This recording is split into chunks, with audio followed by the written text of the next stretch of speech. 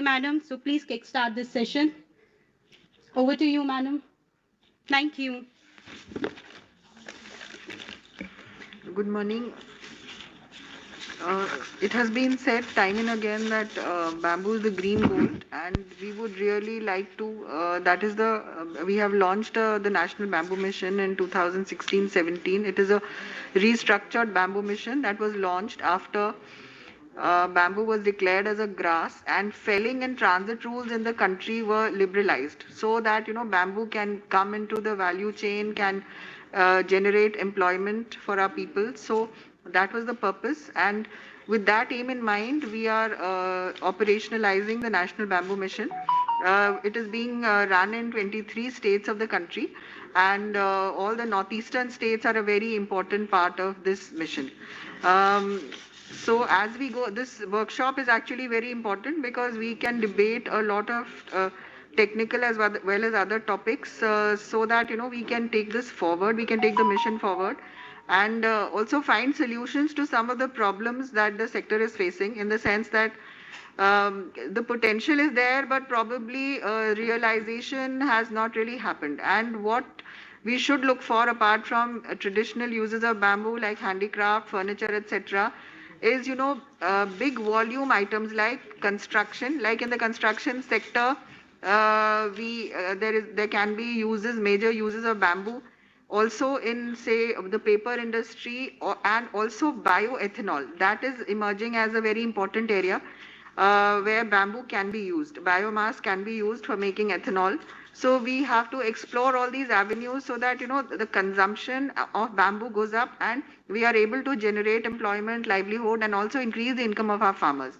So I really look forward to this workshop and what emerges from it, which will help us in the National Bamboo Mission to sort of focus better and to deliver better. Thank you so much.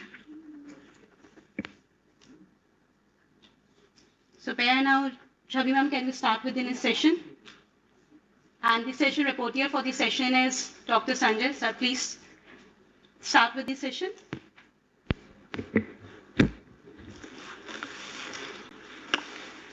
Good morning, everyone. With the due permission from the chairman of the session, co-chair of the session, let us start our first session. Our today's eminent speaker is Dr. Ajay Thakur ji. I humbly request Dr. Thakur sir, Head Genetics and Tree Improvement, Forest Research Institute, Dehradun, to deliberate his very important lecture on bamboo germplasm and cultivation practices, present bottlenecks, and future roadmap for sustainable planting material supply. Please, Professor Thakur sir.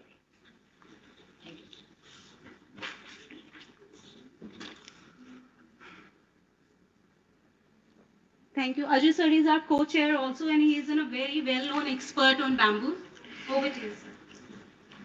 Thank you very much, Chairman, friend, Dr. Khajoria, my bamboo friend, and Dr. Patel, all bamboo friends. I'm really very happy to see them personally, because mostly we are, many times we are quite connected virtually. I'm audible, I guess.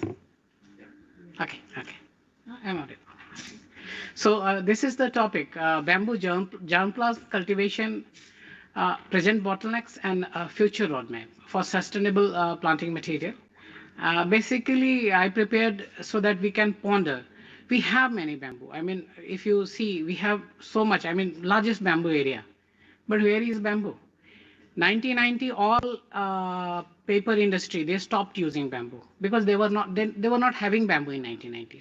Suddenly, after forest policy, there was a strictly that was banned, and slowly the availability of bamboo and then later availability of quality bamboo is a real problem. Ask Dr. Manjunath, she will tell you. 3-year plus bamboo. Ask Sanjeev Karpe sir.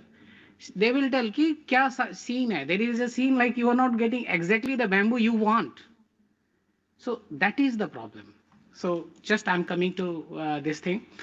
This is iconic one. I always show this It is in a working office in FRI, made in 1955, and still working. Very nice. It's very cozy.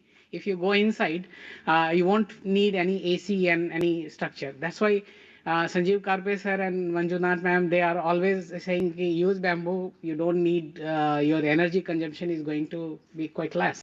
And many people in India, they are saying it like this. So economic importance we are talking, because everything should have an economic sense. So this is the data, an estimate given by Grandview Research. They estimated about $70 billion market is there, as per their estimation. So this is the sector. I mean, if you go by this one, these are the sectoral differences. So major part is going to be industrial product, followed by furniture, suits, and then others. So I'm coming to the furniture sector. That this is the black bamboo furniture made by me only, and this is the down picture is from one suit we designed in FRI. It's suit number 3.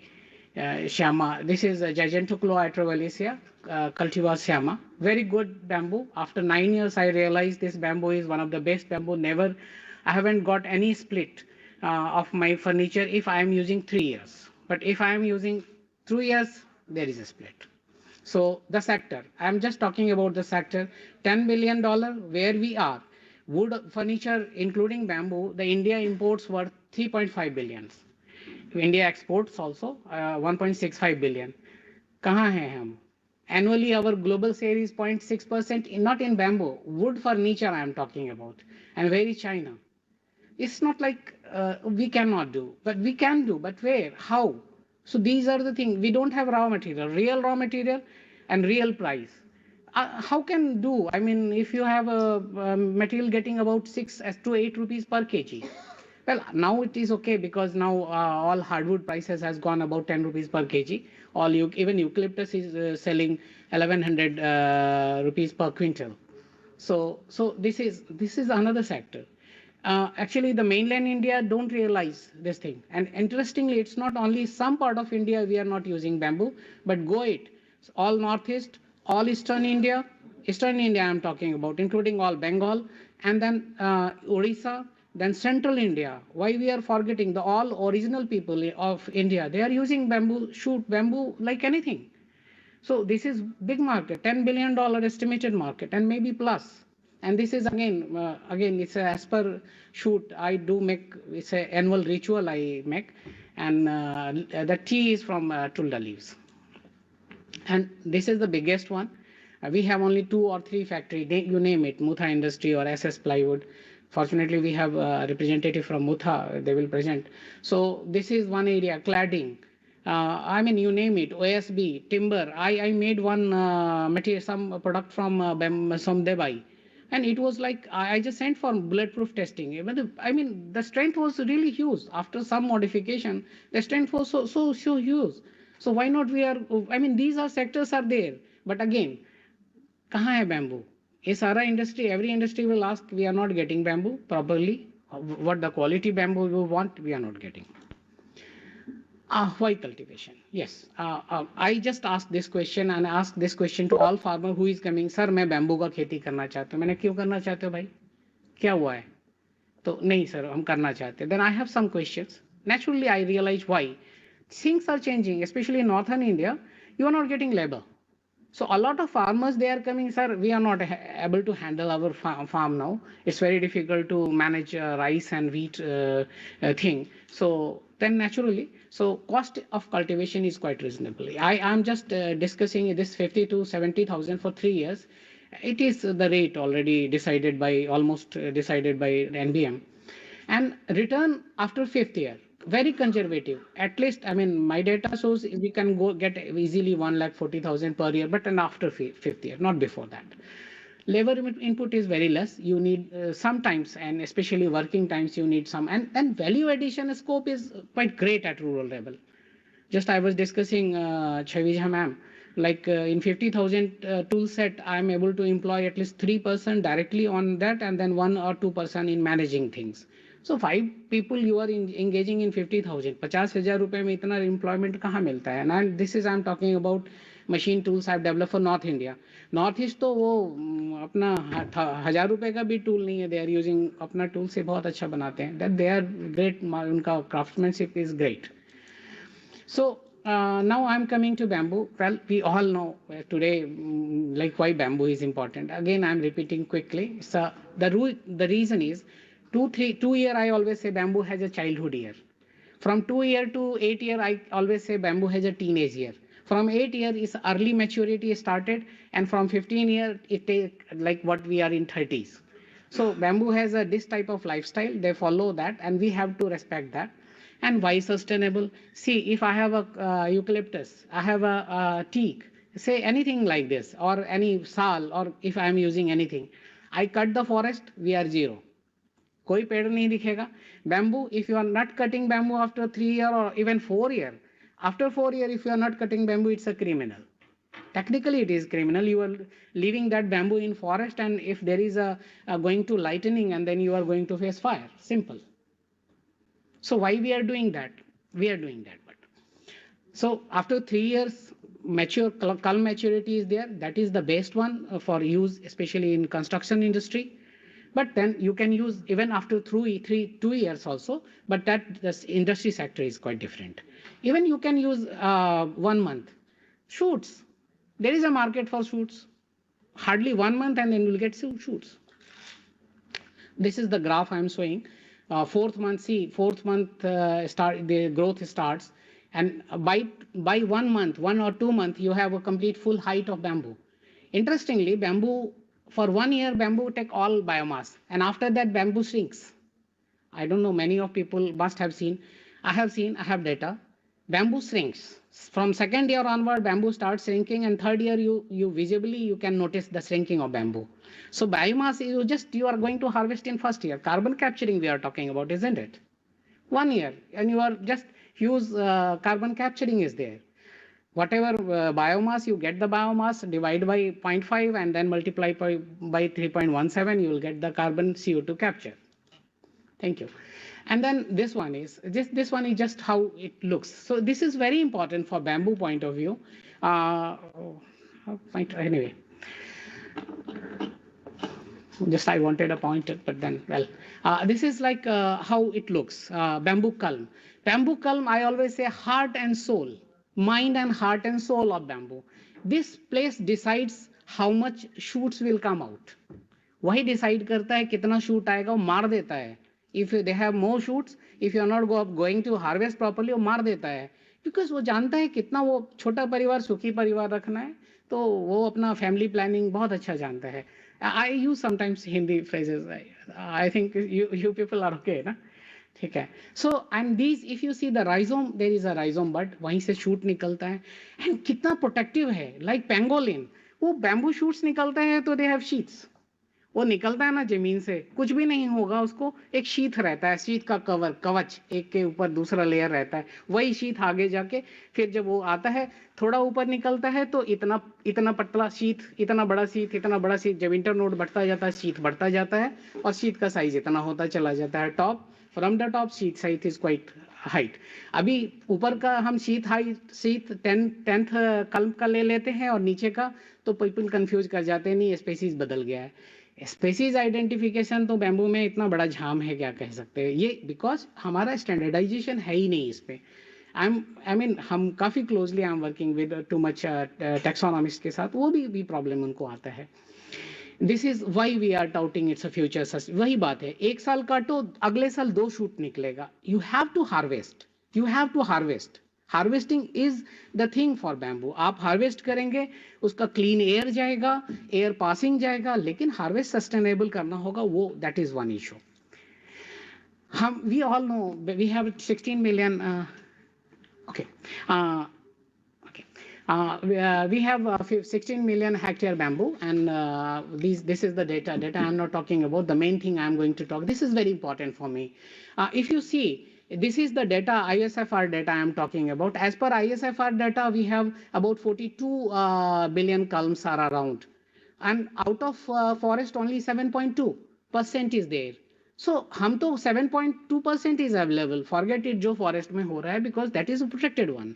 वो हाथी के लिए भी होना चाहिए ना, because हाथी का मेन फूड है वो, आप उसको भूलिए मत. हमने चिनोमो बैम्बूसा, आई वर्क ऑन चिनोमो बैम्बूसा, कस्तूरी मृग का फूड है और मिलता ही नहीं उसको, भरल का फूड है, तो होना वो भी जरूरी है. So now we are coming to the thing, we have 125 native species, 11 exotic. क्या सीन है, वी हैव 76% एरिया, 76% जो है 3 बैम्बू कवर करता है. अच्छा, थैंक यू.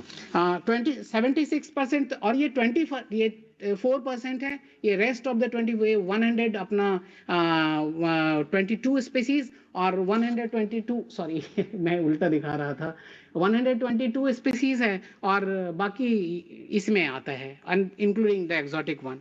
सो यही प्रॉब्लम है, क्योंकि वो बैम्बू हमारा प्रोडक्टिविटी में, we are having limited bamboo. हमारा एक थोड़ा सा area, we have to increase our area for highly productive. I am just थोड़ा सा हिस्ट्री है, राव साहब का पेपर सभी ने पढ़ा होगा, जब उन्होंने स्पीसीज इन बार ने लिस्ट किया था, तो these are the 11 Indian species जो था. देन एनबीएम अभी 10 स्पीसीज पे स्टिक कर रहा है.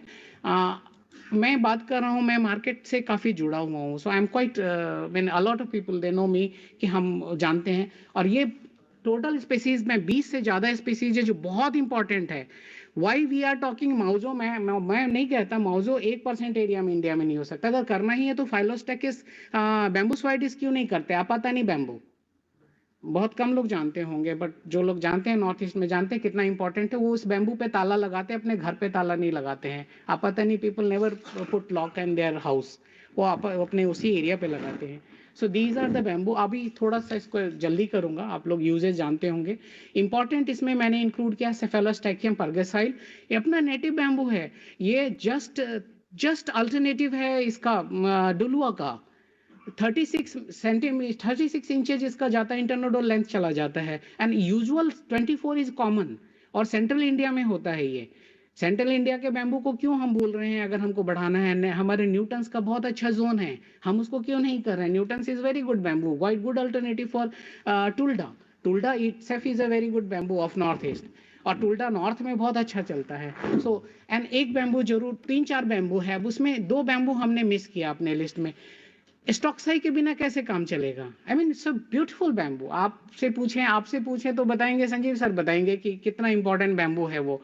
उसने लाठी बांस, एकदम सॉलिड लाठी बांस, सीधा बांस.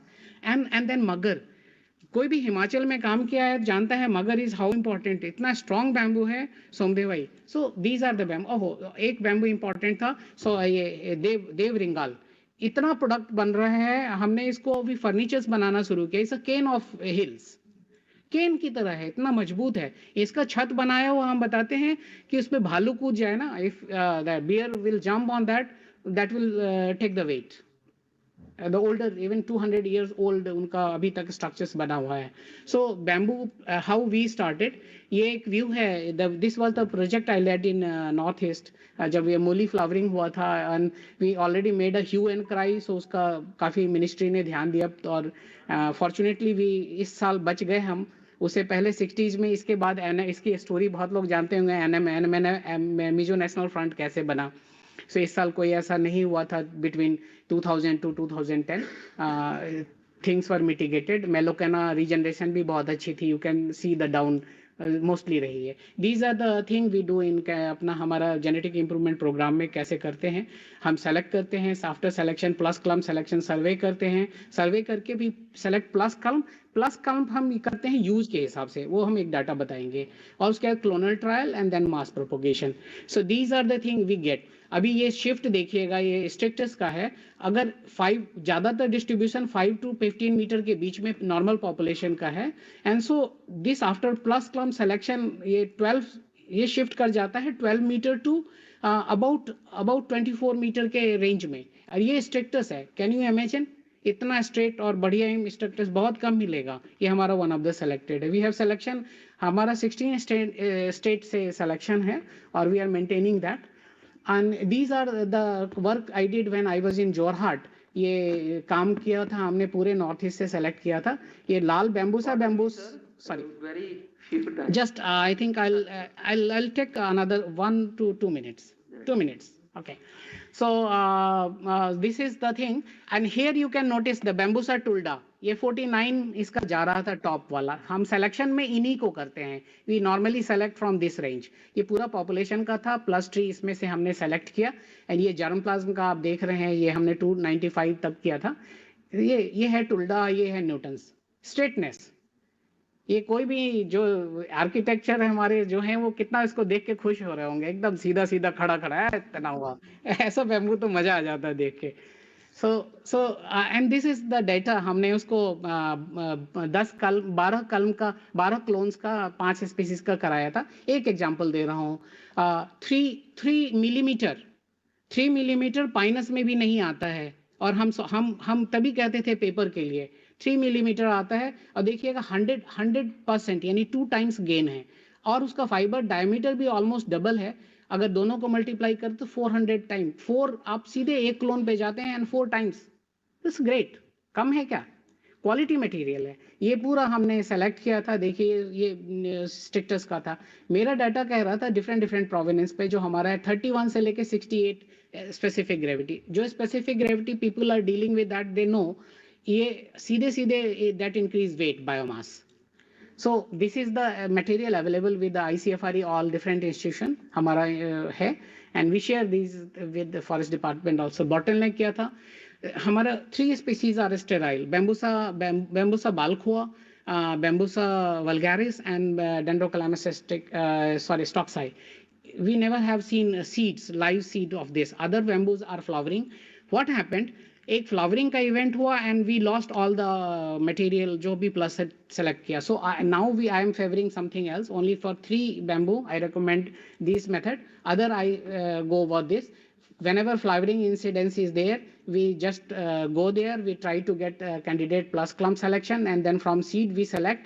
We have a population, improved population, and if we maintain that population after 45 plus years, we are going to get another population. So this is the long term program, but tree in the forest, it's a long term genetic improvement program is quite common.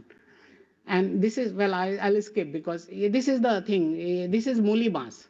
आप इसकी मोटाई देख के कह सकते हैं ना मोटा बांस है. जो लोग नॉर्थ ईस्ट में जानते हैं मूली बांस के हिसाब से. ये हमने सेलेक्ट किया था. सेलेक्ट करके मटेरियल वहाँ पे जोरहट में that is lying with that. And ये एक रोड मैप दिया था. आई विल शेयर बिकॉज अभी जल्दी इसको करेंगे. हमारा 163 तो स्टेराइल बैम्बू है. बैम्बूसा बाल्खुआ का, बैम्बूसा वल्गैरिस, डेंड्रोक्लामिस स्टॉक्साई का we have material available. These materials should have gone in TC because आपको उसमें फ्लावरिंग का डर नहीं है. अदर थिंग, यस, जस्ट ठीक है ठीक है ठीक है. ये मैं क्विकली आगे करता हूँ, मूव करता हूँ. Basically most of the thing I have discuss. Yeah no problem. Presentations. Yeah. So well, this is I mean all about. Again, I'm just pointing here. This is 7.7 is I mean 7 kg per culm is not desirable one. We are not looking at that. This is the data I'm talking about, that is national data.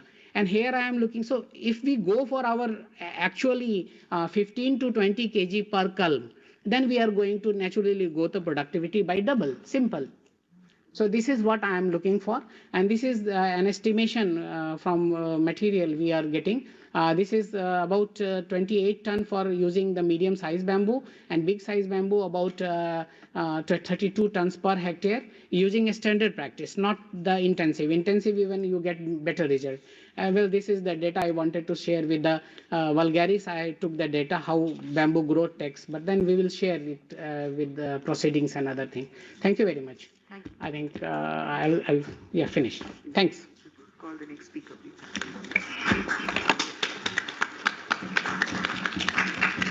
Thank you, Dr. Thakur sir, for your excellent presentation. Now our next worthy speaker is Shri Sayyid Salim. I request to please, you have 10 minutes, sir, and in 10 minutes you brief all your presentation. Not even 10, I think 5. Less than 7 minutes. Less than 10 minutes. Yes.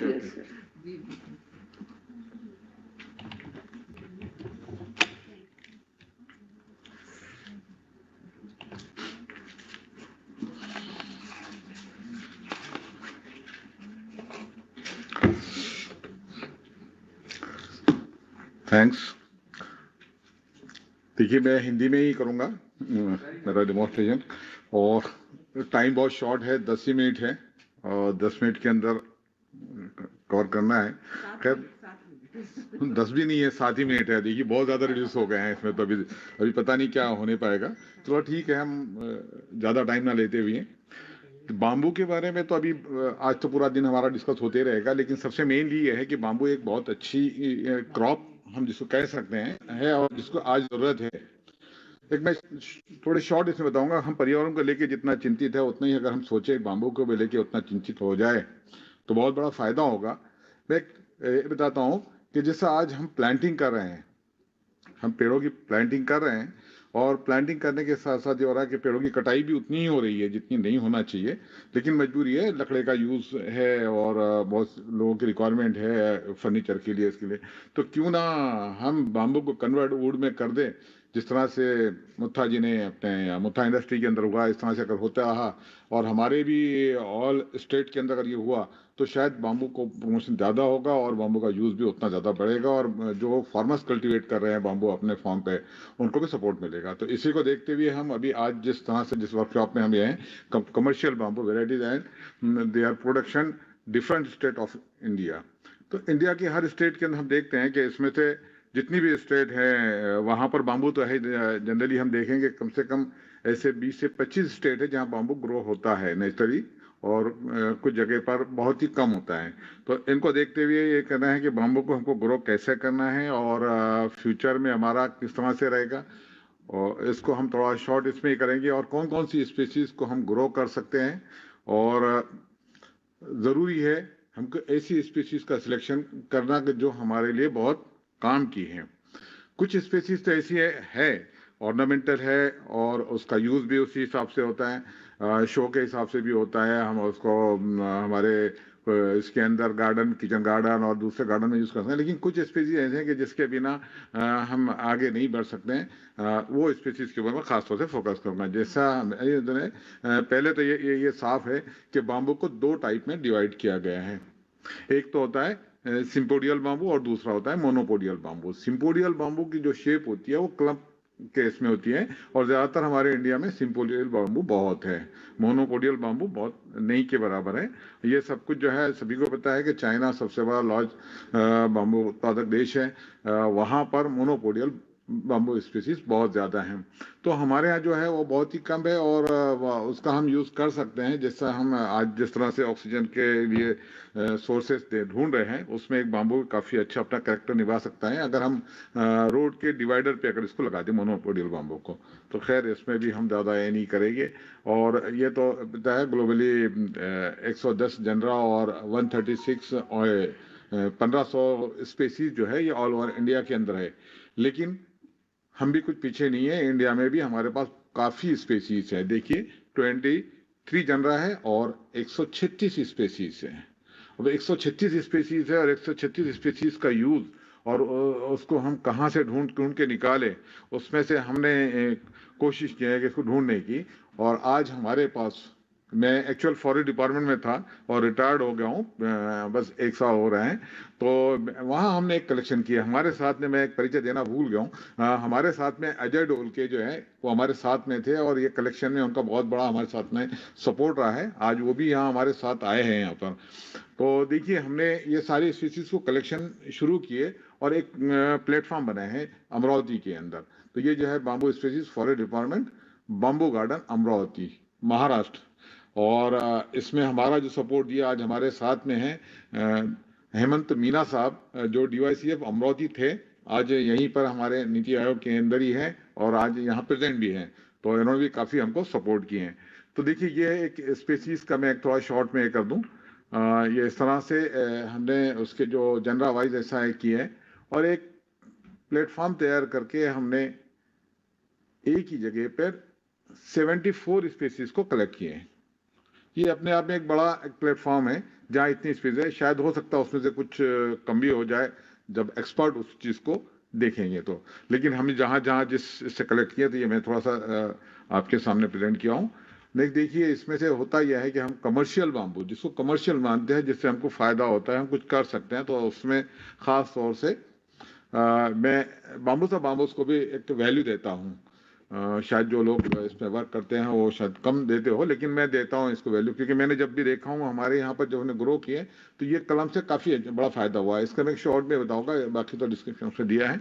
लेकिन हमने एक कलम, उसमें से एक कलम को काट के निकाले थे और उसका वेट काउंट किए थे। तो देखिए उसकी हाइट थी 63 फीट और उसका जब वेट किए तो वो 68 केजी उसका वेट आया है एक बाम्बू का।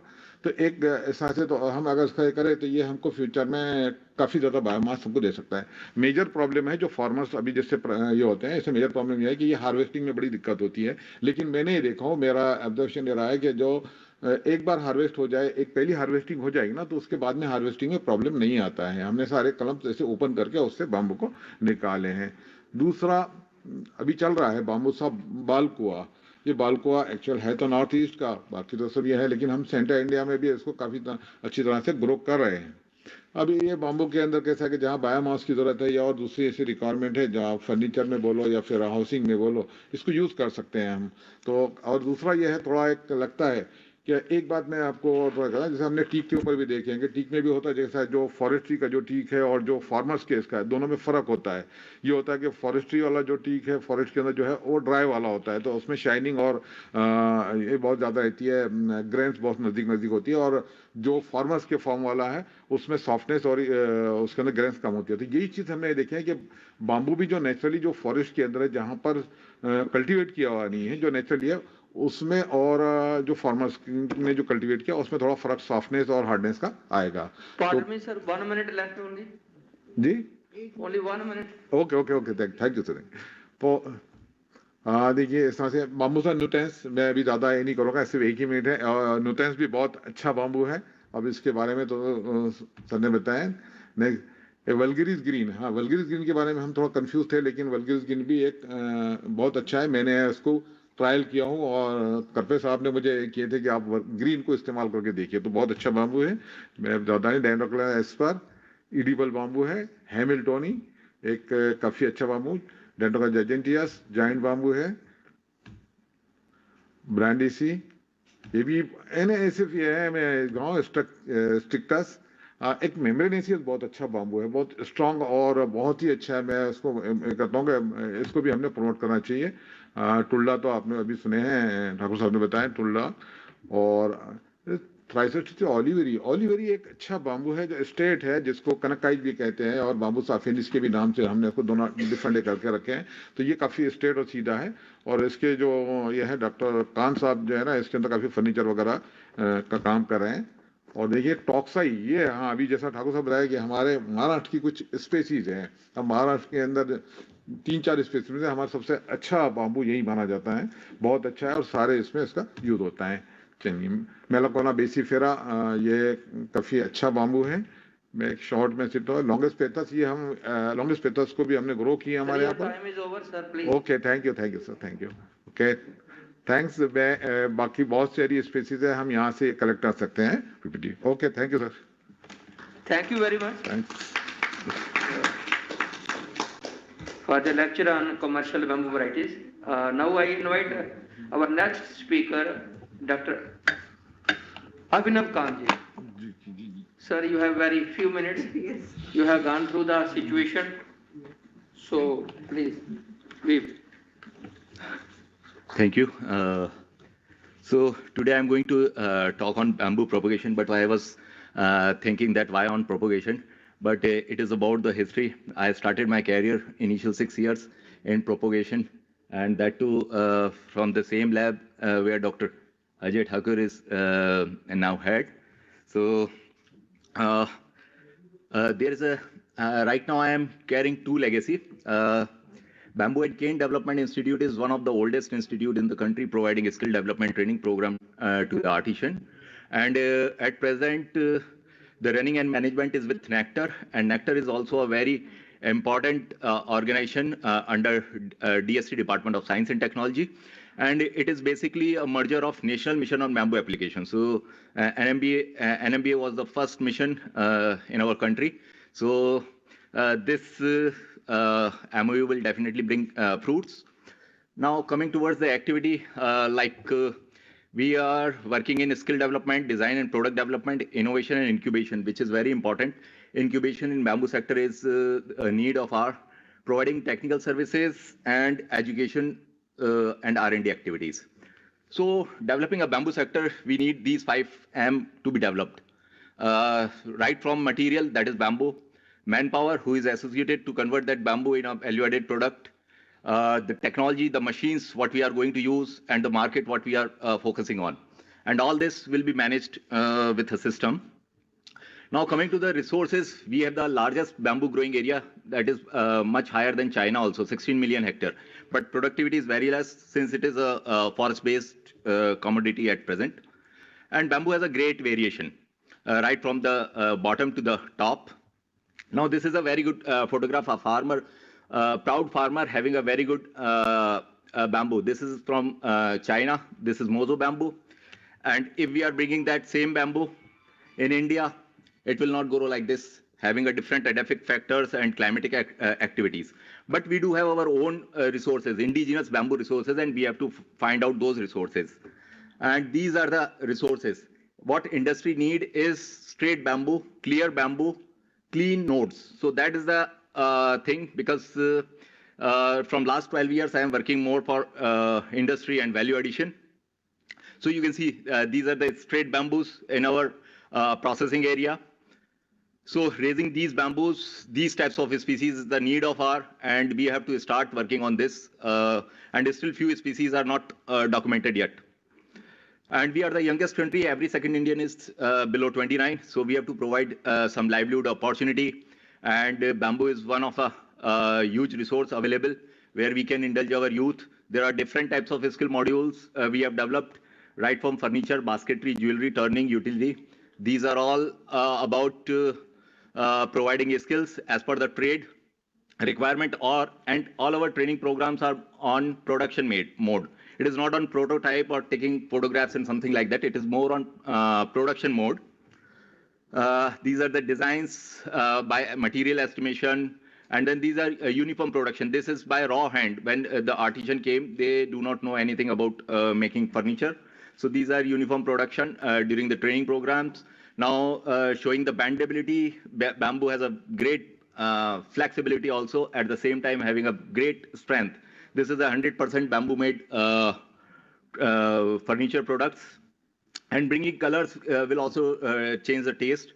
And knockdown version is also very important, since the transport is again a very important requirement. And nowadays MNCs are also looking towards knockdown versions. These are the knockdown versions where we can reduce the transport pressure. Now coloring by natural way is also a good way to increase the market demand. These are some of the basketry things, products with different weaving patterns and colors. Then using bamboo in a natural form is the best way. Turning products are the honoring nature or honoring the design of nature, where we are using bamboo in its round form. Then these are jewelries. We call it as miniature basket. Weaving skill is required. And this is all being done during our training programs. And these are some of the photographs. Since time is less, I am taking less time on these things. Now coming towards the machine part or the technology.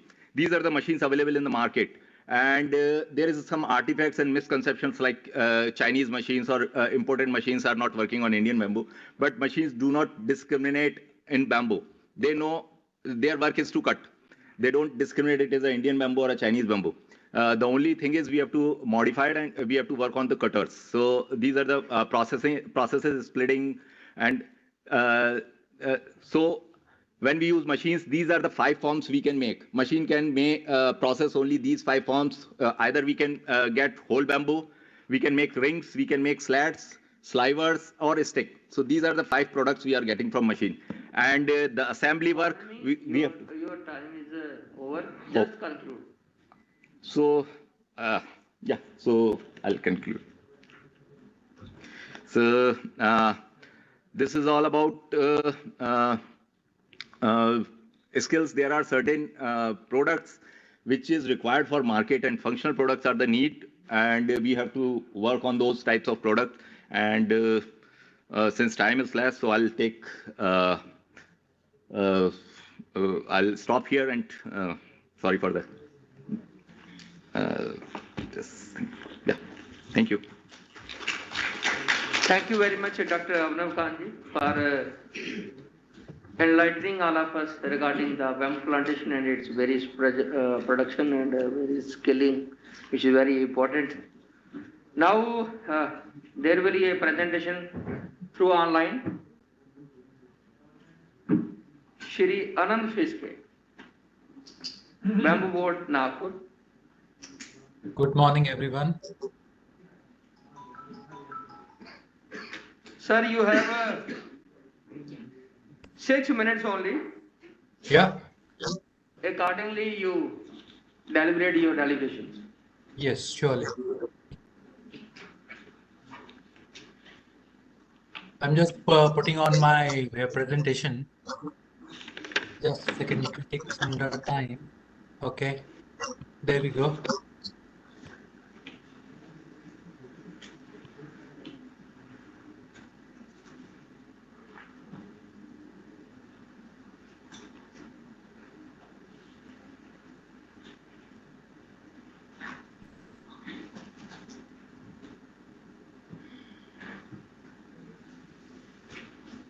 Okay.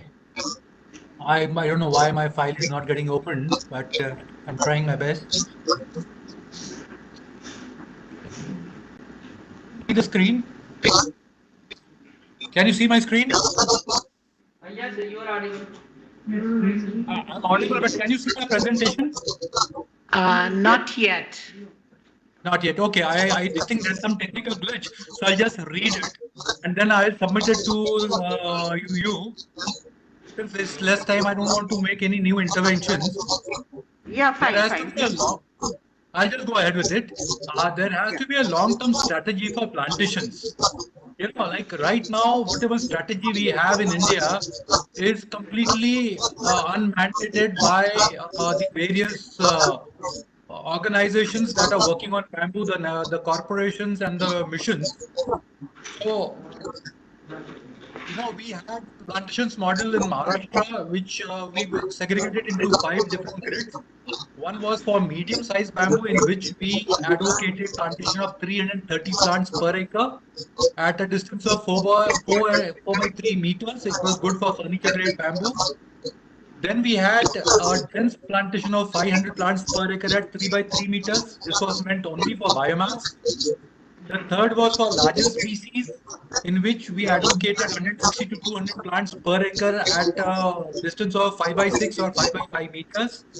Then we had a fourth way where the smaller land holdings who could not give land, we advocated farm bunds at 8 by 8 in a single row on their bunds. And the fifth is intercropping, which has shown very encouraging results in some of the areas where crops like papaya and the turmeric has been taken. Now, the standard planting method that we advocated was with the FAQs. There were leaflets, there were guides which should be printed in print and digital format. Small videos should be planned. Social media should be used for dissemination of the subject by the various missions and boards, because there are a lot of unscrupulous videos on YouTube which are misleading the farmers. Then I would stress on agroclimatic species selection. Bamboo has a huge potential for several uses. However, there are many species with numerous climatic growth requirements. This makes it difficult to characterize the agroclimatic bamboo demands in order to define the area suitable for its cultivation. So we don't have any pathway in which we can say that, you know, a particular area should plant this bamboo in a cluster way.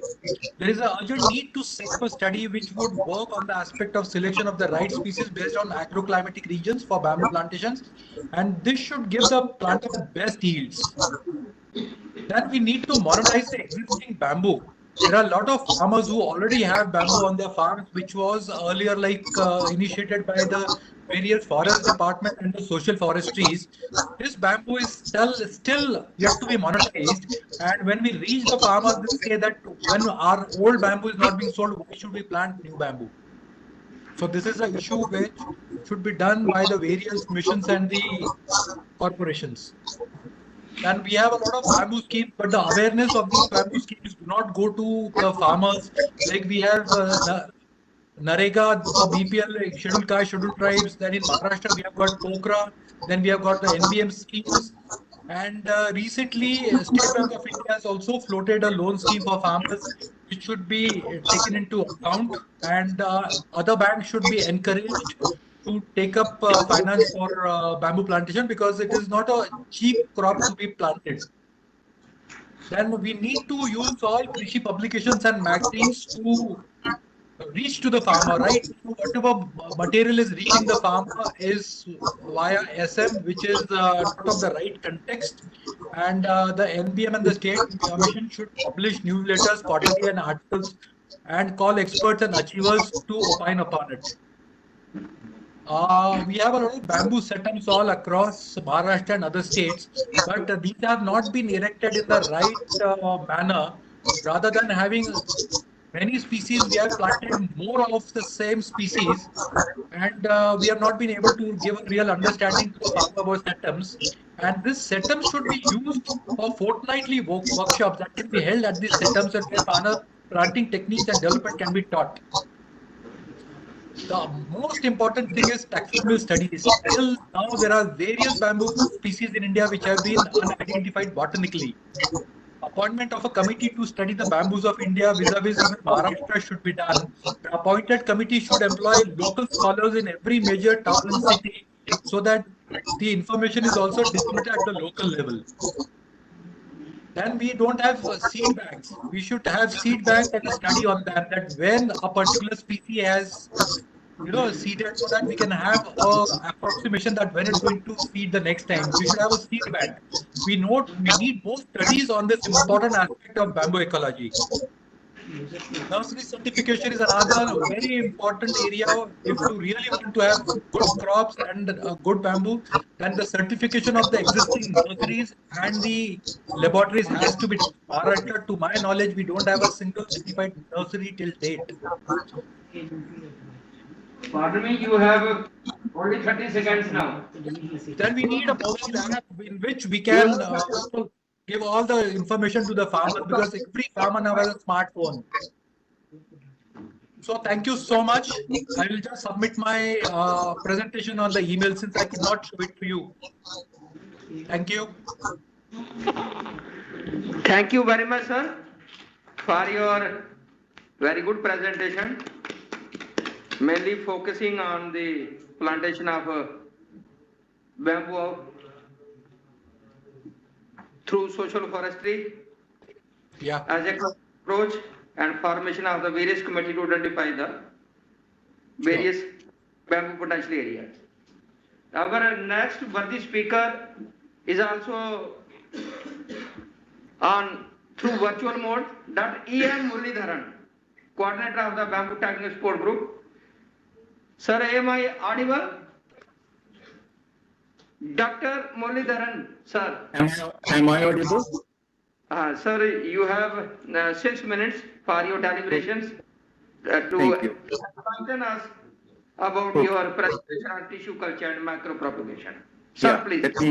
Let me first share my slides.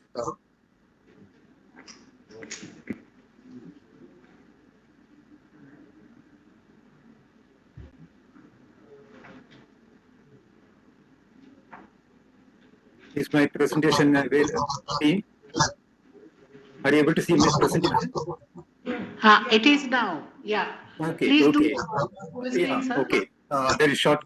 I have done sharing of screen. Is it visible?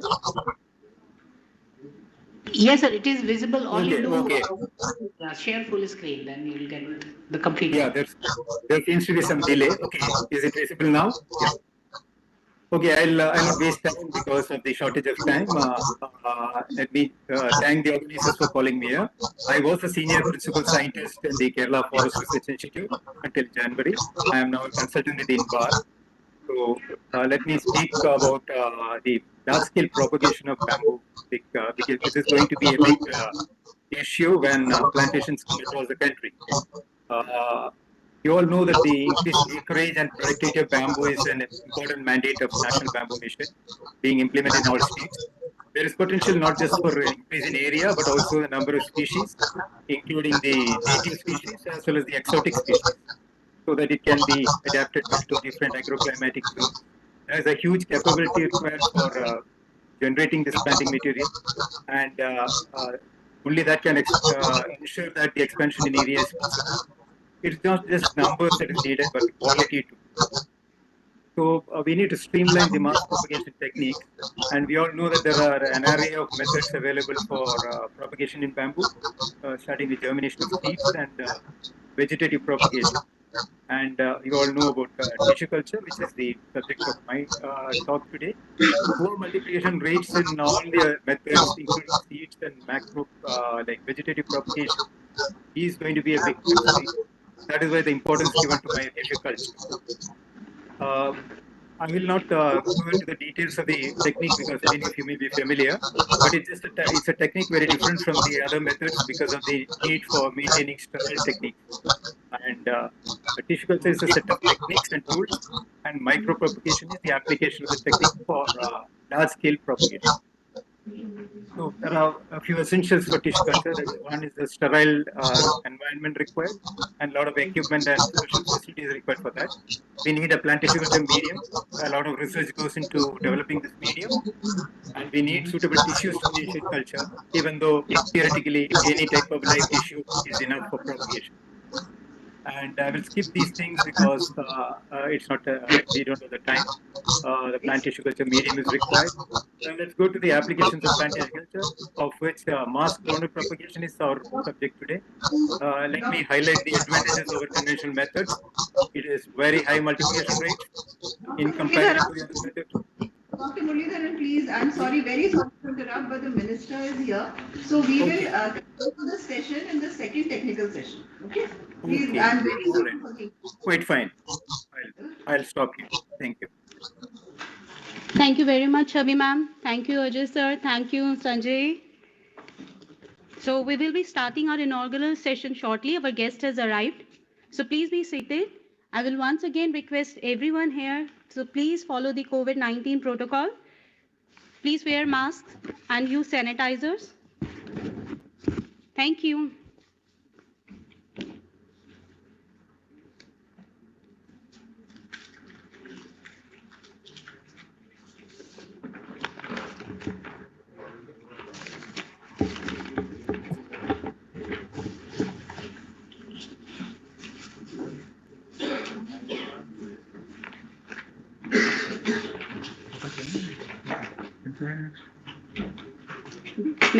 Inaugural session, minister आ गए.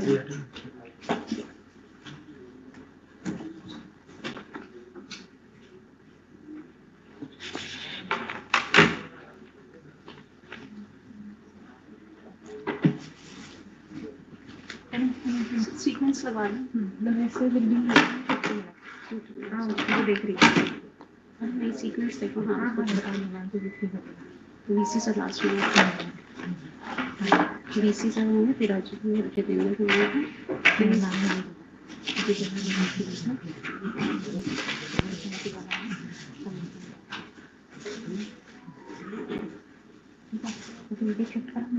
Last वाली खाली हुई ना ये खाली रहने एक पीछे कर दो इसमें सब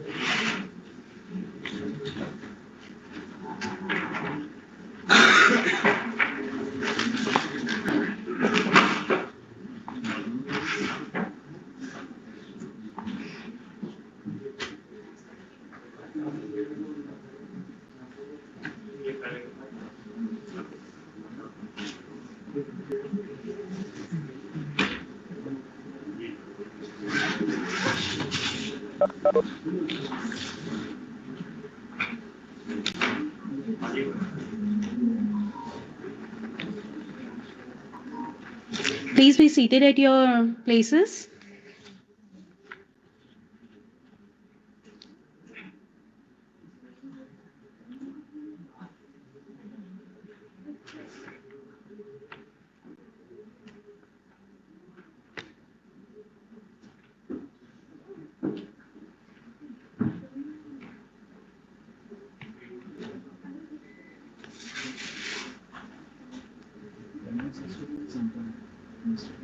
You can change it.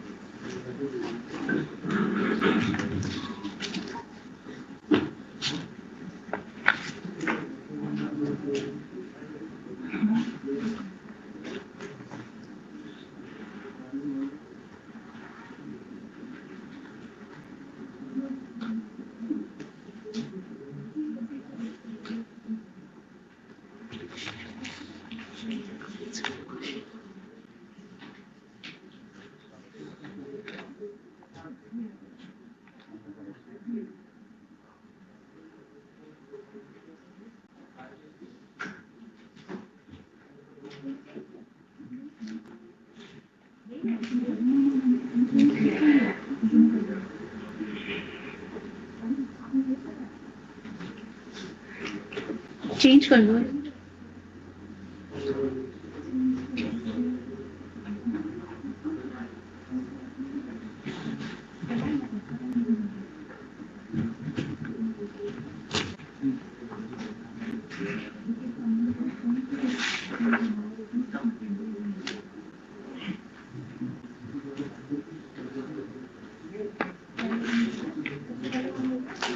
VC sir.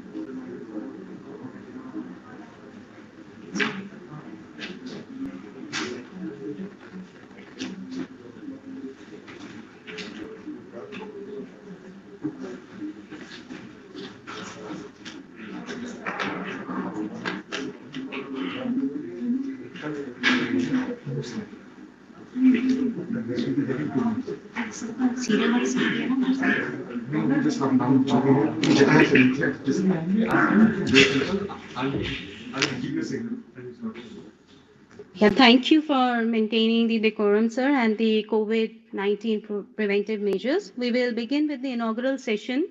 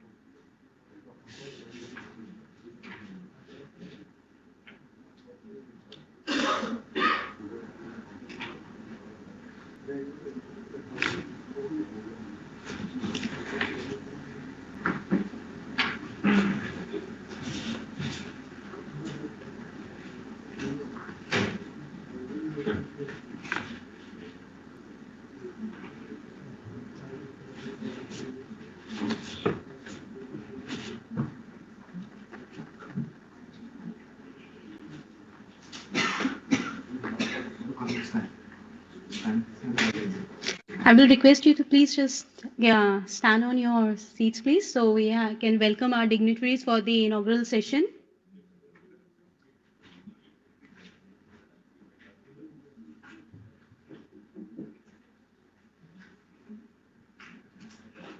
So it's our pleasure to have our dignitaries for the inaugural session of national level consultation on bamboo development mission. Please welcome our Honorable Vice Chairman, Niti Aayog, Dr. Rajiv Kumar.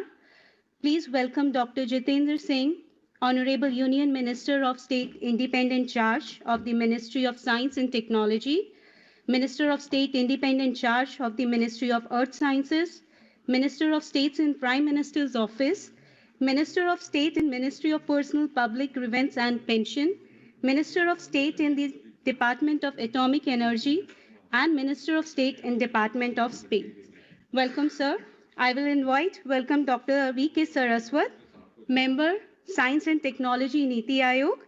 Please welcome Chief Executive Officer, Niti Aayog, Shri Amitabh Kant. Please, sir, have your distinguished chair at the stage. I will request Dr. Neelam Patel to please also join the dignitaries on the dais. Thank you, ma'am. I will request Dr. Neelam Patel, Senior Advisor Agriculture, to kindly lead this inaugural session by presenting the flowers to the guest. Thank you, ma'am. I will request Dr. Neelam Patel to please present the flowers to Honorable Union Minister.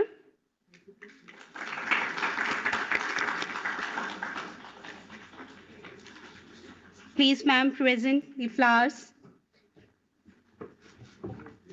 The Vice Chairman, Niti Aayog. Thank you.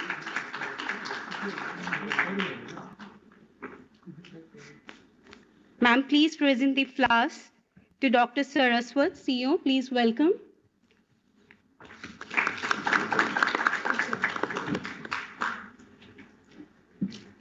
Dr. Neelam Patel, please welcome CEO Niti Aayog with flowers.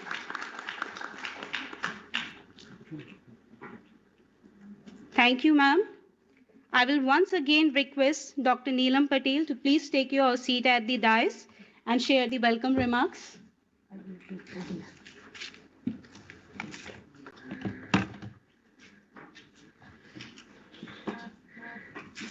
Thank you, Dr. Tanu Sethi.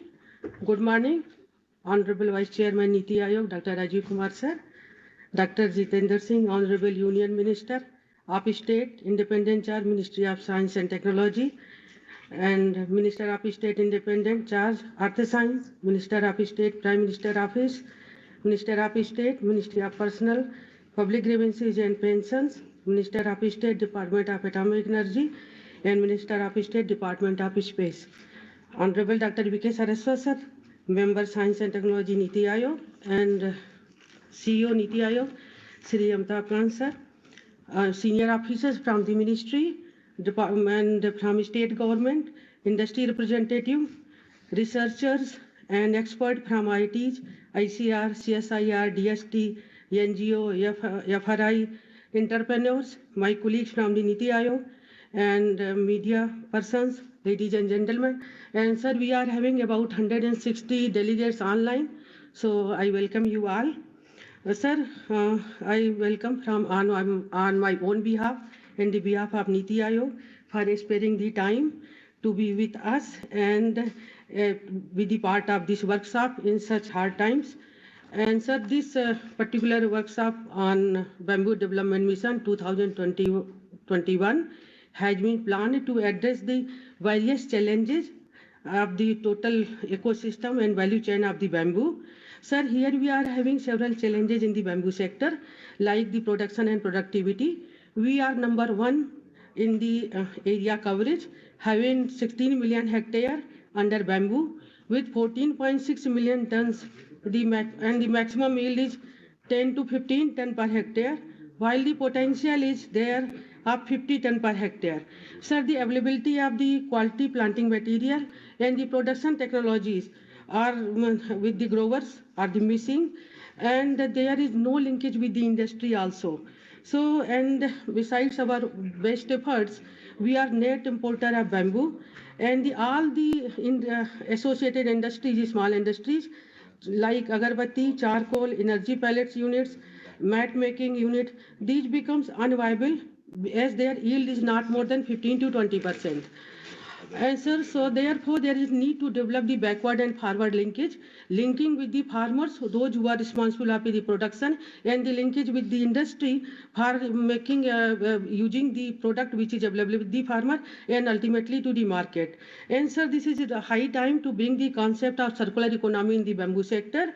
As we know, sir, this in our country we are importing lot of bamboo material, bamboo wood, and also the furniture. But if we talk about the bamboo wood only, then it is having only, it is using only 35% of the material. So about 65% material is coming as a wastage, but this wastage can be used in the agarbatti sector, and the wastage from the agarbatti sector can be used in the gasifier for energy, and then it will also produce the charcoal, and the charcoal is used mainly for the to improve the soil health. So it is, we are having the opportunity to bring this all this sector together and we follow the concept of circular economy. And sir, as per the estimate, 1 meter cube of bamboo wood production can generate the 10% employment for the 10% directly in the from the bamboo wood factory, but the 5% employment from the ancillary industry. So therefore, we are having a lot of opportunity to work in this sector. And sir, here we are going to learn from our international expertise, international experts and their expertise, so how we can scale up their best practices in our country. And with this, sir, I extend my warm welcome again to all of you in this national workshop. I think this is an extraordinary moment to be gathered together for learning and developing roadmap for the bamboo sectors. I am confident that this collaborative effort will accelerate the potential market of bamboo sector and also will help to enhance the farmers' income, creating rural employment through the primary processing at the village level, and to make our country Atmanirbhar Bharat, and to promote the concept of vocal for local, because the bamboo is the one of the sector where we are having a lot of opportunity to create at the village level. With this, sir, I welcome you all once again, particularly the all the experts throughout the country and outside, those who are connected online. With this, thank you very much. Sir, now I would like to request our Honorable CEO, Sri Khan sir, for the introductory remark. Sir, please. Honorable Vice Chairman of Niti Aayog, Mr. Rajiv Kumar, Honorable Chief Guest, our Minister, Distinguished Minister, Dr. Jiten Singh, our Honorable Member, Dr. V.K. Saraswat.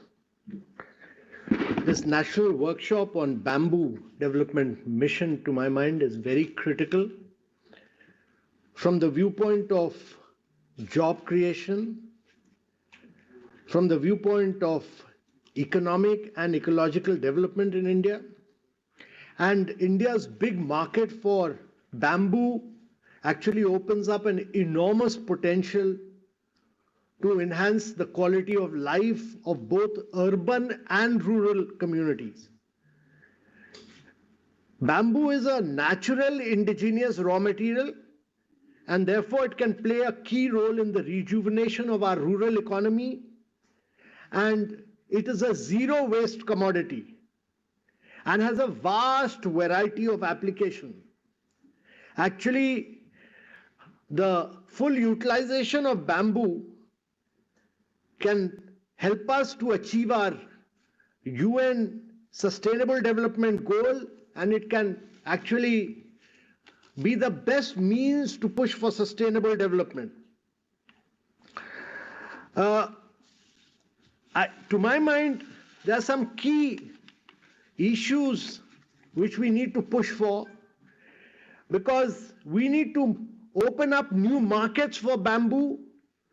Instead of just focusing on supply side, we should focus on new markets by incentivizing and by promoting medium and premium processing industries. Over the years, the demand for bamboo in the paper industry has come down, and the aspiration of people for pakka and brick masonry houses has reduced the demand in housing for bamboo. The subsector where the demand for bamboo has grown is in horticulture, where it is used as support poles and sticks. And therefore, the need is to drive bamboo development forward will need new demand creation.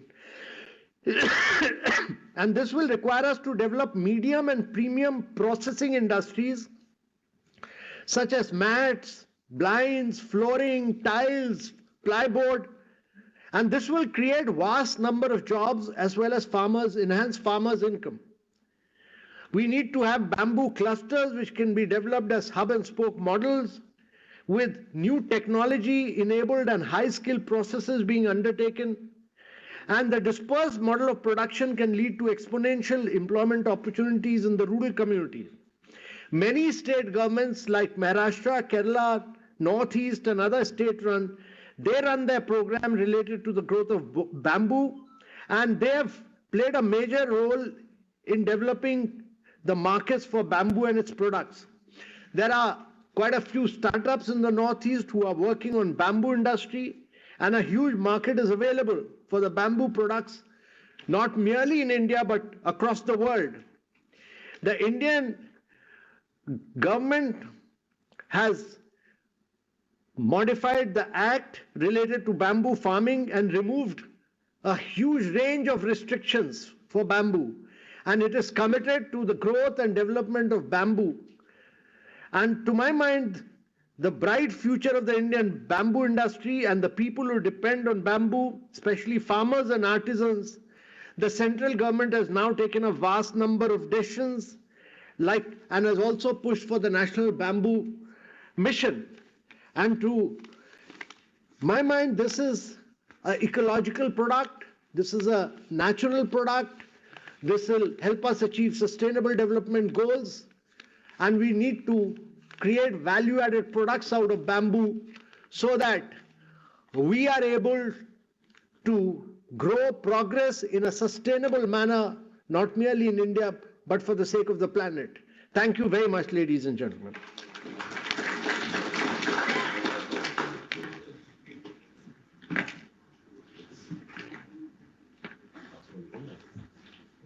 Thank you very much, sir. I will now request Honorable Minister, sir, to please share your special address for the session. Honorable Minister, sir. Dr. Saraswat. So let's start with Dr. Saraswat. I'm sorry. Because he educated us about what to talk about. Suddenly I want Niti Ayog is the resource body. Thank you, sir.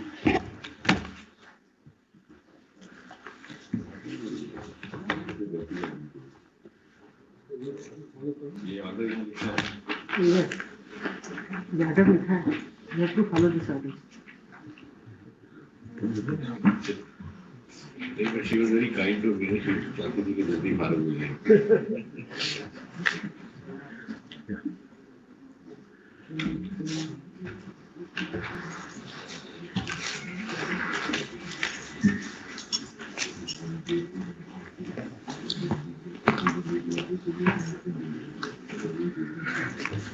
Very good morning, Honorable Dr. Rajiv Kumar, Vice Chairman, Niti Ayog, Honorable Chief Guest, Dr. Jitendra Singh, Minister for Science and Technology, my dear friend and great colleague, Shri Amitabh Kant, distinguished participants, ladies and gentlemen.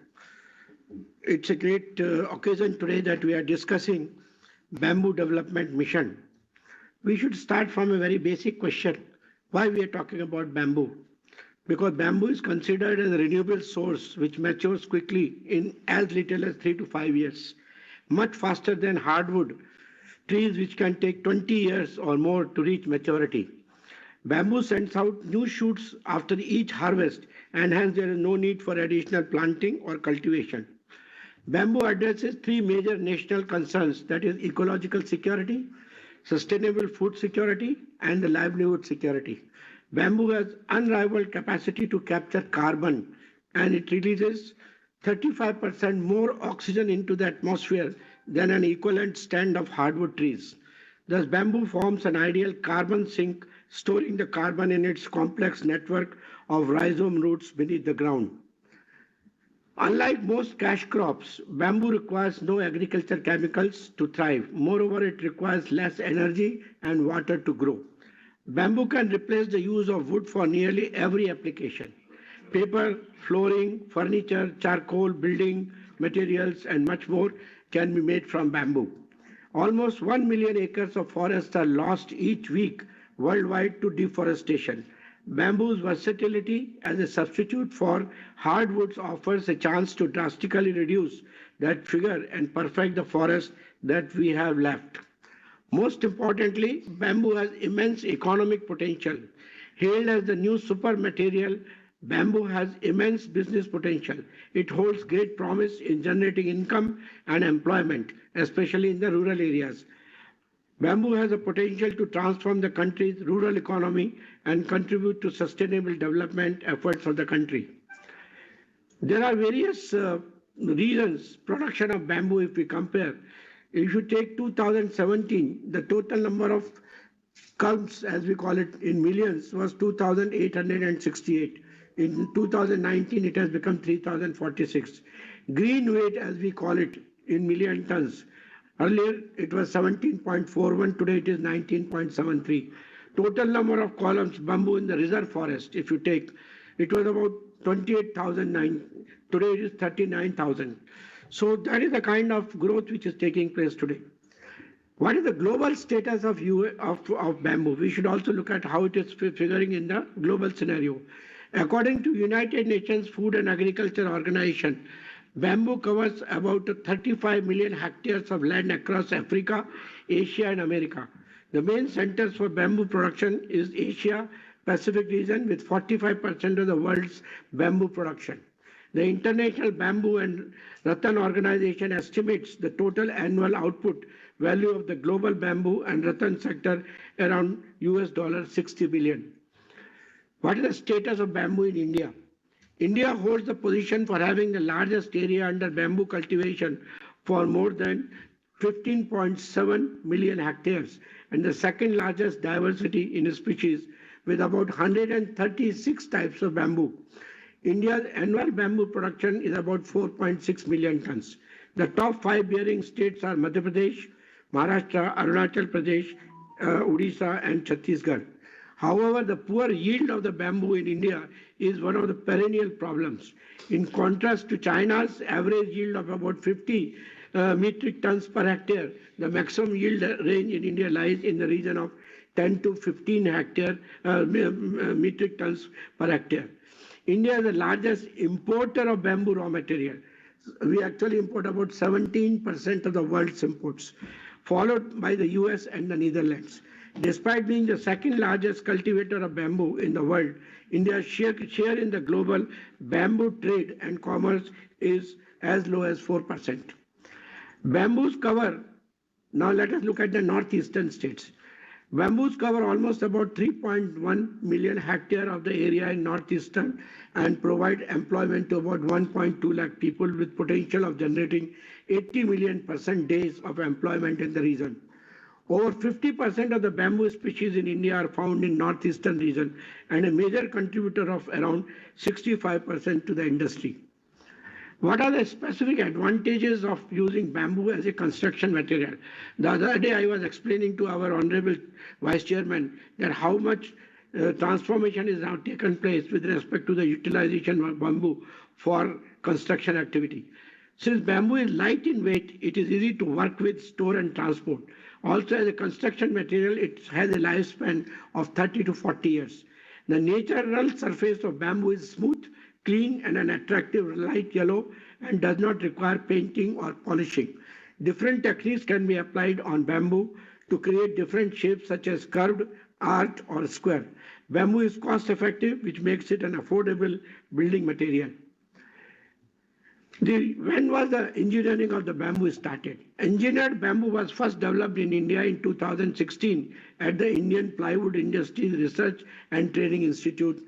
The Central Building Research Institute, Roorkee, has also tested engineered bamboo for strength and longevity and found its potential to be very promising. At rupees 3,600 per cubic feet, teak wood is also more expensive than engineered bamboo lumber, which costs only about 2,700 rupees per cubic feet. This holds tremendous promise for bamboo in India's construction sector, which is experiencing a boom.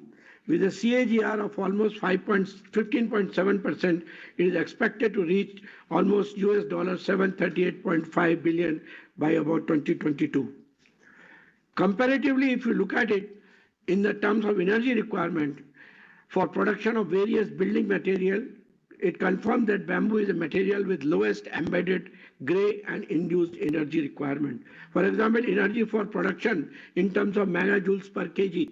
If you take concrete, it is 8. If you take steel, it is 30. If you take wood, it is 1. And for bamboo, it is only 0.5. So these are the kind of gain you have. The potential use of bamboo wood in India is total wood use in India approximately 70 million cubic meters. If we can shift 10% of the world demand to bamboo wood, 7 million direct jobs can be created. Create a demand in excess of 35 to 40 million tons per day and create numerous ancillary furniture, door making factories and jobs. That's the kind of advantage you have. Potential to attract huge investment. Setting a bamboo wood factory costs approximately 20 crores. Therefore, 2.5 crore per meter cube investment of approximately about 1.5 lakh crores. Ancillary units such as agarbatti, stick making unit, charcoal making unit, energy pellet making unit, mat making unit will create employment opportunity for more than 2 to 3 million jobs. Primary process to be at least 50 people, and in secondary processing required minimum 30 to 35 people. I think Dr. Neelam also mentioned that. The market for round sticks of bamboo in India is more than 800 crores per year.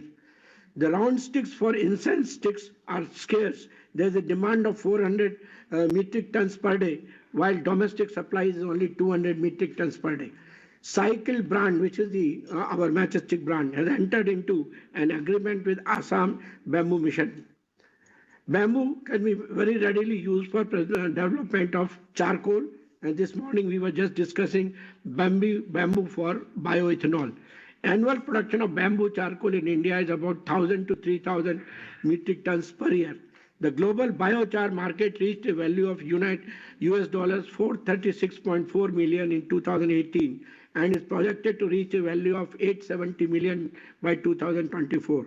Pradhan Mantri Jeevan Jai Indhan Vatavaran Anukul Fasal Avshesh Nirvan Yojana for providing financial support to integrated bioethanol projects using lingocellulosic biomass and other renewable feedstock with a total financial outlay of 1969 crores for the period 2018 to 2024 for biofuel using bamboo has already been identified.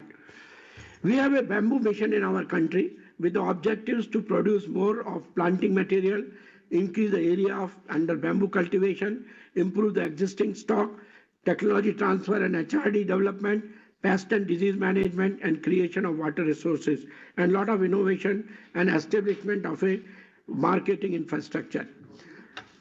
Under this program today, we have 303 bamboo nurseries classified as high-tech, big and small nurseries established in 23 states with 50% assistance from Government of India.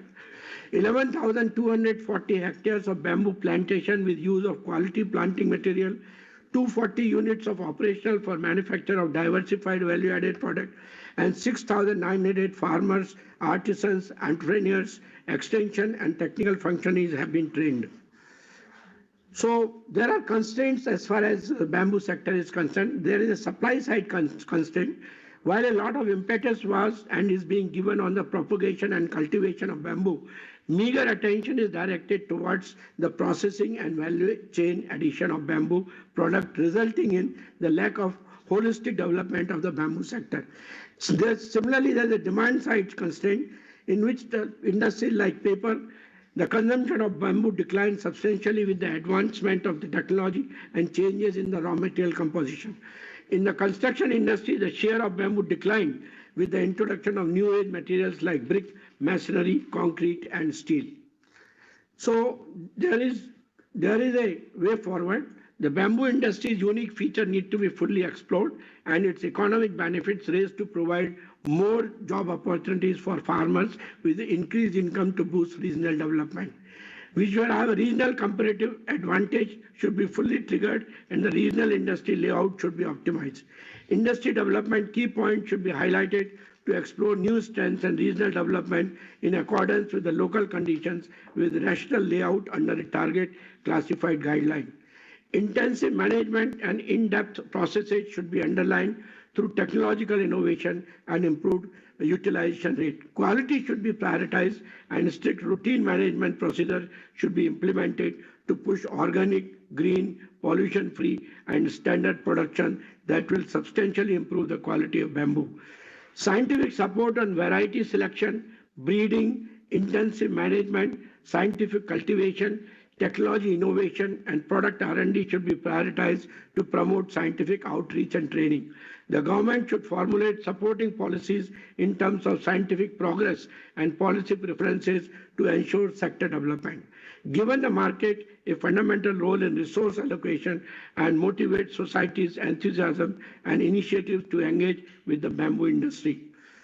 My final thoughts are that bamboo can certainly ameliorate and diversify the incomes of small and marginal landholders, farmers, women, marginalized communities, and tribals and help them contribute in the nation's drive towards realizing the vision of our Honorable Prime Minister, Shri Narendra Modi ji of Atmanirbharta. With these few words, I conclude. Thank you very much, and I wish the conference a great success.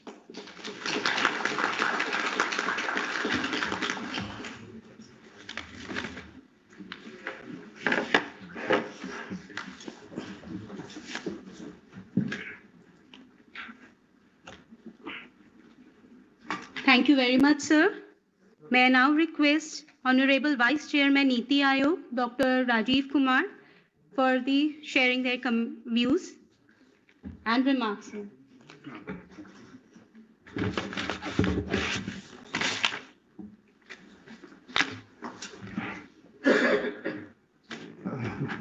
माननीय केंद्रीय मंत्री doctor Jitendra Singh ji, member नीति Aayog doctor Saraswat, doctor नीलम पटेल, यहाँ पे सभी एकत्रित माननीय लोग सब और बाकी सब लोग जो ऑनलाइन से जुड़े हैं, सभी को मेरा नमस्कार। और ये आज बहुत खुशी की बात है कि हम लोग इस बांस पर, बैम्बू मिशन पे बात कर रहे हैं, क्योंकि वाकई बात यह है कि ये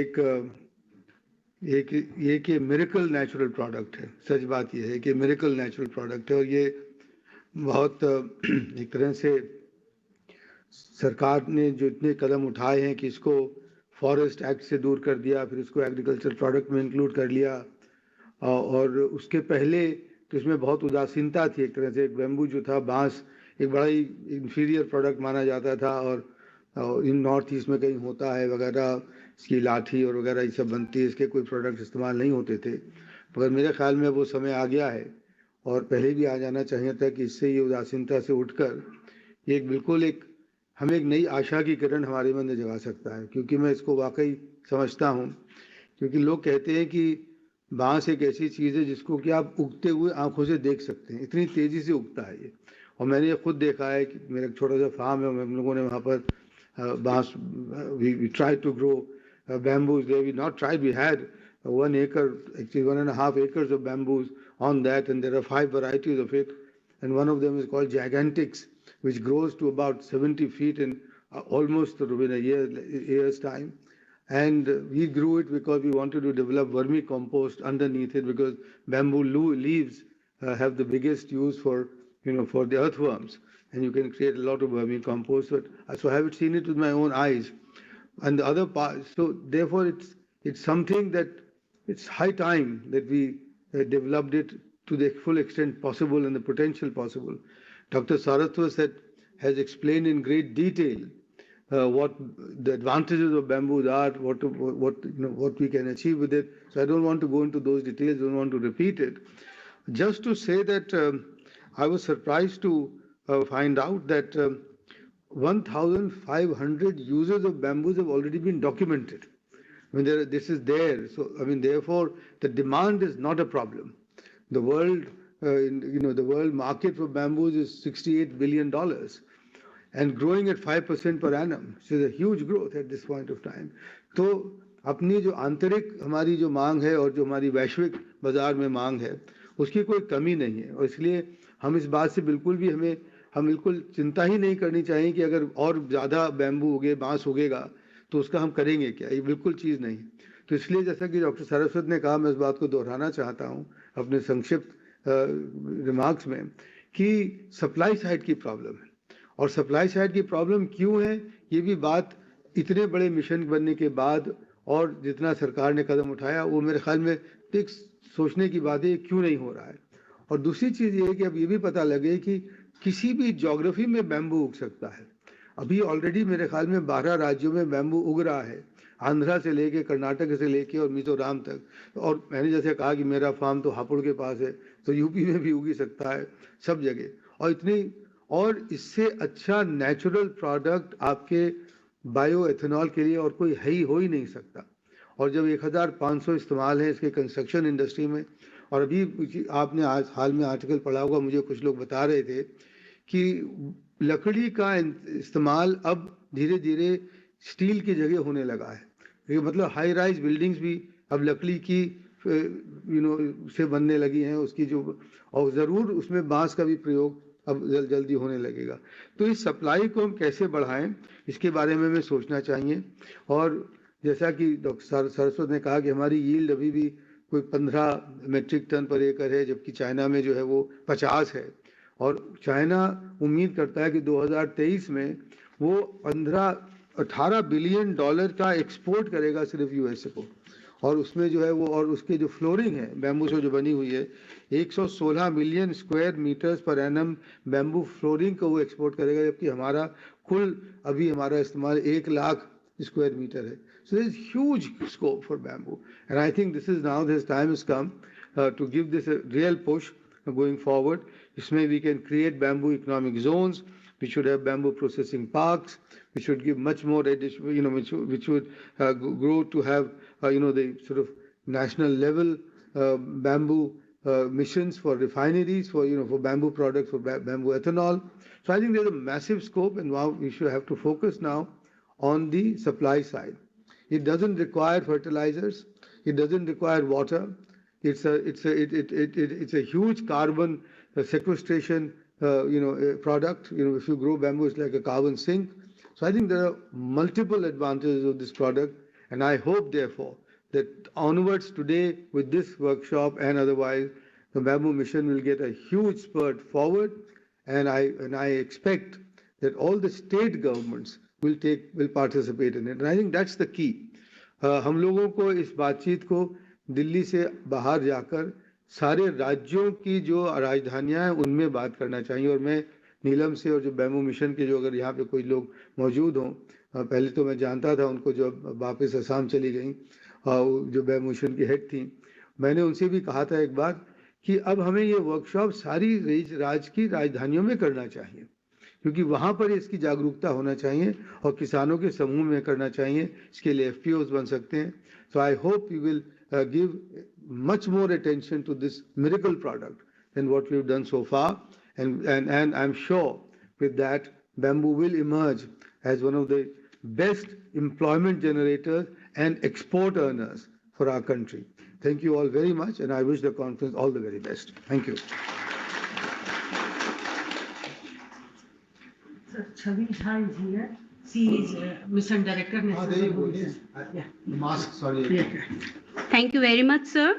I will now request Honorable Union Minister Dr. Jitendra Singh to please grace the occasion by sharing the inaugural address. Sir, please.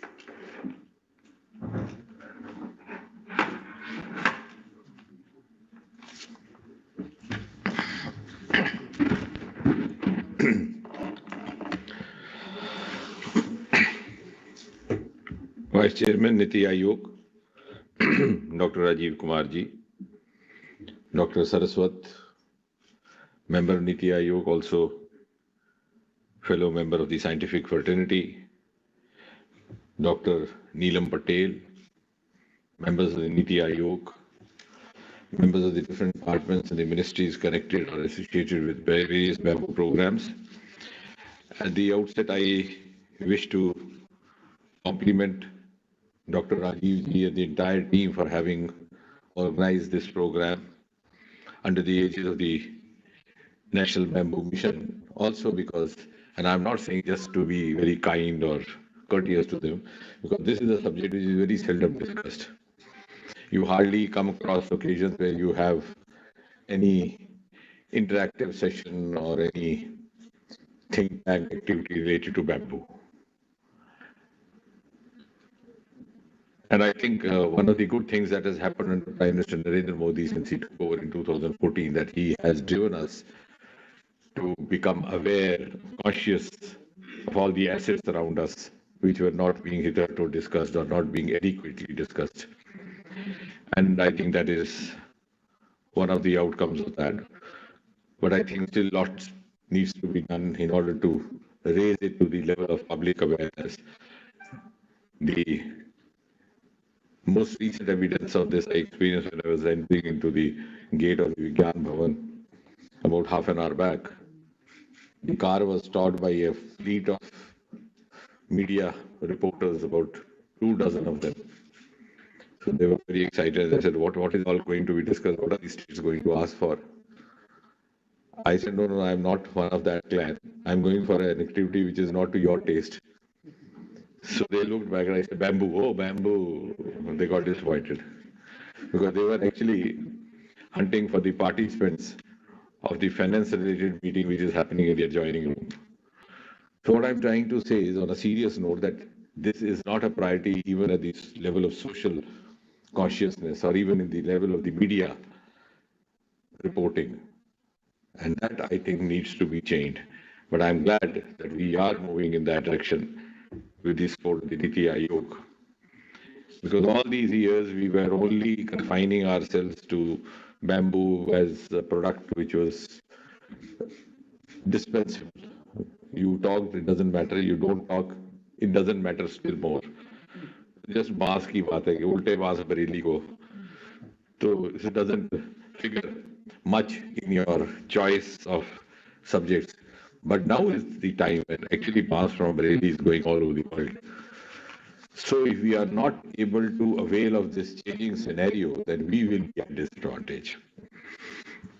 And I think the irony is that bamboo has been in our midst for all these years, for centuries together.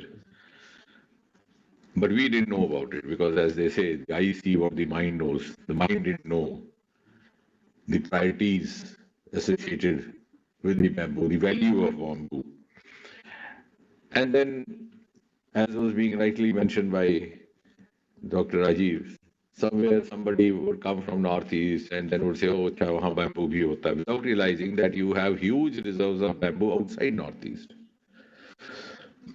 Somehow northeast has got identified with bamboo, rightly so, because it has very rich reserves. But you have bamboo all across the central India. You have lots of bamboo reserves and forests in Madhya Pradesh, in Chhattisgarh. Up north, you have in Jammu Kashmir. But it's not realized, it's not known because they don't think of it as a commodity which can be really put to their use or advantage. But it is now, and therefore the workshops like this, and I agree with the Vice Chairman when he was saying that we could have such programs in other parts of the country, or in a single sentence, we could move bamboo out of Vigyan Bhavan. As long as it remains a prisoner of Vigyan Bhavan, it would not actually carry the kind of message that we envisage to carry across the country, north, south, east, west. And I think what is also important to realize, and that would bring in the stakeholders, because if you connect the stake, then actually it will start going. Bamboo is something which can be utilized for any kind of entrepreneurship. अगर आप अपनी दिनचर्या सुबह से शुरू करें तो सुबह उठते ही अगर आप दांत मंजन करेंगे तो आपको बैम्बू का ब्रश मिल जाएगा. आप एक बांस रख लीजिए घर में, आपका सारा गुजारा हो जाता है. उसके बाद जब आप तैयार होने लगेंगे तो आपकी कमीज बैम्बू की, वेस्ट बैम्बू की, जूता बैम्बू का, socks बैम्बू का. Incidentally, I was wearing bamboo sock yesterday. Today I'm not wearing, otherwise I could have displayed. And they are very beautifully done these days. उसके बाद अगर आप मकान बनाने लगेंगे तो पैनल बैम्बू का, दीवार बैम्बू की. फर्निशिंग करने लगेंगे तो फर्नीचर बैम्बू का. और अगर ऊर्जा के लिए फ्यूल लेना है तो इथेनॉल भी बैम्बू का. So I think bamboo is one commodity which serves and suffices all the human needs from morning to bedtime. If this is percolated, and it's a huge versatile source of entrepreneurship startup. And also, at the same time, now the world is getting increasingly conscious of the environment and the clean energy. I think one of the very important sources of clean energy and ethanol in the times to come is bamboo. And the other part is that even after it is dead, it is still carries value. तो जब bamboo जल जाए तो उसका कागज बन गया. अच्छा, कलम भी बैम्बू की, कागज भी बैम्बू का, तो लिखने पढ़ने के लिए भी bamboo. So it's such a precious, I think, commodity given to us by the Almighty. It serves you when it's alive.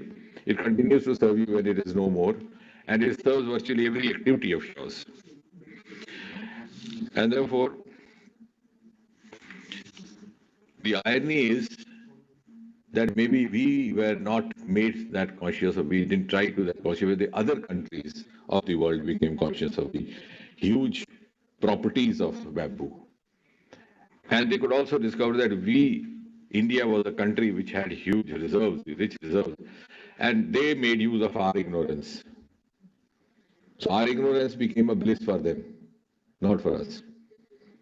So the entire lot of bamboo was getting exported from India, and the products were getting imported. So what a tragedy. So instead of instead of following the mantra of Atmanirbhar for Atmanirbhar Bharat, we were making other countries Atmanirbhar through our resources. I don't know how many of you in this room would realize that agarbatti alone carried with it a business, a trade of about 5,000 to 6,000 crore per year. And you know who was actually earning? So all the other countries, Vietnam, Korea, China, they'll carry our bamboo and sell back the agarbatti. And I think now, thanks to Prime Minister Modi, some of the corrective measures have been taken so that even till the time we are not able to actually realize the importance of it, the properties of it, at least we'll have some motivation to look for it. And that's why, and that's how the idea came to amend the 100-year-old Indian Forest Act and to exempt homegrown bamboo. So that at least somewhere some youngsters will find this as a means of livelihood. And not only that, as I was referring a few moments ago, the entire bamboo raw material goes from here and the product comes back and you happily purchase it. In order to discourage that, during the COVID time only last year, the import duty on bamboo was hiked, the steep rise up to 25%.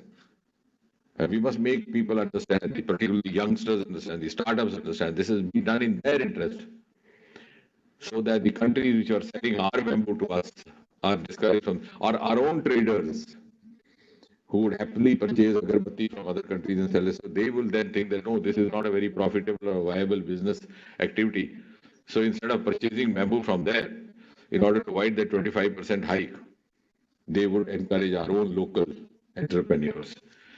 So I think much has been done with the direct intervention of Prime Minister Modi, and it is now up to us how best to avail of it and how best to link it with the stake and livelihood avenues of the youngsters and the startups. Because if we don't associate it with their livelihood requirements, then it will not be sustainable startup. So you have to have a bamboo startup as a mission. We have startups, and unfortunately, when we think of startups, we immediately start thinking of IT, of computer. We don't think of agricultural startups. So I think the times to come, agricultural startup is going to be the most important avenue for India, because all other sectors are getting gradually saturated. And in the agriculture sector, bamboo is going to be the most important. So a startup associated with bamboo, associated with a stake, associated with livelihood would sustain this activity for the times to come. We have in the last few years tried to discover the bamboo reserves available in different parts of the country, and also try to educate the local population over there to make best use of it. For example, the Ministry of Doner and the Northeastern Council are running a cane and bamboo center at Guwahati, but precisely on the Guwahati-Shillong highway, and which has been recently, I think, named as the Northeastern Bamboo Council or whatever. They have been appreciably going around in the last 2 years. And I think one of the most notable decisions taken in the last 1 year or so, in spite of the COVID, was that we are going to set up 3 clusters in the Jammu region. Now, nobody would have associated bamboo with Jammu or Jammu and Kashmir. Even if you tell the people there, they say, what is it, bamboo? यहाँ पे कहाँ bamboo? या तो बरेली में होगा. That is what they have read. या northeast होगा. But we identified at least 3 districts, or 4. A district called Kathua, a district called Samba, a district called Riasi, a district called Udhampur, which have huge bamboo reserves. And the Northeastern Council, through the center, has also taken upon itself to set up 3 bamboo clusters there. One dedicated to charcoal, the other dedicated to agarbatti, third one dedicated to basket. So when that happens, then the youngsters will get to know that it is there. And some of the more enterprising groups among the enterprising communities have actually realized this. We have started receiving startup groups from Gujarat and Maharashtra, which are traditionally more enterprising than their peers in many other parts of the country. You would have read in the newspaper 3 years back that A1 restaurant, which got gutted, a group of youngsters who wanted to set up a small restaurant in Bombay, you don't find space. So they could manage to hire out a rooftop in one of the buildings. So they set up a restaurant, and to make it cost effective, they used only bamboo for the construction. And they set up 2 small adjoining restaurants. But suddenly they did not realize it because it's not been institutionalized. So possibly they had not observed the recommended guidelines against fire, because catches fire very fast. So, and they were also new to it. So what I'm trying to say is that we need to have institutionalized training also, because we have not institutionalized it. So they didn't know, they were doing it at random because somebody told them that it was cost effective, and they also realized it was indeed so. So this was about 3 years back, but I think we have traveled a long way till now. And to sum up, I would just say that in the post-COVID times particularly, India's economy is going to depend hugely on the agriculture sector, whether we believe it today or not, or we are able to understand, but we'll realize it very soon. And bamboo is going to play a very major role. And as I said also, because when all the other sectors get saturated, this is one sector which has remained unexplored. Unexplored to the extent that the countries from other parts of the world were coming and making use of it, but we were not. So you can understand what huge treasure we have with us. And very soon, use of bamboo for economy or as a part of India's growing economy would no longer be an option. It will become a necessity. So it will become a necessity to make it an essential component, a driving force in the future economy of India. It will also become a necessity to make it an important source of livelihood. The youngsters will start picking it up on their own. Then we may not actually need to have workshops like this. But I also would suggest that next time when we hold these workshops, we have some more stakeholders, the youngsters who actually we look forward to come and take over, because of course we are a group who are associated with this area in one way or the other. But we need to have those who are not associated, because they don't know that they don't know. If they had known that they didn't know, then they would have come to this hall. But most of them don't know what is bamboo. So I think next time we would also try to make this more inclusive, interactive, so that we can actually rope in more and more number of stakeholders into this exercise of bamboo promotion. Thank you once again, and I thank Niti Aayog and the Bamboo Mission for making me a part of it. Thank you.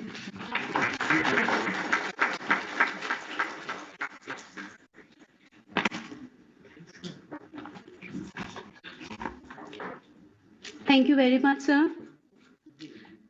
This was really an enlightening session.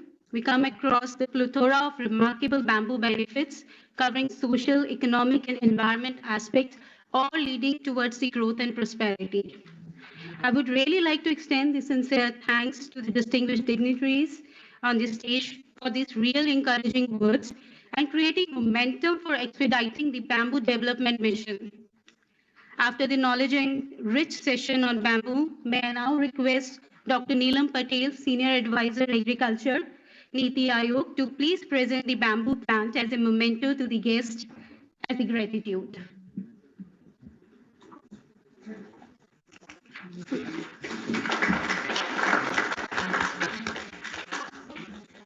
May I now request Dr. Neelam Patel to please present the memento to Honorable Vice Chairman Niti Aayog. Thank you, ma'am. May I now request Dr. Patel to please present the memento to Honorable Member Niti Aayog, Dr. V.K. Saraswat. Thank you, ma'am. With this knowledge-rich session, we'll conclude this our inaugural session here, and we'll begin our next technical session after a tea break. Thank you very much. You all are requested. I want to recall once again, please maintain COVID-19 preventive measure. I will request Dr. Neelam Patel to please accompany our guests to the VIP room for tea. And I request all the participants to please join for tea in the lobby.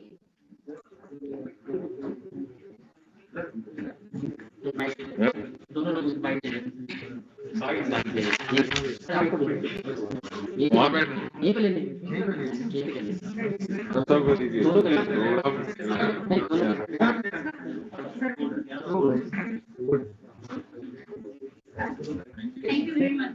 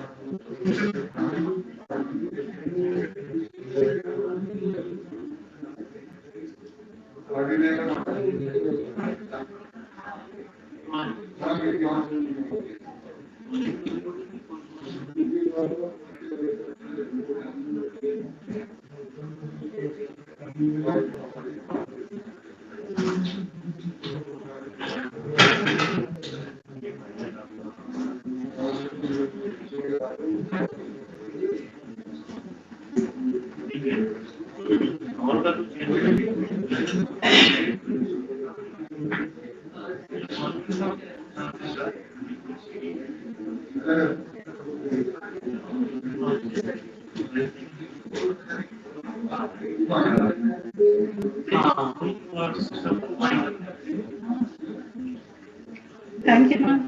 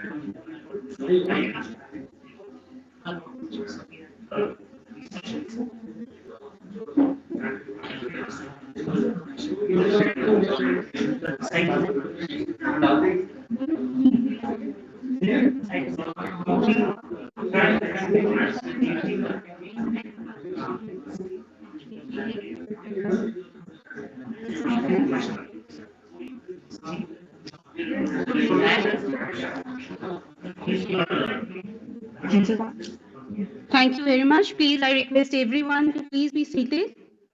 We'll be starting our technical session.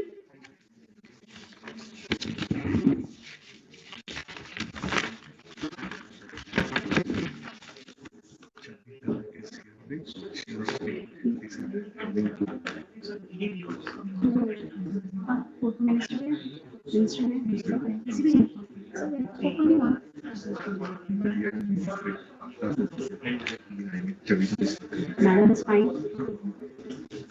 All good candidates. Meeting.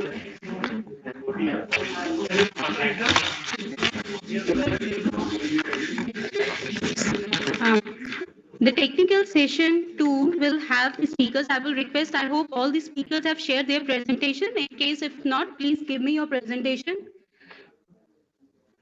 The first presenter would be Vigyan, madam. I'll just check whether we have presentation. Give us 5 minutes, we're just checking the presentation. And we'll be taking the pending, sure, sir. We'll be taking the presentation of the presenters who were left out in the session 1. She was there and yes.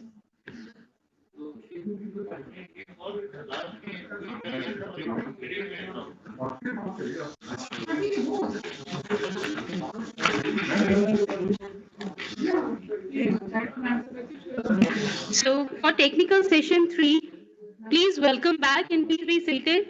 I would request you to please wear your mask and maintain social distancing. Thank you very much. Now we'll start with our technical session 2, government policies, programs and opportunities in different sectors. It will be my pleasure to invite Dr. Prem Singh, advisor, Northeast Niti Aayog, the chair of the technical session 2. Dr. Prem Singh got Dr. Prem Singh got into Indian Administrative Services in 2000 while pursuing post-graduation in medicine at AIIMS, New Delhi. Dr. Singh holds high-rank position at various ministries and departments. Presently, Dr. Singh is working as advisor, education, Northeast and administration in Niti Aayog in Government of India. I would also request Shri Ramveer Singh, Joint Secretary, Ministry of Development of Northeastern Region, and Mr. Hemant Kumar Meena, Deputy Secretary, Niti Aayog, to please be the rapporteur for this session. May I request everyone to please be seated. Thank you very much. Sir, Prem Singh, sir, it's over to you. The session is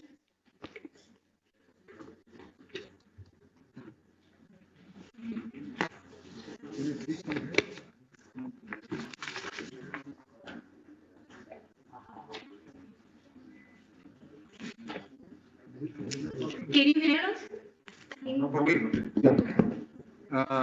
Yeah, thank you so much. I am the only non-expert in this entire galaxy of experts for a technical session. So what I'll do is, following COVID protocols, I'll keep myself masked most of the time. My only association with bamboo will be like I'm from Northeast Kata, where there is lots of plenty of bamboo, and as Minister said that bamboo is associated with Northeast. Other than that, I'm here to learn from you, frankly speaking, and I'll request all the speakers to be brief. I mean, we have already exceeded time, and Hemant is here. He like a hard task master. He'll be requesting you to, wind up your discussions within time. And I'm told that we have one of the speakers from the previous technical session. She'll be speaking first, and then we'll be following our discussions. I think with this, we'll move ahead with the technical session. And now I'll request Hemant to conduct the deliberations. Thank you so much. Thank you, Chair. I welcome you all in the second session, which is about government policies, program, and opportunities in different sectors. So, without much ado, I request architect Neelam Manjunath. She is the World Bamboo Ambassador in World Bamboo Organization for delivering his lecture about international experience in bamboos. Over to you, ma'am. And ma'am, we have decided 6 minutes for each speaker. So, and after 4 minutes, I will nudge you slightly. Over to you. Thank you. Okay. So so I think the minutes started ticking, so I'll go fast enough. My association with, can you hear me? started with bamboo started around 1999. And in 2004 in Delhi, actually, and I mean, these things we all know, so I will not go into this. We know all this for a long time, and this is a kind of bamboo for sustainable development. We know the 1,200 species, 70 genera across the world. These things have already been spoken. This is important, UN SDG and bamboo. You can see the number of goals, actually SDG goals, in which actually bamboo can be really a very active partner and a resource. Affordable and clean energy, decent work and economic growth, industry innovation and infrastructure, reduce inequalities, sustainable cities and communities, responsible consumption production, climate action, and peace, justice, and strong institutions. And one of the most important one, goal 17, partnership for the goals, for all the other above goals that we have been actually talking about. Our efforts, I head Mansaram Architects, I'm an architect. And long ago, I also started, a CGBMT, Center for Green Building Materials and Technology, which was formalized in 2004. And we have been doing a lot of work in the skilling, advocacy, and other building sectors for all these years. And we have been associated with World Bamboo Organizations, INBAR, and such international organizations, which from day one, I understood that unless until we have the advocacy, and we still these are some of our key projects. I will not go in the detail of these, which at maybe some another time. This was the first, I think, the World Bamboo Congress in 2004, which was held in Delhi, and National Mission for Bamboo Applications, NMBA, and Dr. D.N. Tiwari, I'm sorry for that typo, and this is Dr. D.N. Tiwari. He was in the Planning Commission, and he was one of the architects of writing this. So I had a chance to meet him with a very detailed discussions. I also had a chance to meet many other people like Susan Lucas, the CEO of World Bamboo Organization, Linda Garland, Simone Velez, the architect who has been doing work for last 45 years on bamboo, and many more such people. And that's where I started my international journey with bamboo. And I will just also show some of the projects which have been in the international, fora, and also in the national area. This was, after this, I got this project to do a prefab house for, production of, just like you have these wooden homes, prefab homes in the United States. So I was approached by one Mr. Lunardi from Italy, and we did this house for him, which is completely prefabricated way back in 2003, and actually it was built in 2004, rather assembled in 2004 in Italy. So this is the kind of, and it's still there. I have visited it. In 2005, I also understood that if we only talk about bamboo in bamboo forums, bamboo is not going to get anywhere. It cannot get mainstreamed. So I also approached World Sustainable Building Conferences, which were at that time, done by the United Nations with other, and in Tokyo, I was fortunate enough to be called to present a paper on World Bamboo. And I was very happy to say that we had the chief guest, we had the environment minister from Germany, and some more 4 or 5 people who, after the inaugural session, they came and attended my presentation, gave their card and asked for my presentation because they thought bamboo was really very, very interesting and it could be taken forward. Then again, there was another World Bamboo Congress in 2008. I think we had Kamesh Salam, sir, who actually, at that time, he declared the World Bamboo Day on 18th September. It was a very important, again, I put my paper on, bamboo in my building projects that time. In 2019, again, the World Sustainable Building Conference was held. And again, I put a paper on further buildings that I had done in bamboo. I was again invited to present the paper. And this also, again, took a lot of interest. There were 6 parallel sessions going on, and we still had about 500 people in my session. I'm really proud to say, about bamboo, not about myself, because there was so much of interest. That's really Architecture Festival Awards, which is again one of the highest awards. And 2000, I presented my house, which I had built with a lot of experiments with bamboo. I think I really have to go really, really fast. This was in Harvard University and GSD Harvard, where I presented my house again in one of the executive programs in 2010. And these are the other programs and people that I have been taking, and I have been getting people from across the world. In one of the first Architecture Festival Awards, my office, Bamboo Symphony, was shortlisted, and I presented it to the media in Barcelona in 2010. That's my office. Lafarge Innovation Awards in 2013 I got, and I was invited to present it in Paris, in Lyon, at their workshop, where bamboo I had used it with cement and concrete. Belgium also in 2012, I presented paper again on skilling in the bamboo sector, which I thought was very important. Then it was visited by Swedish delegations in 2013, and we did a workshop in Mulhouse, France, with 10 countries and about 33 participants on bamboo in several things, including sculpture and several other things. This was another project which we did at a college in Trichy, but the main college was RS School of Architecture, Denmark, with whom we did this, and this was actually the President's Medal by RIBA, Royal Institute of British Architects, in 2014. This is the kind of connect that I was thinking. This is on the right side. What you see is a tribal person from Bihar. And other side, you have the professor from RS School of Architecture, Denmark. That's the connect we need to do internationally, and that's when our people will actually realize. And this is what I've been trying to do. This is another one, a project in the competition project for Helsinki, for a Hungarian house of music. They use bamboo for musical instruments, and where I had presented this for a competition with all the musical walls from bamboo. So there are various kinds of things. It's not just in the bamboo forum we speak about bamboo, and then we have the same kind of people who keep circulating. If we do that, we are not going to get anywhere. In 2015, I again structured courses on bamboo. I'll just quickly. Structured courses on bamboo had started in 2011, which is like a one-year course, PG diploma, and also 2 more courses, which I presented there. And also, first time I talked about mainstreaming of bamboo in the building sector in 2015 in Damyang in South Korea. I was fortunate to be allowed to present 2 papers at that time.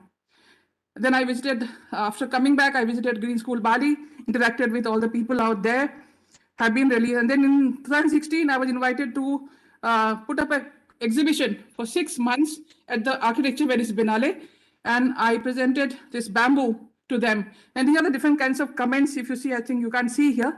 We also we did a workshop there, and many other collaborations that we did at that time. And 6 months it was there in Venice. It had tremendous, actually, people really wanted to use bamboo for this thing. And this was one of the biggest opportunities. We had the World Bamboo President who visited to Bangalore, to my place. As you can see, Mr. Michel Abidi, he was at my place, and that's what also reported. Rethinking the Future Awards 2017, I had 4 awards I got in Rethinking the Future, and all of them have bamboo in them. This is the metro station. This is a meta slum, which is a slum development program, where the rural communities, where they come to the city and they are not able to live in those pigeonhole concrete boxes. How do you actually solve that problem? And I was trying to solve the problem through bamboo and use of mud and other things. These are some other projects which, BARC 2018, Beijing, we presented our work there. This was one of the. Then in 2018, I did a global survey of mainstreaming bamboo as a building material, along with World Bamboo Organization and Arc Daily as our partners. And this is actually, I have also given this particular survey to the National Bamboo Mission. Madam Alka Bhargav had a copy of this I had given to her. What has to be done to actually mainstream bamboo in the different kind of sectors? These are some of the results, which I think, summary of the survey, this is already there. Imphal, again, in 2019, we were asked to do the India Pavilion. This is the India Pavilion, and we actually had, and I also presented Bamboo Society of India, which is actually one organization which we have in India, more than 30 years old, but really not much, effort has been done in through there. And it is a very critical resource because we have the best scientists and people who can be put at under one umbrella and actually can be taking things together. This is Fibra Awards 2019. Again, another bamboo building of mine. We have the mayor of Paris here, and we have Anna Heringer, the architect, and many other. And we have the World Bamboo President, Michel Abidi. We also have the INBAR, president. All these people, they were actually trying to do. I also presented it at the Structural Engineers Conference, which is called International Association of Shells and Special Structures, because bamboo is very light and it can be used for shell structures and to span very large, large areas. So this was my presentation at that time for traditional systems, which is like weaving. How do you take it into another kind of a building form altogether, which is like you make it into a matrix, and that's what this is the project which I actually presented there at the. And this is was visited by so many. And the COVID 2000, no reaction. Then we went online, and we have several kind of partnering with INBAR, partnering with the year 2001. We did a lot of masterclass, a lot of training programs, a lot of publications. this is a mission that I have been having, my personal mission, and I would like to merge it with the missions of all the missions, the bamboo missions that we have across. There are various departments in the UN. During my survey that I did, I have done a search about what all organizations in and how we can actually connect to them. So this was the way, this is also part of my research, and these are the actions to be taken. Yeah, this is the last thing now. The comprehensive action table at the in each sector, like legal policy, global, national, state, local. How do you go about it? What are the different kind of organizations, and what they could be their actions? Actually, it is a very detailed kind of a program that I have made, and I will be happy to invite anybody who is interested in partnering with us to take this forward. I'm also a key expert with the INBAR, and I'm very proud to say that, and that we are trying to do several works with them instead of publications, research, and even through Bamboo Society of India, we have now done a MOU with the Council of Architecture to run this in the courses, and soon we are starting several programs through Council of Architecture, and also we are in touch with the Association of Consulting Civil Engineers and Chemical Engineers, with whom we are trying to have partnership to take it further in other sectors, like even your chemical things, like in treatment, and also in brick making out of bamboo waste. With the other some of the projects that we have actually undertaken. And thank you so much for the opportunity. Thank you so much, ma'am, for giving your presenting the huge work that you have done. Now I request Srimati Chavija, Joint Director and Joint Secretary and Mission Director, National Bamboo Mission, for deliberating upon incentives provided under restructured bamboo mission, how they benefited bamboo growers, artisan industry, and the way forward.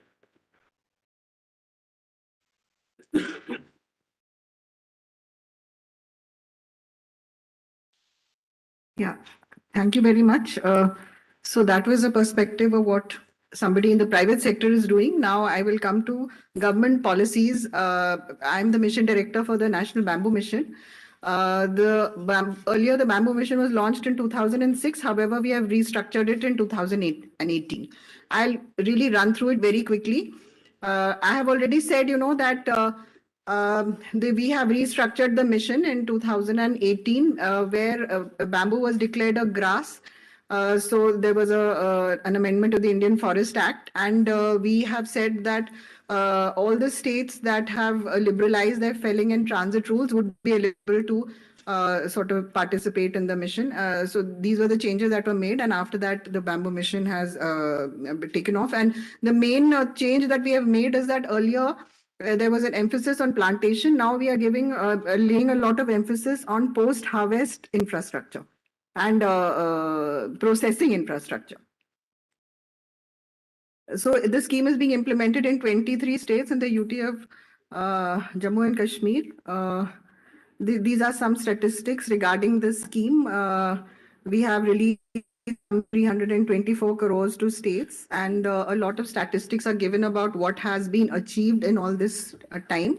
The kind of hectares we have covered, 367 numbers of bamboo nurseries have been set up, 72 numbers of bamboo treatment preservation plants have been set up, 375 numbers product development processing units, etc. in these 3 years. And also we also lay emphasis on, we have components for skilling and training. So those numbers are also mentioned. So this is also a part of our mission. We support the states for this. And as I already mentioned, that a lot of emphasis is now being placed on post-harvest. So we have subsidies for bamboo waste management, handicraft, cottage industry, furniture making, fabric jewelry making, etc., etc. All these activities are now supported under the National Bamboo Mission.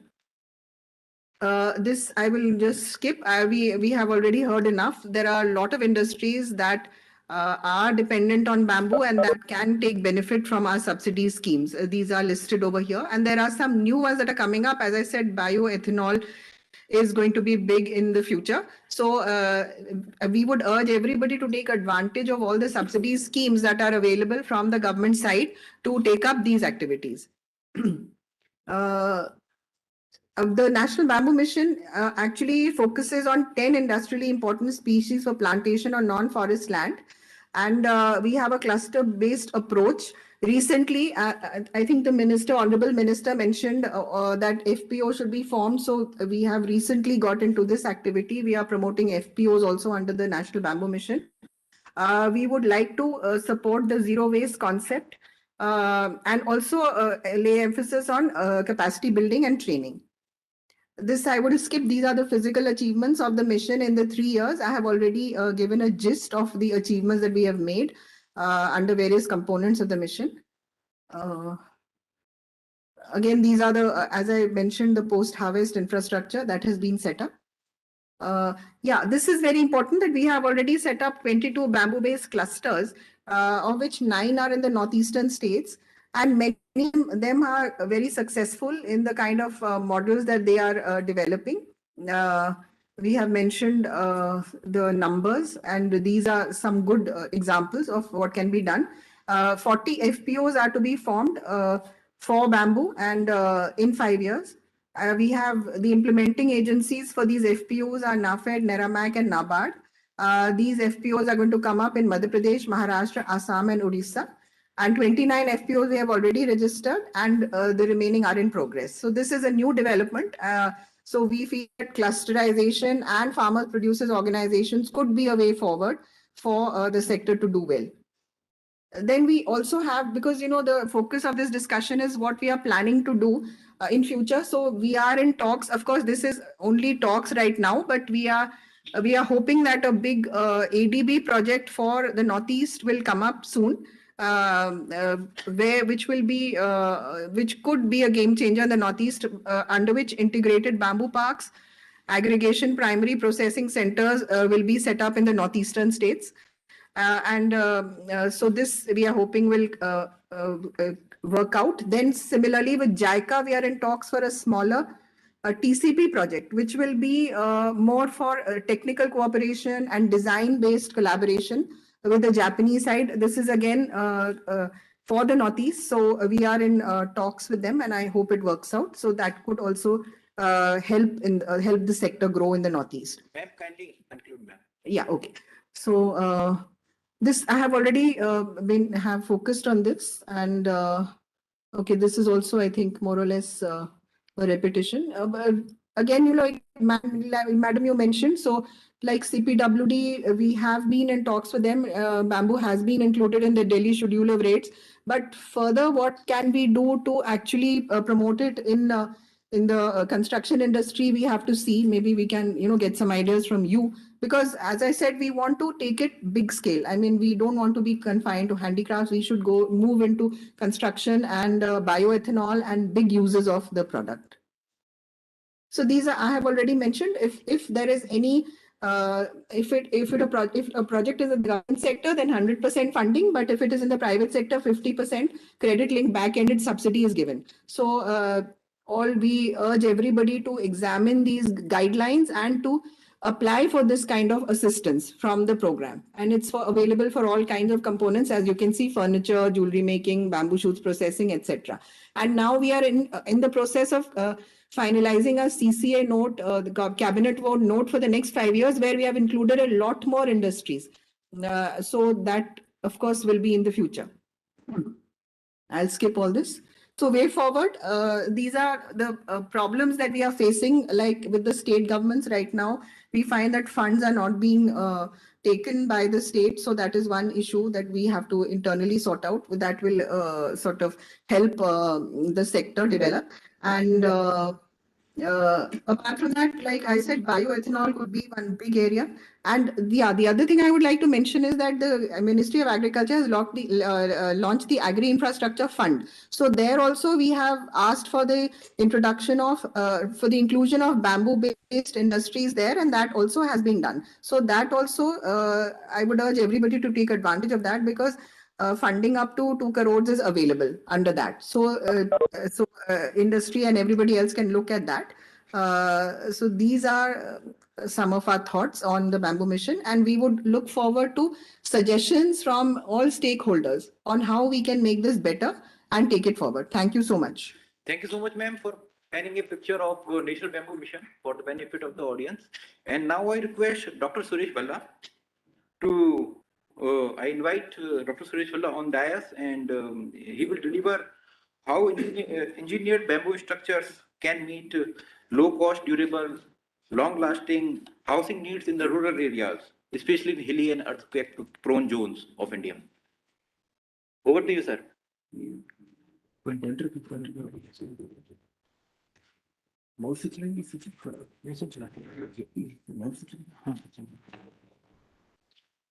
So, respected Chairman, sir, thanks for this. So, I would really like to rush through the presentation. So, here we are providing some technological disruptions which can help in the future of the use of bamboo for construction. So, we have a quite a big team, and let me just give you the background. Right now, both the steel as well as concrete industries, the construction industry, they are one of the most polluting industries of the world, though it may not be that much apparent. And bamboo, on the other hand, it provides a very good alternative because it's not just a consumer of carbon dioxide, but it also offers very good competition to steel.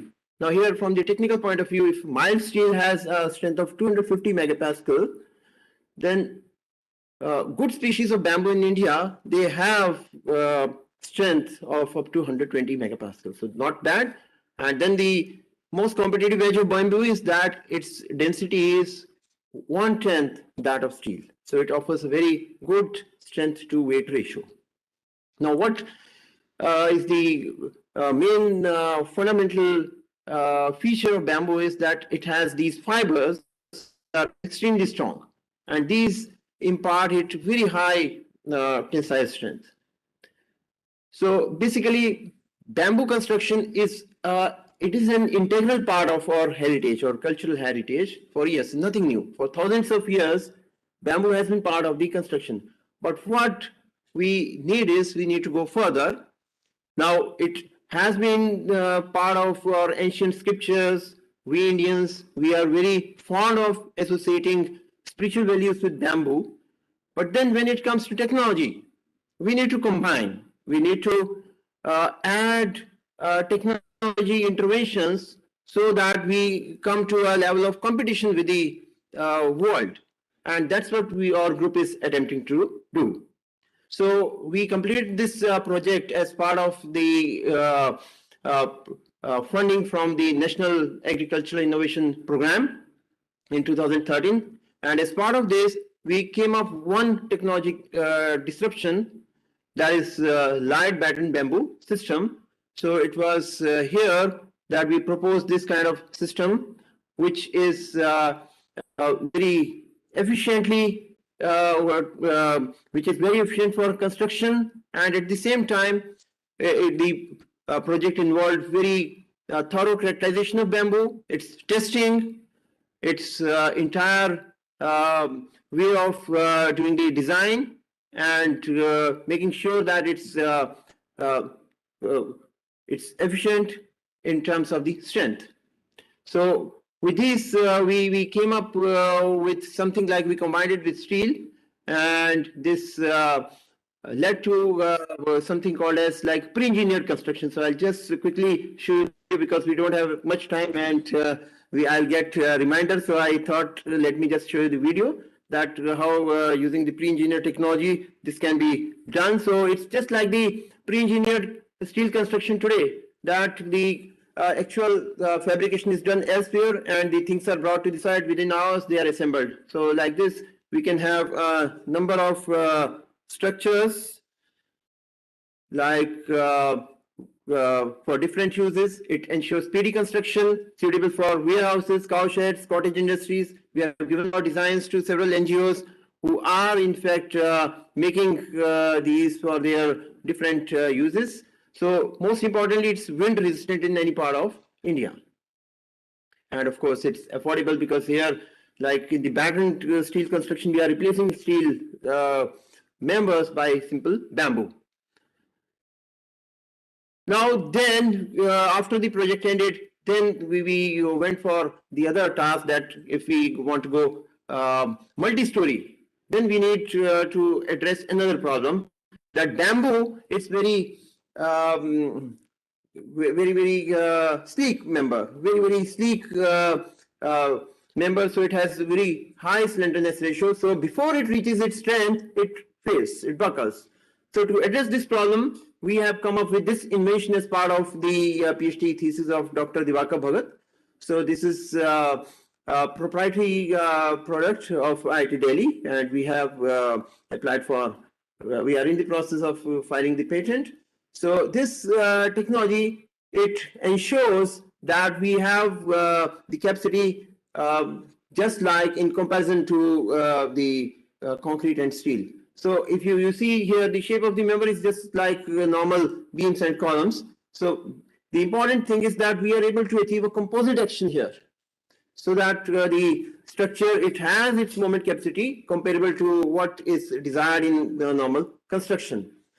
So we then went into formation of joints also, and we did our testing with our collaborator in Ireland. So all these frames, they were mammoth-sized frames which were transported to our collaborators' lab, Trinity College, University of Dublin, and we tested the frames, life-size frames over there. So what we found that the frames, they exhibit very ductile behavior, which is what we need for earthquake-resistant design. Sir, request you to conclude, sir. Yes, I'll finish in 1.5 minutes. Yes, sir. Thank you so much. Now, a very important point. When any new technology comes, it has to pass through all these 9 stages. Otherwise, if you attempt that we want to go into number 9 is that ready-made technology, then the only option is import. So then we have nothing like make in India or made in India, something like this. So we have to give time to our process or academic institutions so that it reaches from 1 to 9. Now in the research labs, we can go at most to 5 or 6. So 1 means that physical principles, 2 means now we are thinking of way ahead, 4 is like we are doing lab tests, 5 and 6 means something like prototype system. So we have reached number 6, but then 7, 8, 9, 10, we need active support of the government and the industry. So for this purpose, we luckily got the this project Imprint 2, that is for, we undertook to raise the technology level of the FRBC, the high capacity sections, to level 9. So this has what the objectives that we want to raise the technology readiness level to 9, and of course we have other objectives also, but I'll not read out each and every, but I'll just say the last one. The last one is that we want to demonstrate the construction of livable this technology-based house. So for that purpose, we have done the complete nonlinear analysis, and this is theoretical part. I won't go much in detail. And the most important thing is that we did full characterization, stress analysis of our system, and we made sure that when it's constructed, it's earthquake resistant, especially in view of the high seismic zones which are there in India. And I'll just show you what we have done later, that we have now started the work of the fabrication of a prototype unit. So now this tells how the technology works. These members, they are manufactured in the workshop, and they are just transported to the site, and within a couple of hours they can be erected. Only thing is that we need to have a foundation ready at the plinth level, and then these can be transported. So the foundation is the normal concrete foundation, but then after that we have the erection using some minimal steel members here and there. We have, for example, you see here, we have the steel rebars here, and then we connect with the top members, and we use epoxy resin with coarse aggregate. So we have this kind of construction. So now our frame is ready. Dr. Diwakar Bhagat is standing here, and this all can be accomplished just in a matter of few hours. So basically, and we have made sure that it's impermeable, so that bamboo, it only faces the danger from water ingress, so that is also protected.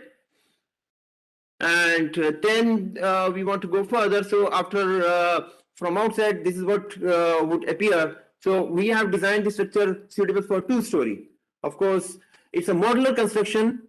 So that means that a person, he may construct one unit, and depending on his funds, this can be expanded, because we are not using any load bearing walls. Anytime it offers flexibility for expansion, both laterally and vertically. So it has the advantages, speedy construction, because the members are manufactured in the industry, so high quality. So it's frame structure, so much better, wind, earthquake resistant. Walls are not load bearing, so we have great flexibility for both expansion and alteration. And we have very fast curing, because we are not using conventional concrete but epoxycrete, so it has very fast curing. So I'll just take half a minute. So now other things are the interior. So we are now in the third stage, and as soon as we receive the installment for the next stage, it's delayed a little bit. So we'll start. So we have several options in mind, like rammed earth, and we have geopolymer concrete, and also these concrete bricks. So we'll try in different walls, so that over next 5, 6, 7 years, we get to know how they are performing. So the roofing also, we have something in mind. We have two options, either to use epoxycrete or use this kind of roofing. If it's only one story, then we can use bamboo roofing, as we can use epoxycrete roofing, so that the upper floor is also like a proper. Now, the path ahead. Now here I would like to draw the attention of all the members that if we want to excel in this stage, then what we need is, we need joint industry academic collaborations and research, because as academic person, I can only go to levels 5, 6. So we need support from the government and also from the industry. So we need ecosystem for academicians, startups, and industry. So startups are very important, because when young people are here and they have some startup ideas, then this can go ahead. And of course, we need the government support from the point of view of policy. So people need to be trained, and people need to be made aware that this technology exists. So here is the how everything works like a circle. So as a researcher, we propose something, we verify, and we publish. And then the industry finds interest, industry invests. Government finds, research agencies, they find interest, they also provide funding. So once this is done, then it needs invention disclosures, it needs startups, interest from the youngsters to join the startups, and of course, as academicians, we can help them, we can guide them. We need technology transfers. So when all these things happen, then slowly and slowly the interest of the awareness grows, and the technology can further up, and it can reach to a level of competition that we can match with the international market. So it's always goes in circle. So we all, one person cannot do it. All the government agencies and all the academic units, industries, all need to partner up for this purpose. So fortunately, we have now a lot of people are coming to us for interest, and we are also submitting projects to higher levels. For example, we have just submitted this project under the Supra scheme, and we have submitted another project for technological intervention, so that we can combine the traditional practice with the modern engineering practice. And we have submitted under the Shri scheme to DST. So here we have a very big consortium, and we have a lot of objectives in mind. I will not read out each of the objectives, but our main objective is to take it to the level 9 and show demonstration that this technology is feasible, and it has high potential both for sustainability, for affordability, and for everything else from technical point of view. So I think I stop here. I hope I understand. Thank you, and sharing your primary. I just have one question. What about the fire proofing of this technology? What is the status of that? Yes, ma'am. So basically, in for example, Japan, timber structures are used. So timber is, of course, something which catches fire. So compared to timber, this is much better. And of course, in the studies need to be done on the fire assessment. Generally, when a building is made, no building is fireproof. Even best of the best buildings are not fireproof. Only thing is that it needs to have a certain resistance, certain according to the code, that it should sustain, it should not collapse before certain time, so that evacuation process can be done. So whether we have any building, even if fire catches out here, nothing can be done, because here concrete does not catch fire, steel does not catch fire. It's all the other paraphernalia which catch fire. So bamboo, it has better fire resistance as compared to timber. Yes, ma'am. Yes, ma'am. Excuse me, Victor. Just I want to add one thing. Ajay Thakur from FRI. We have a technology developed for fireproofing of bamboo. I think it's around 1970. We have that structure. So you can contact there. You can write director FRI. It will be good collaboration, because they are also doing the forest group, product group is doing on that side. Thank you. Right, excellent, excellent. I think, yes, there are researchers who are working in different aspects. Actually, bamboo is not, it doesn't catch fire actually. Because bamboo has got silica. So the silica is on the outer side. So when actually bamboo starts burning, the silica it chars. So it actually protects the bamboo inside. So it's actually a myth that bamboo, it's a dry bamboo which catches fire. And it's the construction that we do is approximately 18 to 20% moisture is there, supposed to be in that. But yeah, if those things are not followed, then it's a problem. So what is happening is people think कि bamboo सड़क के किनारे मिलता है और उसको जैसे लोग लगाते हैं तो कैसे भी building बना देंगे तो वो fireproof हो जाएगा. That is something which needs to change. And I would like to comment as well. Actually, this is, or maybe I think I have a presentation, so probably I can little bit highlight this more on that better. In fact, it has never been used as a firewood. बहुत कम use होता है, जहाँ use हुआ है तो that itself shows कि traditionally भी it is not a very inflammable या बहुत जल्दी catch करता है ये. हाँ, definitely कुछ treatment लेने से precaution it can be better, but wood है तो risk तो रहेगा. That we have to keep a basic thing in mind. We are using window and doors in our houses for such a long time. Nobody questions that. Why do you question bamboo like that? And one more myth is there that we should have all bamboo house, all bamboo building. Nowhere, except for few places in the world, you can have all bamboo building, which is actually livable. Otherwise, you have to combine it with other building materials. So ये all bamboo का जो concept है कि हम international bamboo करेंगे और सारा सब कुछ bamboo में होगा, that's a very, very wrong way of promoting bamboo. And that's why the mainstreaming of bamboo is actually not happening. And Dr. Suvir Singh from CBRI Roorkee has done a lot of work on this fire thing. And I think he had presented papers many times. And it, as you were telling, it is as good or as bad as steel or thing. So it's not, it's just a myth. So that's a, thank you. Thank you.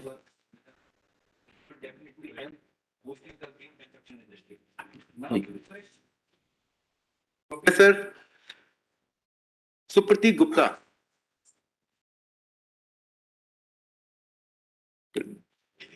Sir is from professor in civil engineering department. Sir, please. And from IT Delhi. And sir will deliberate upon the civil engineering challenges which are being faced in introduction of the bamboo. Good afternoon. Today I have been working in bamboo field for quite some time, but today I will be talking less on technical, more on logistics, because I find that problems need to be understood and addressed, and Niti Aayog is the right place to talk about it, because the full form of Niti Aayog is National Institute for Transforming India. So we are actually, bamboo has reached this place in the right time. I have been working with various bamboo institutes, asking for research grants. Everybody asked for, give me developed product. We will go and implement. I said, let me develop it. Who will give grants? Nobody is there. So it is a very tough world. And can you believe the funds came from agricultural side, where we got the fund from NAIP, where actually they were about to give us 40 crores, but they finally gave us 6 crores. That is how our project started. And agriculture giving grant to research, nobody supporting us. Let's talk about the thing what I wanted to present. A brief about what I worked with Assam type house on this type of utilization. And I found that this type of mesh with a cement mortar, which is very popular in Northeast, is actually a very good walling option. If we put design mix on it, it can even have blast and bulletproof resistance. And bamboo inside cement mortar. This was my own house where I lived. One of the houses, the left side house is my own house where I lived for 40 years. And I was very sad when it was dismantled for an RCC house. We actually experimented, found after 40 years, no deterioration of the bamboo. So it actually proves that cement mortar protects. There were fire, there were earthquakes, everything it protects. And it is a well-established technology. Unfortunately, it's a dying technology because RCC, it is not able to compete with RCC. But if we put effort, it can flower. So let's understand what I want to say. First of all, we are in Niti Aayog. It is to transform India. So let us look at the concrete world and compare with the bamboo world. Concrete today is in this stage with hundreds of years of research. All over the world, people have worked on it. Everybody supported it. There were pre-stressed concrete. When it was failing, the government gave, okay, you make any number of bridges, let it fail. And then Fresnay make pre-stressed concrete, which you're all enjoying. We cannot have a shortcut in bamboo. So there are three hands, as you can understand: producer, researcher, contractors. All of them have to come together. I'll talk about it. At present, we in education lagging a lot because we have published our things in big journals abroad. There are very less places where we can publish in India. Even if we publish in India, we don't get credit for it. And if I publish in Elsevier, how many Indians can see it? I think one of the biggest flaw of Indian government is that we are not pursuing Indian journals. We are not proud of it. We are doing Make in India, but actually what we are doing is we are actually bringing the foreign industry and coming there, let them establish it here. The R&D is not happening. Our young children are not getting the work. 90% of IIT graduates are the best brains of our country. They go to Kota and come to IIT. 90% of them don't become engineers. People come to me and say, sir, I don't want to study your subject. Why are you teaching? For 50 years, I have been questioning my IIT. Then why are you here? I said, don't question because your job will go away. Nobody wants to destroy the status quo. I have written a book. You must be kidding, Dr. Gupta, where I have addressed that we require a drastic change in our education system. Our children are suffering. They don't know what to do. Engineering is not a sector where jobs are there. People are not taught how to be entrepreneurs. What will we do with the knowledge? Researchers don't get money because there's no job in research.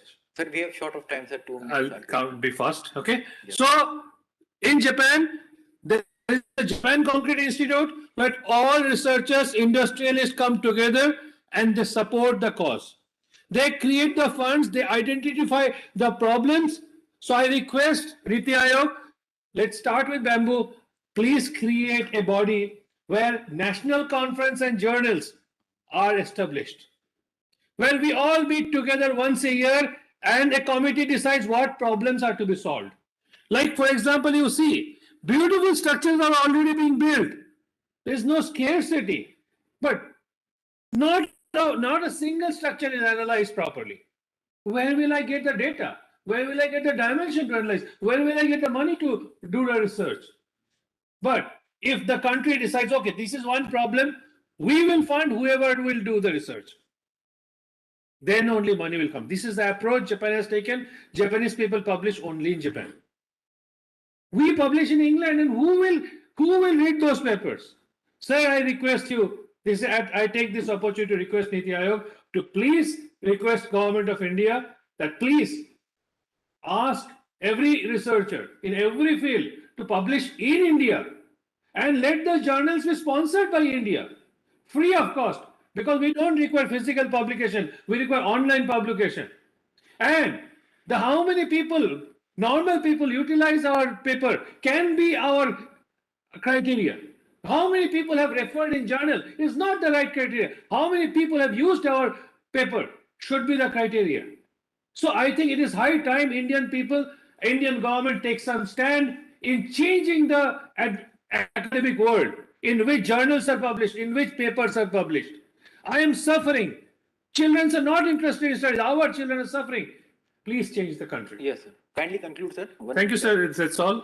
Rest of the thing are repetitive. Thank I'm you. also, well, one last point. I'm also making a portal in which the bamboo producers will be coming up and putting this thing. You will know how many bamboos are being produced where, and will also be a portal where bamboos can be sold online. We are trying to make this portal. Yeah, in the National Bamboo Mission also we have we are also trying to create some kind of of an inventory of the planting material that is available. Maybe you can have a look. National अब देख लीजिए, of course ours may not be that interactive or whatever. But I think it is the high place because see, देख लीजिए एक we bar should आप। join hands and make it. हाँ बिल्कुल। Sir, I am Mission Director, MD Bamboo Mission. Sir, to be read in the country, it should be one of the main issues.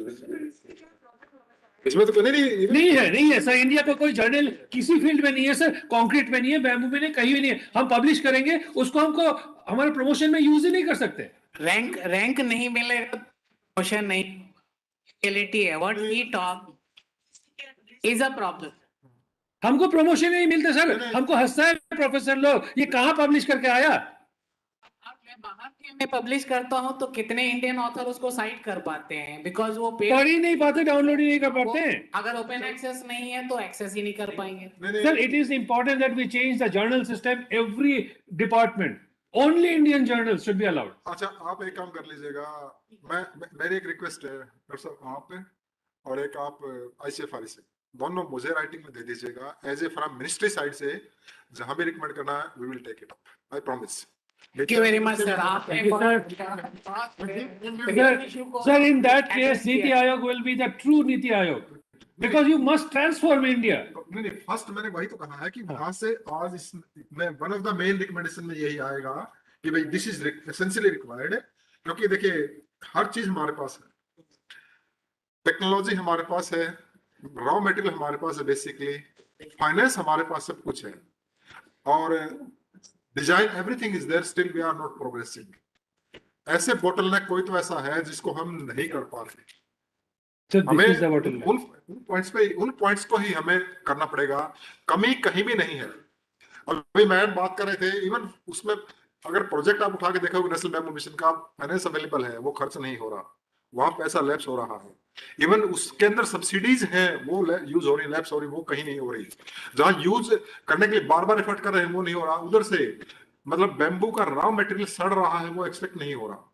Sir, ये जो एक कहना चाहूंगा, incentives जो bamboo mission के हैं, हाँ। वो सर एंटरप्रेन्योर्स उसको अवेल ही नहीं कर पाते हैं, क्योंकि वो स्कीम इस तरह से डिजाइंड है कि उसको लेना ही मुश्किल है। इसके बारे में मैं 2 मिनट के लिए बोलूंगा प्रेजेंटेशन में, but that scheme needs to be revamped because there are parallel schemes which are more lucrative and you can not avail subsidy from 2 sources. So instead of subsidy, if you provide venture capital loans through small farmers agribusiness consortium, it will make much more sense. I think I will send a note to madam and then madam can consider it. Belong करती हूँ, अपना privately काम करती हूँ। I have never been able to get funds through the mission ever or anything, and all of us we have to put it ourselves and then do something which actually hampers our. I have hundreds of buildings that I have done. I wanted them to be analyzed so that there can be a database that can be done, and I cannot afford that to do it myself. So this is we need to create a forum. We need to recognize, okay, this is one structure. Anybody who does research, this is how Japan does. Japan Concrete Institute बोला ये हमारा problem है, जो इसको problem कर सकता है, we will give them money. So the institute, the central body, should decide which is important for India.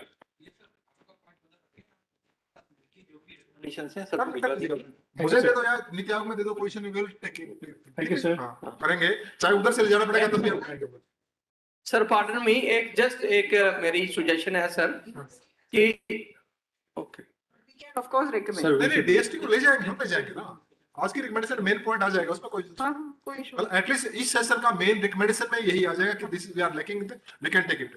Actual में जब प्रॉब्लम को हम सिस्टमैटिक वे से टेकअप करेंगे, तब जैसे अभी फंडिंग की बात आ रही थी, जब ये रियलाइज गया कि particular fund is not available for MSME और माइक्रो फाइनेंस के लिए, and we created last 2-3 years, in any year we created it, and it is more than 100 crore for small के लिए, कि बड़े के लिए बैंक आ जाते हैं या और रिकमेंडेशन आ जाती हैं, बट मीडियम या स्मॉल स्केल के लिए जो एंटरप्रेन्योर बनना चाहता है उसके लिए नहीं है. That we have gone for that and definitely for which we are sitting here. हमें करना ही पड़ेगा, उसके बाद कोई ऑप्शन हमारे पास है नहीं. Thank you sir. डॉक्टर कि सर जो हम क्लस्टर बनाए, प्रैक्टिकली मैं भी 17 ईयर से आज मेरा साइंटिफिक एक्सपीरियंस भी है और फील्ड एक्सपीरियंस भी है. जो मेन दिक्कत आ रही है कि जो mass production of quality planting material नहीं है. दूसरा कि एरिया स्पेसिफिक प्लांटिंग मटेरियल हो. फॉरेस्ट डिपार्टमेंट सोशल फॉरेस्ट की करोड़ों रुपए का बजट आता है यहाँ मिनिस्ट्री ऑफ एनवायरमेंट से कि प्लांटेशन कराओ.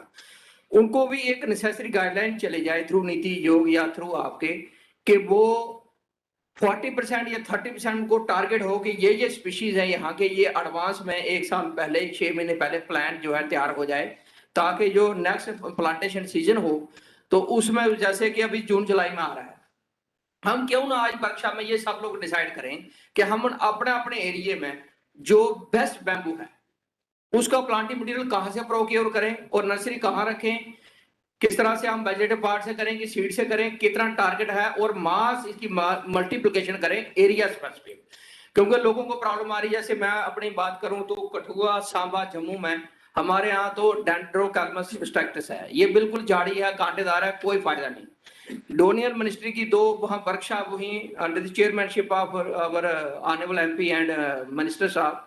तो ग्राउंड फीडबैक ये है फार्मर का, फार्मर चाहता है कि वो हमें ट्रेनिंग में जो बैम्बू है वो एक्सपर्ट नॉर्थ ईस्ट से साथ ही लाते हैं, वो यहाँ बता के वो हमें चले जाते हैं, तो हमें वो बैम्बू नहीं मिलता. हम दोबारा से उसको कैसे प्रोडक्ट बनाएं, क्या करें, आज आके उनको डेंड्रोकैल्मस ट्रैक्टर जो जाड़ीदार है, कांटा लोकल है, तो उसका कुछ बनता नहीं है उसमें, वो है ही नहीं ऐसा. तो मेरी सुजेशन इन द अगस्त हाल ये है कि हम area specific planting material decide करें और उसको मास उसमें वो करें, और एडवांस में भी हम सोच लें सर कौन सी स्टेट में. धन्यवाद sir.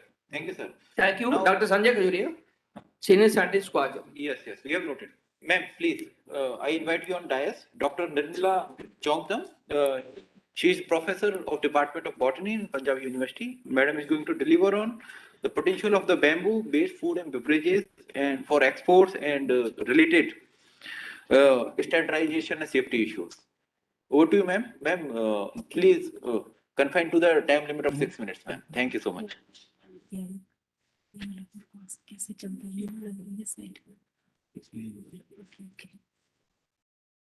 So, good afternoon to all.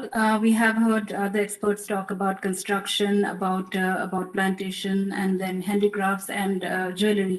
But I'm going to talk on a very less touched topic about bamboo as a food, whether it is shoots or leaves. So, overall in India, bamboo as a food and medicine is the more, and beverages, it is the most neglected part, whereas worldwide it is not considered as a superfood because it is loaded with nutrients, vitamins, minerals, fibers, and antioxidants. And we have a lot of traditional knowledge which has been documented in all our ancient books, but now scientific interventions have also validated the documentation. And bamboo as a superfood, it can be used as a vegetable or as a food additive and as an ingredient for pharmaceutical, nutraceutical, and food industries. We talk about malnutrition, we talk about micronutrient deficiency. This is one, bamboo shoots are one which can be used even in child when there are many programs, food programs for children, this can be used. So this is just a brief. It is rich in proteins, minerals, fibers, phenols and phytosterols, which are, and we all know about the importance of fibers and also the antioxidant properties of phenols. So antioxidants, they will neutralize the free radicals which are existing in our body, and they protect our cells. And the antioxidants which are present in shoots are vitamin C, E, and phenols. And these are the benefits to our health. It was there traditionally even in our old books in Ayurveda. So it is It has antifungal, antimicrobial properties. We have now apparels coming up which have antimicrobial properties, and then anti-cancerous, cholesterol-lowering activities, prevention of hypertension, antibiotics. These have been proved, but most of the work has been done in other countries, and our indigenous bamboos have been less explored. We are working, and we have also got good results from our own indigenous bamboos. So bamboo is coming up in a very great way as medicine, beverages, and foods, which is very less known. So global perspective, if we just look at this, India, we have many other speakers talk about that India has is a large, second largest bamboo producing. But if we come to the export, we are at the end, at the lowest, even non-bamboo growing countries like Italy, Netherlands, they are Germany also, they are growing bamboos and they are exporting. We can just have a look at Mexico also. South America is not a bamboo shoot eating country, but now they have realized the importance in health, and now they are exporting to US, UK. And so India, despite its large bamboo resource, we are not able to reach to those countries because we have not taken this up seriously. And there are a lot of gaps and challenges. First, even though we have shoots in the Northeast, we are still importing from Thailand and Bhutan. This I've seen in Shillong in departmental stores. You go to Guwahati, Shillong, Chandigarh, or Delhi, you will find only imported shoots. So what is the reason? Why are we not processing? And they come at such a high price, 150 to 170 rupees per 500 gram pack.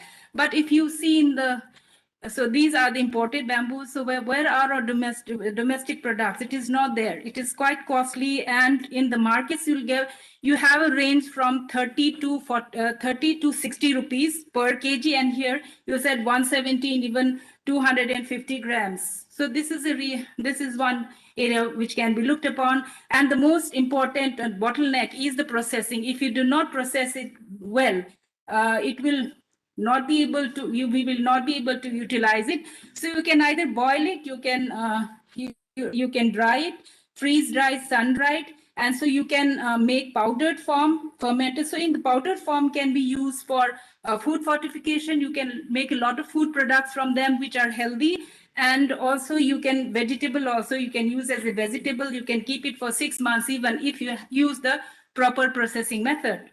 So this is one bottleneck which needs, and we have done quite a lot of work on this. 2 minutes left, ma'am. Yes, so packaging also we need. These are bamboo shoots are not sold in a proper way in India, and the most important part you can use for fortified foods to make functional products. So it is for bakery products, you can use for dairy. So meat products, these are all products which are available outside India. So because they realize that so these are products which we have also made in our own laboratory. Bamboo salt is one which is very popular in Korea because it has absorbed the minerals which is inside the bamboo culms. So dietary fiber. There is bamboo water coming up from Canada. They're just added the bamboo extract with antioxidants in water. Then the bamboo tea leaf. This is also the bamboo extract. Then bamboo beer. Here is it's from Mexico. He is Mauricio, who is a World Bamboo Ambassador. Then we have bamboo wine. Then phytochemicals. Why are these important? Because there are a lot of health improving phytochemicals in bamboo leaves. So there are so many different types of edible bamboos in the north, in India. Why do we not consider it as a bamboo as a food? Because of lack of awareness, non-availability, lack of proper processing, and lack of proper packaging. So this is just the cost from 30 to 60. You can get shoots. So what is needed now for commercialization? You need to have the appropriate species. So what we talked about just that appropriate species for the state should be done. Then propagation, you need a dedicated nursery, like one of our experts just mentioned. So this is how plantation on a large scale is necessary. This is done in Thailand, then this is Korea, and look at Brazil, South America, this is how they grow. in hectares. They have 100 hectares, and they are of different years: first year, second year, third year, fifth year. So this is how, for it commercialization, you need this sort of plantation, 100 acres. Market levels, domestic and international, you can have fresh, fermented, powdered or dried form. Powdered and dried forms they can use for food fortification. So overall, bamboo shoot can be used as a vegetable, used for making functional food, nutraceuticals. And we have many indigenous bamboos which can be used for all these. So just a repetition of that. So this is what our 20 years of research, we have worked out the nutrition, the processing and food products. Now it is only that it is to be taken to the market, and this is, and we never, and it is very difficult to get projects in bamboo, and especially in bamboo shoot, because it is not looked as much as it is done for others. So thank you. Thank you so much, ma'am. Thank you so much for highlighting bamboo potential as a food and medicine. Now I invite Srimati Sangeeta Bakshi. She is a senior scientist in TIFAC. She is a polymer. Sir, please question.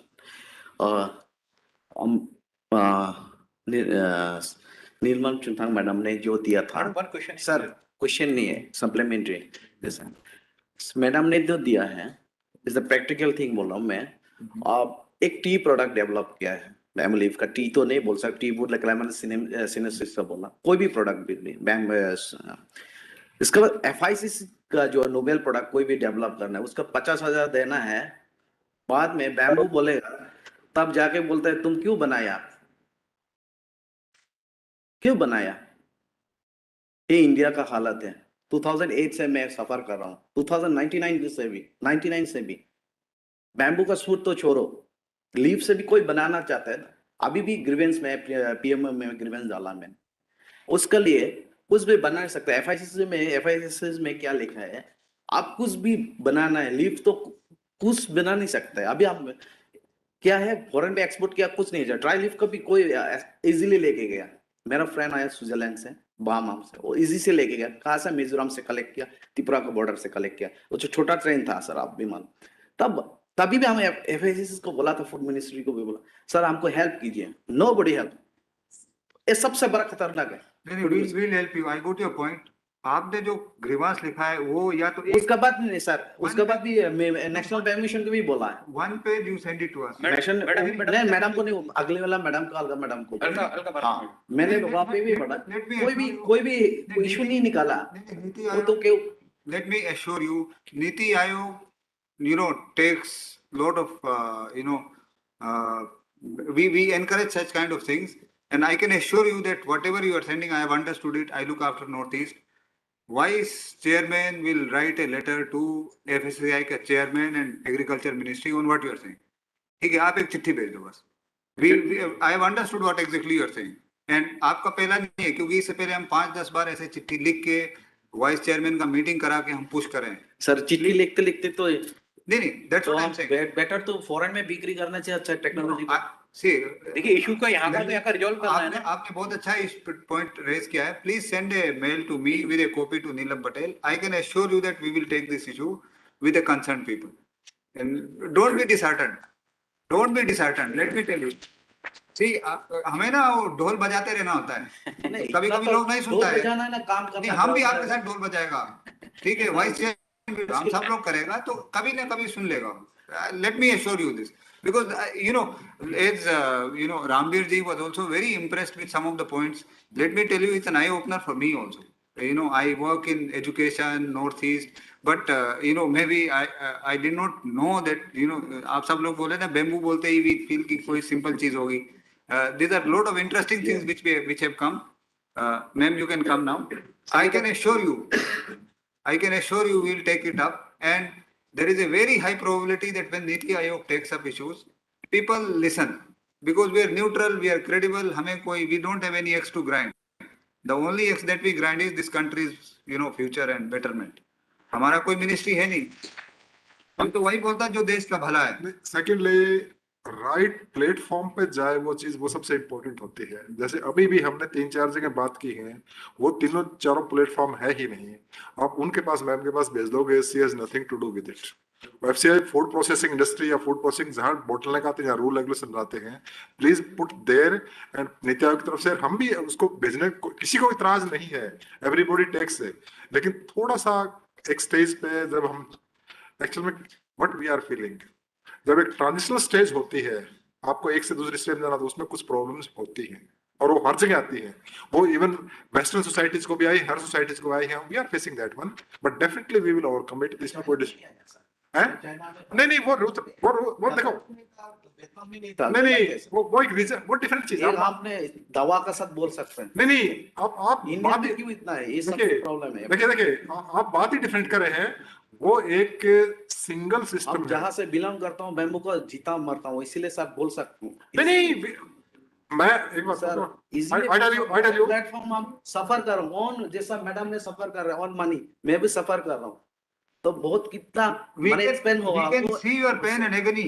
and we are empathizing with it, and let me assure you again, I am telling you as advisor in Niti Aayog that we will take this up on behalf of Niti Aayog. I am saying not only my personal behalf, on behalf of Niti Aayog I will use all the influencing power or credibility that we have from. That's why I am saying we have understood and we will help you out. And as Joint Secretary Sir is saying that कभी-कभी क्या होता है ना, आपने application दे दिया, हो सकता है सही जगह नहीं दिया, 5-10 जगह, तो हम we get disheartened, ऐसा नहीं होना.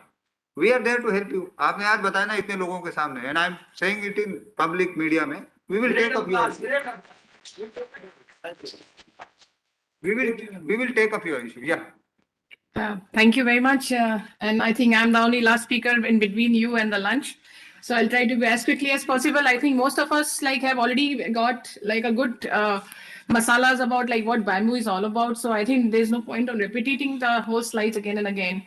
I just want to a little bit give a one slide picture of my organization, which I belong to, which is the Ministry of Science and Technology offshoot, TIFAC.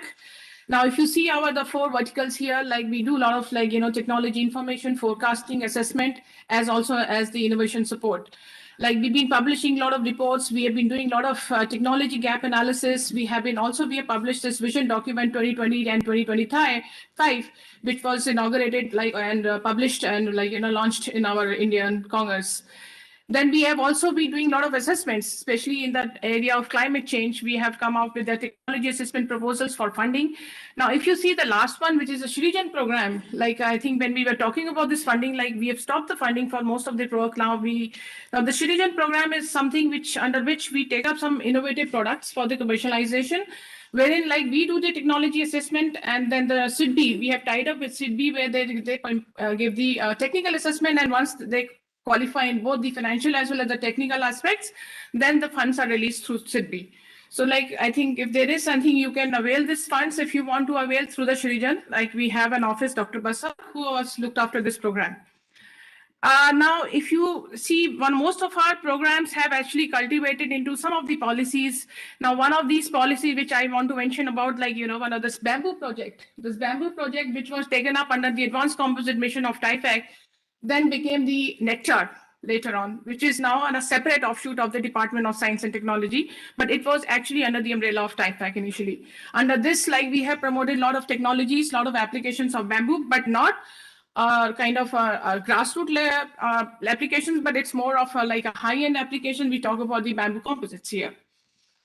Now, I think most of you people are not aware of these things, so it's not something which is kind of reinventing the wheel wheel, but it's if you see that, when we're talking about the fire resistance applications, now, bamboo, now when you have a low structure applications, probably you don't need a kind of a resin system for this.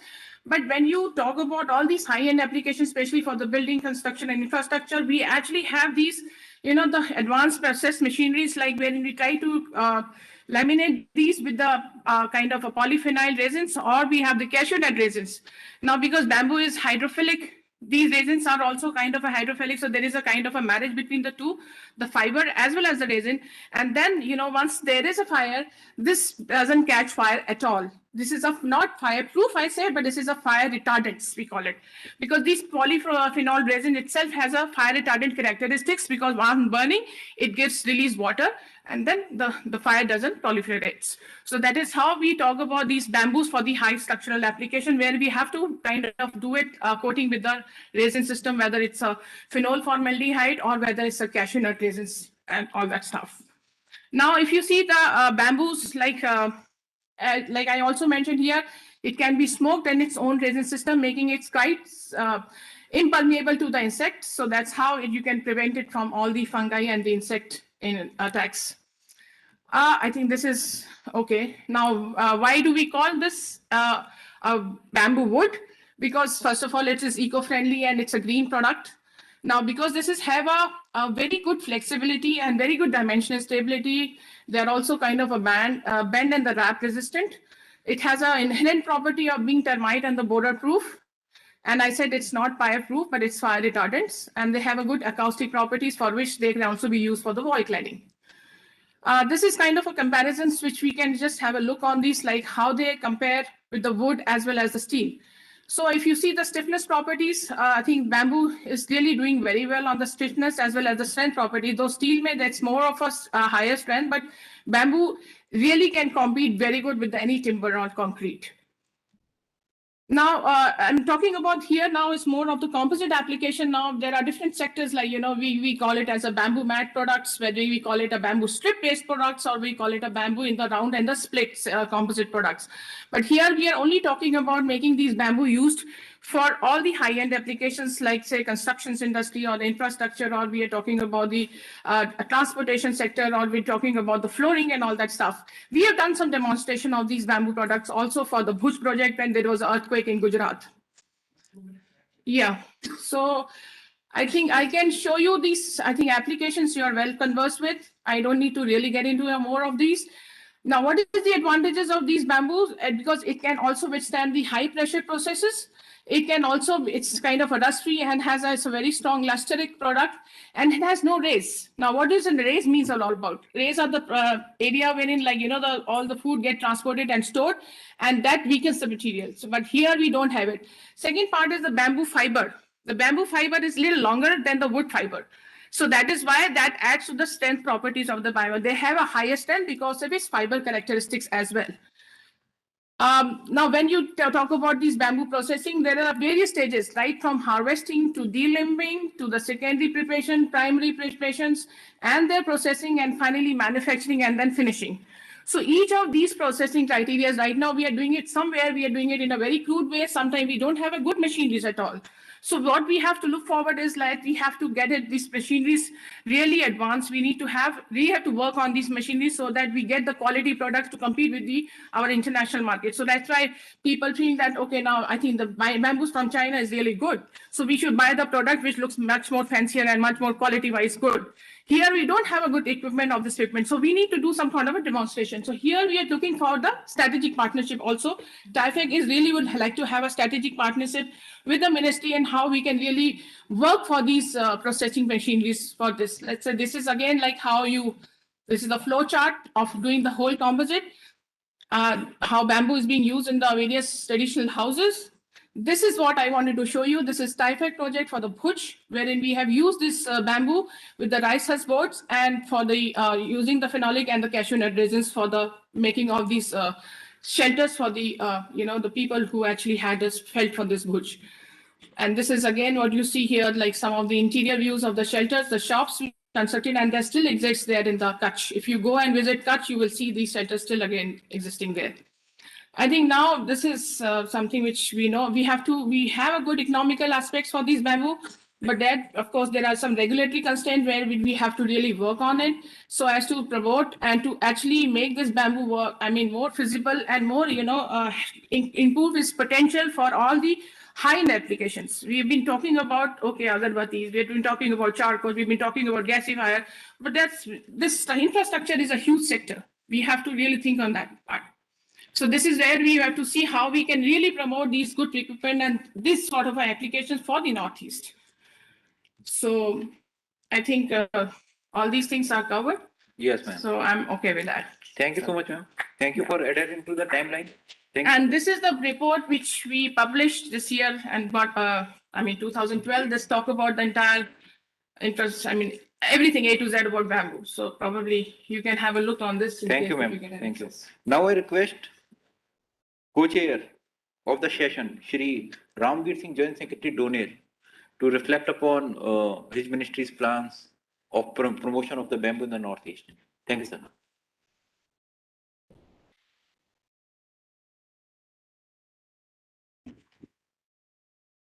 Donor, as name suggests, development of Northeast region. More or less we are in coordinating role. Specifically कोई scheme हम implement बहुत कम करते हैं या gap filling का काम हम कर रहे हैं, बट बैम्बू सेक्टर को पिछले में 3-3.5 साल से देखते हुए बहुत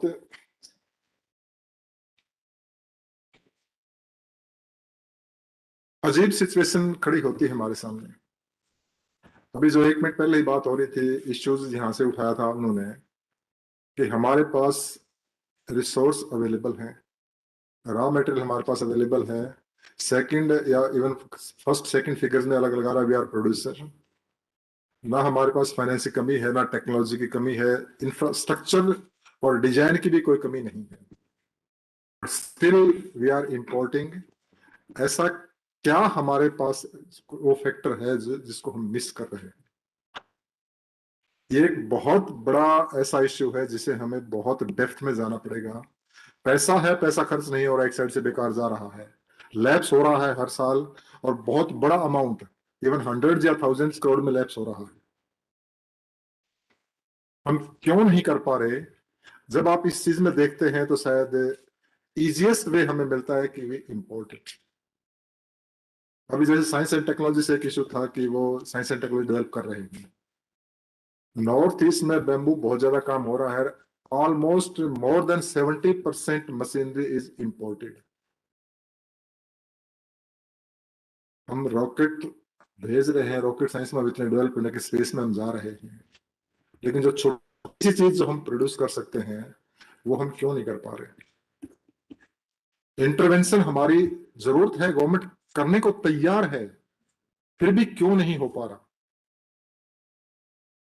गवर्नमेंट की तरफ से एफर्ट जा रहे हैं सारे, इवन स्पेशल इक्विपमेंट के बारे में, क्योंकि मैडम ने किस क्वेश्चन छेड़ दिया, मैं इसलिए कह रहा हूं, अदरवाइज ये डिस्कस करने वाला इशू नहीं था। अभी हमारी जो NECBDC, केंद्रीय बैम्बू टेक्नोलॉजी डेवलपमेंट काउंसिल ने 2 दिन का सिर्फ स्पेशल वर्कशॉप इसी चीज के लिए रखा है कि हम अपने बाहर का इंपोर्ट, ताइवान या चाइना से इंपोर्ट छोड़ के अपने सारे इक्विपमेंट जो बैम्बू के लिए यूज हो रहे हैं वो क्यों नहीं बना सकते हम? अगर बना सकते हैं तो उसमें जो इंडस्ट्री को भी इन्वॉल्व किया गया है, और आपको बल्कि मैं इनवाइट कर रहा हूं कि जब आपको आएगा तो आप उसमें प्लीज अपना कोई एक्सपर्ट भेजिएगा कि how you can help us, ताकि हम वो सारे प्रोडक्शन फैक्ट्रीज भी लगी हुई हैं, बट उस स्पेसिफिक चीज पे हम ध्यान नहीं दे रहे। हमें इस चीज को थोड़ा सा अपने माइंडसेट को चेंज करने की जरूरत है। जैसे हम कह रहे हैं कि bamboo is a miracle product, renewable भी है, एनवायरमेंट हजार्ड कोई नहीं है, स्टिल यूटिलाइजेशन नहीं है। कुछ रिस्ट्रिक्शन हमारे हैं, लेकिन रिस्ट्रिक्शन भी गवर्नमेंट तैयार है। जैसे जब ये कहा गया कि मोमेंट ऑफ बैम्बू रिस्ट्रिक्टेड है, गवर्नमेंट ने उसको चेंज कर दिया, फॉरेस्ट एक्ट में चेंज भी कर दिया, उसको चेंज कर दिया। 100 ईयर से जो रिस्ट्रिक्शंस थी वो 2018 में 17-18 में रिमूव की गई है। यू कैन इंपोर्ट एनीवेयर, लेकिन कहीं ना कहीं हमारा माइंडसेट भी कि अब भी हम जब इंपोर्ट ड्यूटी 10 से 25% कर दी गई, तब शायद हमें इजी नहीं लगा वो एकदम। उसके बाद पिछले साल से हमने एक भी बैम्बू स्टिक इंपोर्ट नहीं की है। क्या हम हर चीज में रिस्ट्रिक्शन चाहते हैं कि हर चीज में हमें कंपेल किया जाए? बहुत मन खट्टा होता है बैठ के देख के। हम पॉलिसी डिसीजन बहुत स्टेप ले रहे हैं, जैसे मैं बता रहा हूं, स्टेप लिए जा रहे हैं सारे, बट कहीं ना कहीं आगे आना होगा एंटरप्रेन्योर्स को भी, इंडस्ट्रीज को भी, और सभी के बीच में एक कोऑपरेट करना होगा हमें। अदरवाइज हम कॉन्फ्रेंस हो जाती हैं, मीटिंग्स हो जाती हैं, सेमिनार हो जाते हैं, लेकिन बातें वहीं की वहीं रहती हैं। शायद इस लड़ाई को हमने और भी आगे तेज ढंग से करना पड़ेगा। जैसे 3-4 बातें आई थी कि why we go so easy for import. अगर हम अपना कोई सेटअप करते हैं, उसमें हमें इवन DPR बनाना पड़ेगा, फिर आगे फाइनेंस का भी अरेंज करना पड़ेगा, मेहनत करनी पड़ेगी. We are choosing the easiest way. और वो इजिएस्ट वे ही नेशन बिल्डिंग में या हमें राष्ट्र को आगे ले जाने में बहुत ज्यादा डैमेज कर रहे हैं. मैं मिनिस्ट्री की तरफ से जहां तक स्पेशल पॉलिसी की है उसकी बात कर रहे हैं, ऐसी पॉलिसी मैंने सबसे पहले बताया कि हम तो कोऑर्डिनेटिंग रोल में मोर और लेस होते हैं, लेकिन सबके बोटलनेक होते हैं, वो हम देखते हैं, उसको आगे पुश करते हैं, स्टेट गवर्नमेंट की तरफ से भी ले जाते हैं, जैसे उनके इश्यूज गवर्नमेंट ऑफ इंडिया में ले जाते हैं. बट कंक्रीट एक्शन अगर हम देखें तो कहीं से लैकिंग है, हमारे शायद स्ट्रक्चर इनबिल्ट में लैकिंग है, और वो चेंज हमें करना पड़ेगा. जिसको खासतौर पर बैम्बू से रिलेटेड इश्यूज हैं वो एक बार कर ले, ताकि हम एक बार इसको नेशनल लेवल पे ले लें, नेशनल बैम्बू मिशन के साथ ले लें, मिनिस्ट्री एग्रीकल्चर से ले लें, नीति आयोग से ले लें, बैठ के हम करने को तैयार हैं इसके लिए. बट इश्यूज स्पेसिफिकली जो इम्प्लीमेंटेबल है, अगर हम एक चीज कह रहे हैं कि स्पेसिफिक हम बैम्बू प्रोडक्शन करना है, जैसे रॉ मेटेरियल की बात आ रही थी, रॉ मेटेरियल हमारे पास टिश्यू कल्चर का रॉ मेटेरियल अवेलेबल है. RFRI इवन जोरहाट और ICFRI बहुत काम कर रहे हैं इसमें. स्टेट को हाईटेक नर्सरी बनाने के लिए कहा गया हुआ है, और वो बन रही है सारी नर्सरी, लेकिन रॉ मेटेरियल हम जो लगाते हैं वो पता नहीं कहां से आ जाता है. ये बात समझ से दूर है हमारे.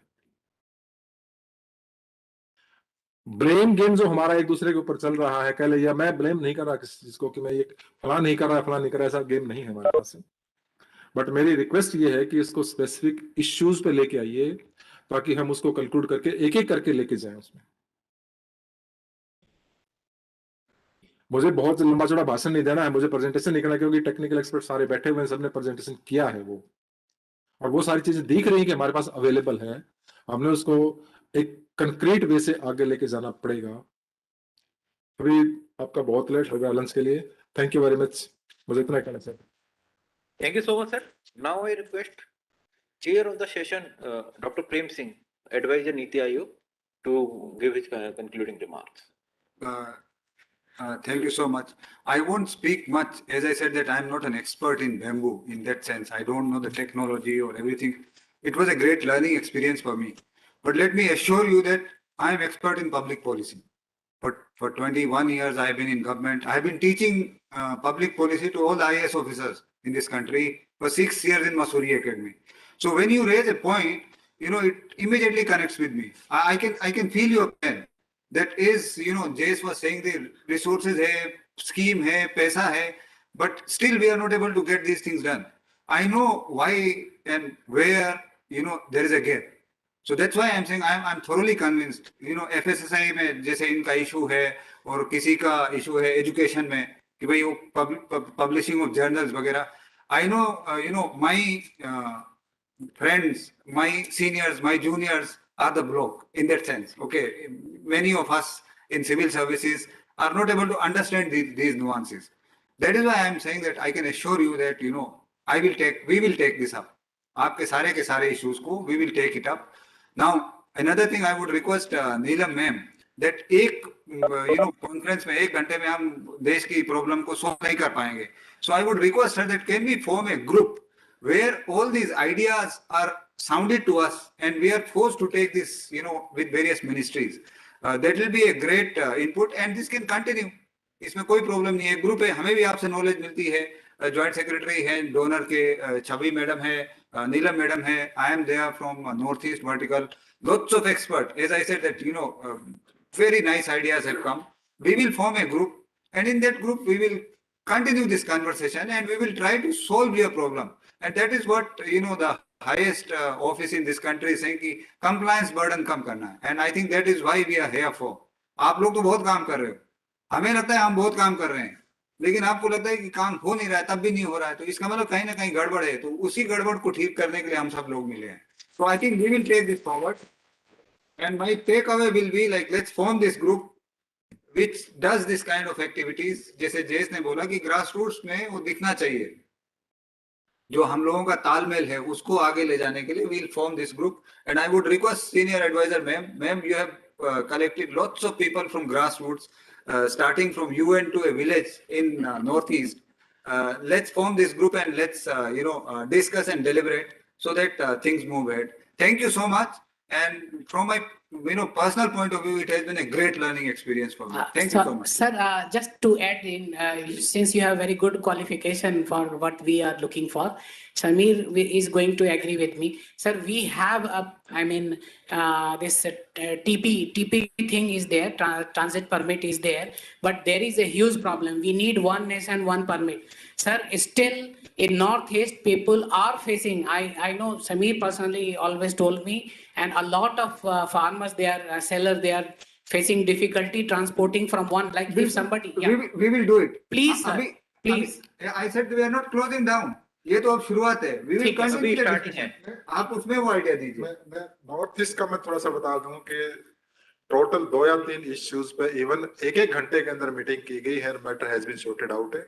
अब ये टीपी से फ्री है कंप्लीटली. अभी प्रॉब्लम क्या हो रही है ना, जी जी सर, हर स्टेट में अभी त्रिपुरा ने अब जाके खोला है जस्ट पिछले महीने में. और सर एक प्रॉब्लम क्या आ रही है कि से फॉर एग्जांपल मेघालय से, sorry, somebody is selling from Mizoram, अब उसको मेघालय से क्रॉस करना है.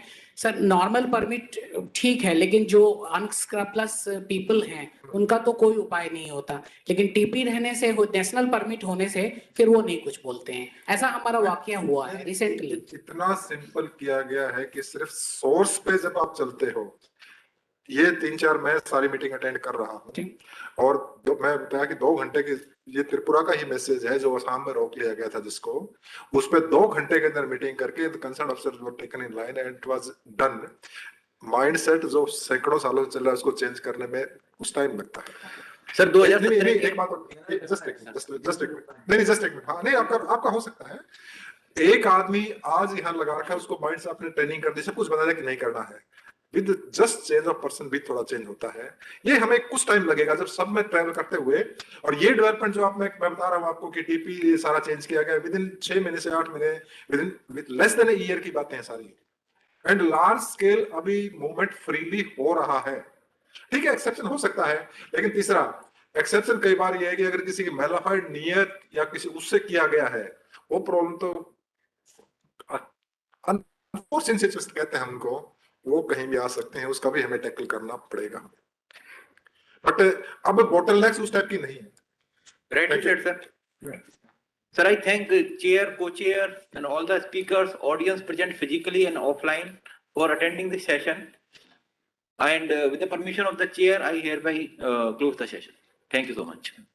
Thank you so much. Thank you so much. Thank you very much, sir.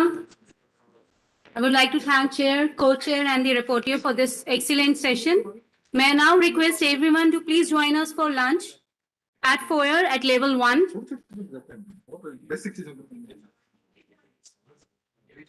And please rejoin us. We are already running short of time, so please rejoin us by 2:30. And I will request the speakers for the next technical session to please ensure that you have shared your presentations.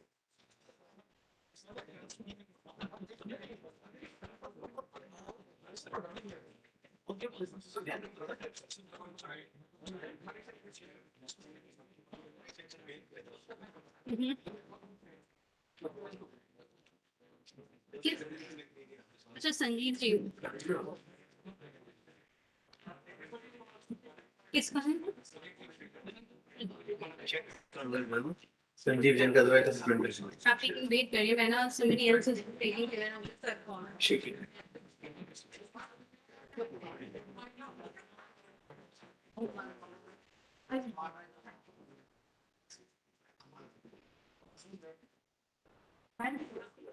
आप लगा सकते हैं, इसमें desktop पे folder है, तो आप ही विषय घटना कर दें. आपका पेन ड्राइव है?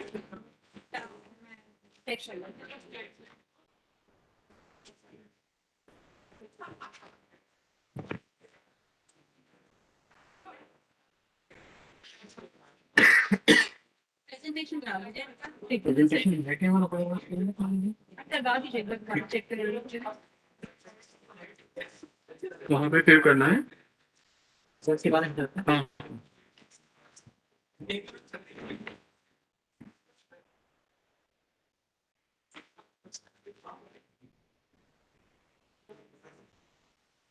It's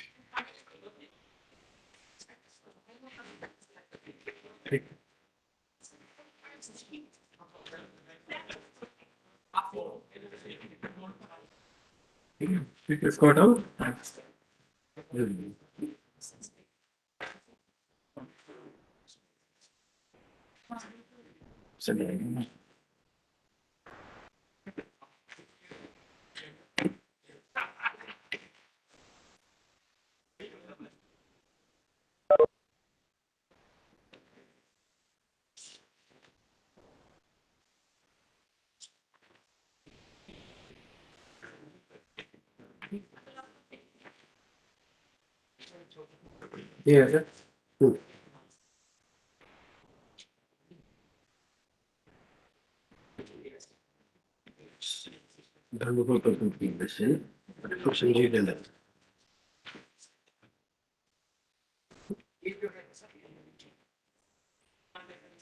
एक बार लास्ट लेके आओ।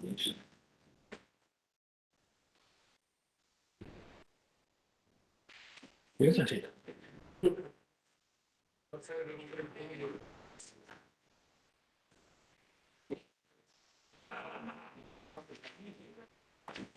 First time you can learn to go, मैंने पता लगा कि इनका मिक्स करता है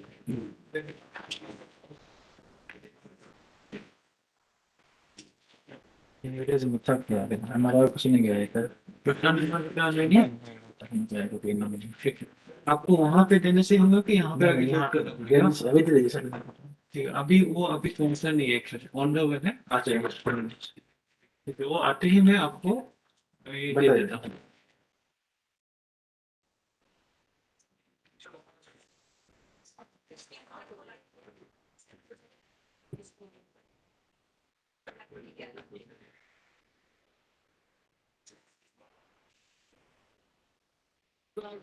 इनिशिएटिव ले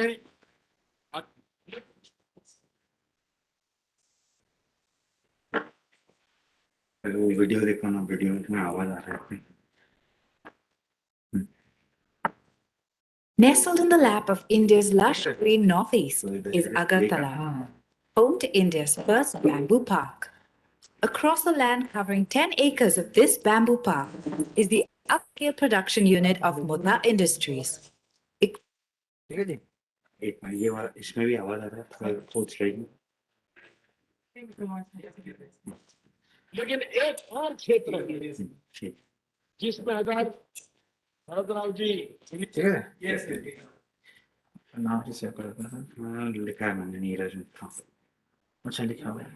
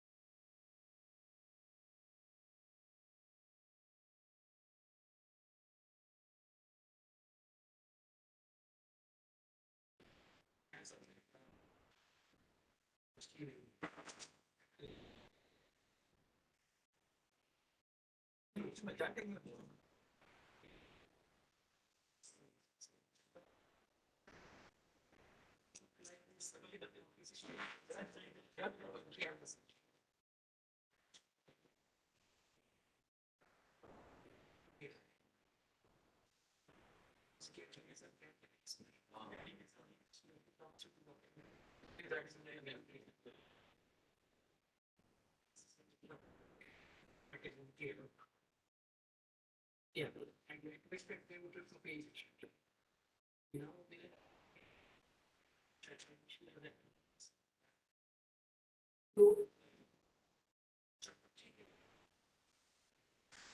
किसी ने किसी को समझना चाहिए ये नीति है जीवन में देखो जीवन क्या सबसे बड़ा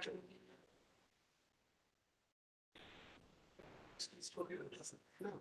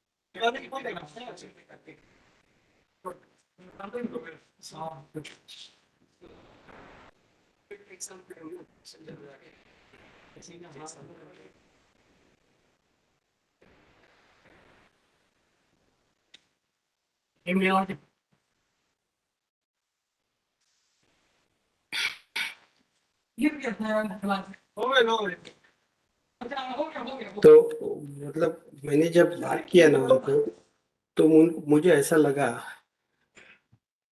कि शायद उनको मालूम भी नहीं है कि हाँ, मतलब वो नेशनल बाम्बू मिशन करके कोई मिशन है जो उसके अंडर आता है, उनको मालूम भी नहीं है, शायद ऐसा लगा मुझे। आई मे बी रॉन्ग, लेकिन मुझे ऐसा लगा। तो अभी क्या बोलने का सर? सर क्या बोलने का मतलब, I don't know.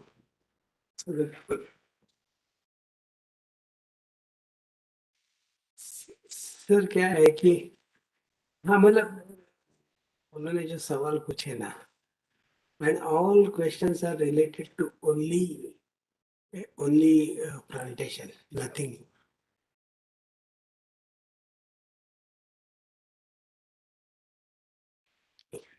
हाँ, ये you are right. बराबर। तो हम तो सर पागल जैसा कोशिश करते रहते हैं, हम हमारे हाथ में और क्या है? कुछ है ही नहीं ना अपने हाथ में। जितना है उतना करते रहेंगे, और क्या बोला जा सकता है?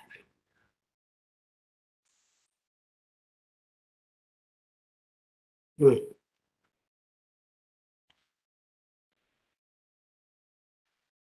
बराबर। हम्म, तो अभी हम जितना अपने हाथ में है उतना तो करते रहेंगे ना कोशिश, ऐसा मैंने सोचा है। दूसरा कोई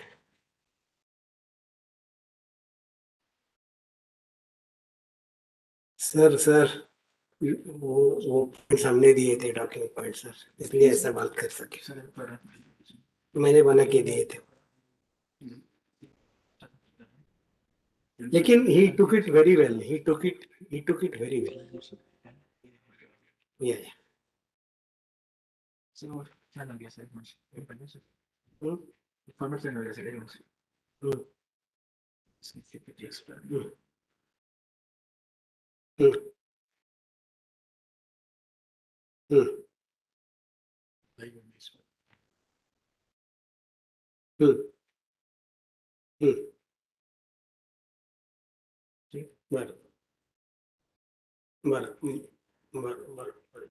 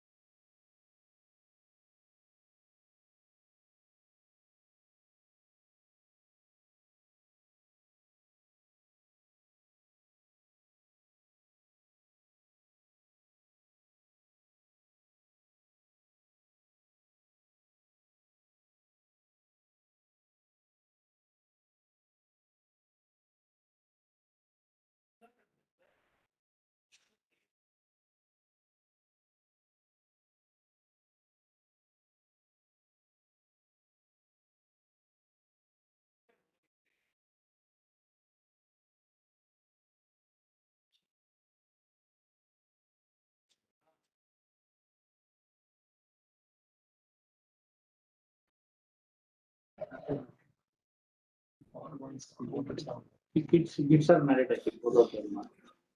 Like a grandfather. Yeah, yeah. The other one also got married actually.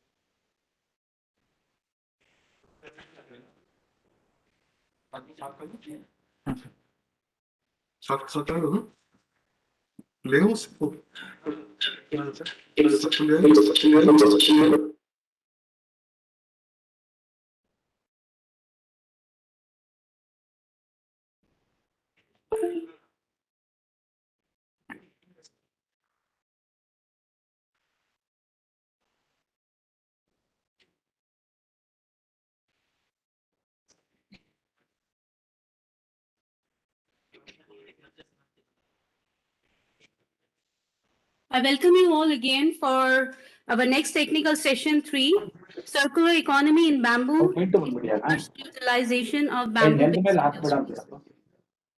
Before we start the session, I will request everyone, so please wear your mask and maintain the COVID protocol, preventive guidelines. ಅದನ್ನ drill ಮಾಡ್ಬಿಟ್ಟು photo ಹಾಕ್ಬೇಕು.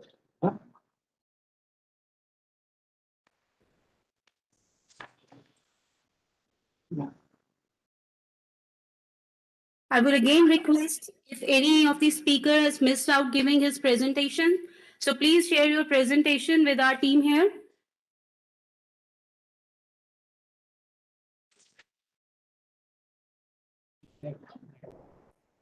That is only for the guys with physical.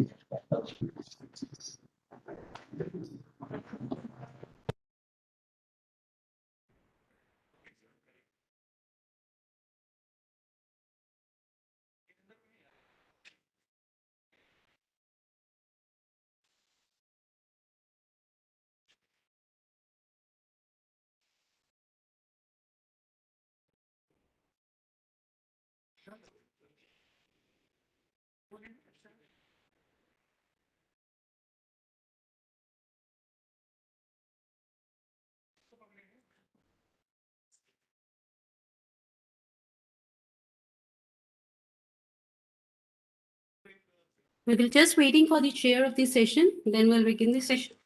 So it will be my pleasure to invite Honorable Member, Science and Technology, Dr. V.K. Saraswat, as the chair of the technical session. Welcome, sir. Dr. Vijay Kumar Saraswat is the Honorable Member, Science and Technology. Welcome, sir. May I also request the co-chair for the technical session, Shri Neeraj Sinha, Senior Advisor, Science and Technology, Niti Aayog. Thank you, sir. I will request Shri Raman Agarwal, Specialist, Niti Aayog, as the rapporteur for this session. Please have your seat. Please have your seat. Thank you very much. Sir, it's over to you. So please, sir, you can proceed with the session. Thank you. Thank you. I have a bad throat, so I'm going to request my colleague, Mr. Neeraj Sinha, to take over. Only one point, we have limited time. We have, I think, 7 or 8 presenters. So all of you should keep track of the time. We have 1.5 hours, isn't it? Yeah, 1.5 hours. So maybe 6 minutes to 8 minutes maximum. Okay? Kindly try to be brief and focused. Thank you. Over to Neeraj. Afternoon to everyone, and a very warm welcome to all the delegates, all the participants, all the speakers on behalf of the Niti Aayog to this session, which is the circular economy on bamboo. And we are looking at the techno-commercial utilization of bamboo-based industries here. So we have a lot of presentations which we are looking forward to, and they're all from the industry. So without further ado, I will request the first speaker, Mr. Prashant Srinivas, co-founder of Creative Forum, who is going to join us online to speak on bamboo wood for high-end design architecture.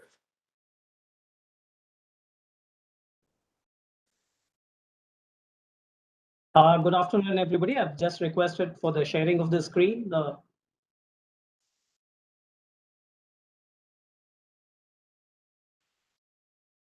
Are the shares visible? Are the slides visible? Yes, visible. Okay. So we are a consortium of architectural and a structural firm called Creative Forum Bangalore.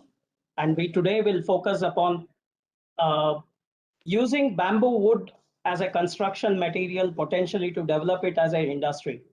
I think a lot of the things which we have said here was spoken today as to what could be the contribution of bamboo wood towards construction industry. I think we all know that this is one of the best way to replace steel and cement as a construction material in order to bring the CO2 footprint down. And I think what we have really narrowed down today, and again, we are rushing the presentation as told by the chair to complete in 6 to 8 minutes. We have narrowed down the entire architectural possibilities to 8x4 bamboo wood board of 20 mm thick. And we are working on 4 to 5 projects across a spectrum of housing, institutional, industrial, and other things, which my two colleagues, one who is an architect and other structural engineers, will explain. Simply put, we want to just tell that all the policy framework which is necessary to adopt bamboo wood technology to go into mainstream construction is a definite possibility. And it is already in place, including the BIS specification and the certification. And now my colleagues will take over and explain how architecturally they have evolved solution for bamboo wood as a construction technology. Yes, we all know about the qualities and the proactive use of bamboo wood to reduce CO2 emissions. I will not get into the details of this. It is bamboo wood is termite proof, it is waterproof. The decarbonization removes all the parasitic eggs in the bamboo, which makes it termite proof. So it is very, very long lasting. It also does not shrink and bend in monsoon and in other wet conditions. This is a school we have designed in Nagpur using bamboo wood lumber. What you can see is this is a 4th floor building where the basement and the foundations are done in concrete and the entire superstructure is done in bamboo wood lumber. The beauty of this is that we have used something called cross lamination system, where you take 3 layers of bamboo wood plywood, which is 20 mm thick. You can join it in cross lamination fashion as shown, which makes it extremely strong, both in compression and tension. And the weight is transferred on the surface rather than point loads. That's the beauty of this. And it can be cut into any shape and size and can be used as beams and columns or floor slabs. So one material can be used for the entire building like a shell. The entire building comes out like a shell rather than doing columns and beams and then infilling it with walls and plaster. You can see the cross section of the building. This is a 4th floor building. The use of steel is only in the junctions between the bamboo wood pieces and anchoring it into the concrete foundations below. This building technique can be used up to 8 to 10 floors using the same thing. The beauty of this is that we have taken smaller pieces of bamboo wood and woven them into a larger member. It's called weaving of lumber, which you can see in this diagram. I will show you the further details of this. What I want to bring it here is, I think there is no necessity for increasing the size of the wood cross section. So we can have smaller size as a bundle of smaller size which are unstable to make it stable by combining. So it is basic principle is weaving.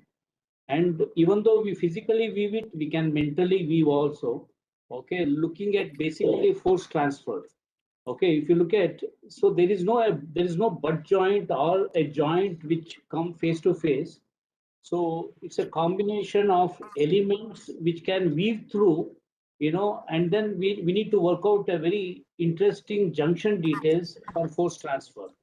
I think coming back to the principle of what we look at and everybody looks at, on the streets is, how baskets are done. I think we follow the same principle and take it forward, working with unstable elements to make it stable, So this is the basic, concept, we are looking at, You see here how just a small amount of steel is used to bring all the wooden members together. Yeah. And then if you see here, 4 small pillars make a larger pillar, which takes much more load than a small pillar would take. Yeah.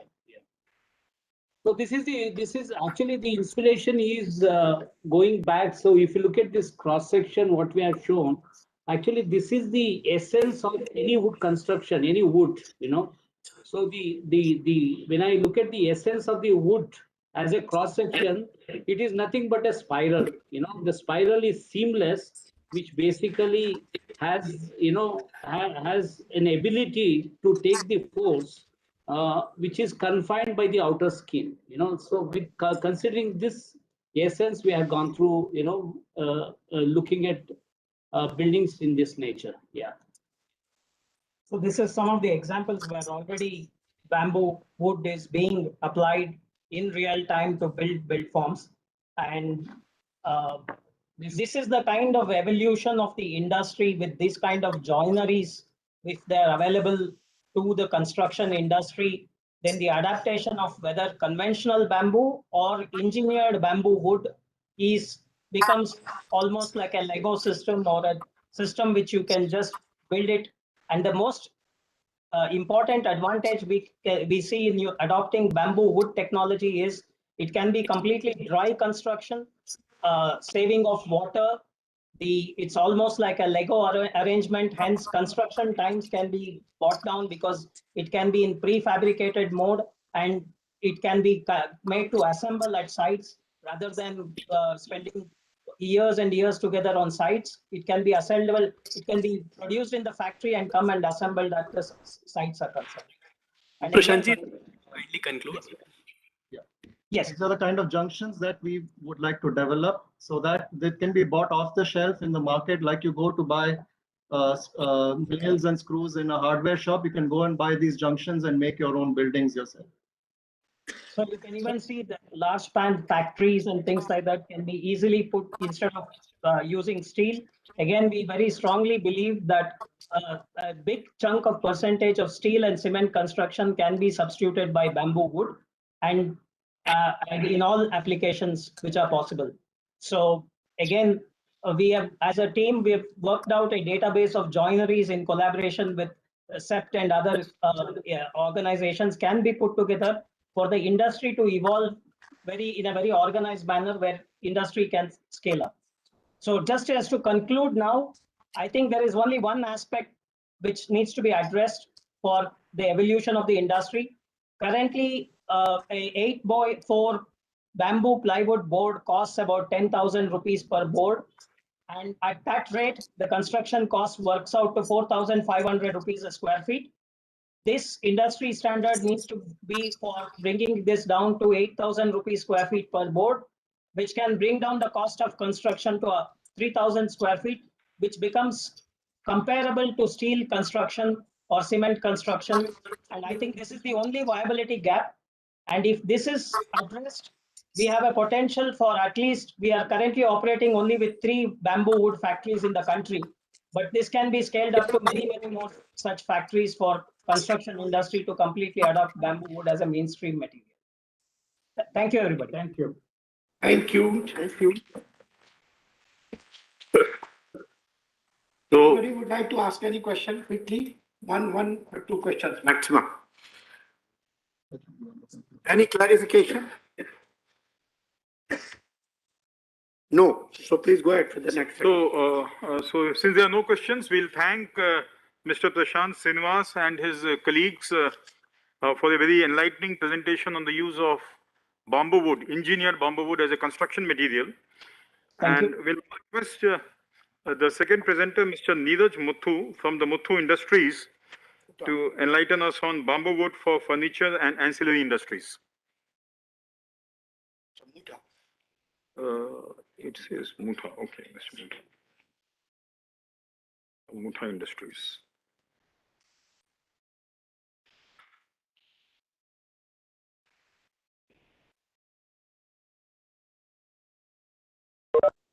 Good afternoon, Dr. V.K. Saraswat sir, Shri Neeraj Sinha sir, Shri Naman Agarwal sir, Neelam Patel ma'am, members of Niti Aayog, and my dear friends.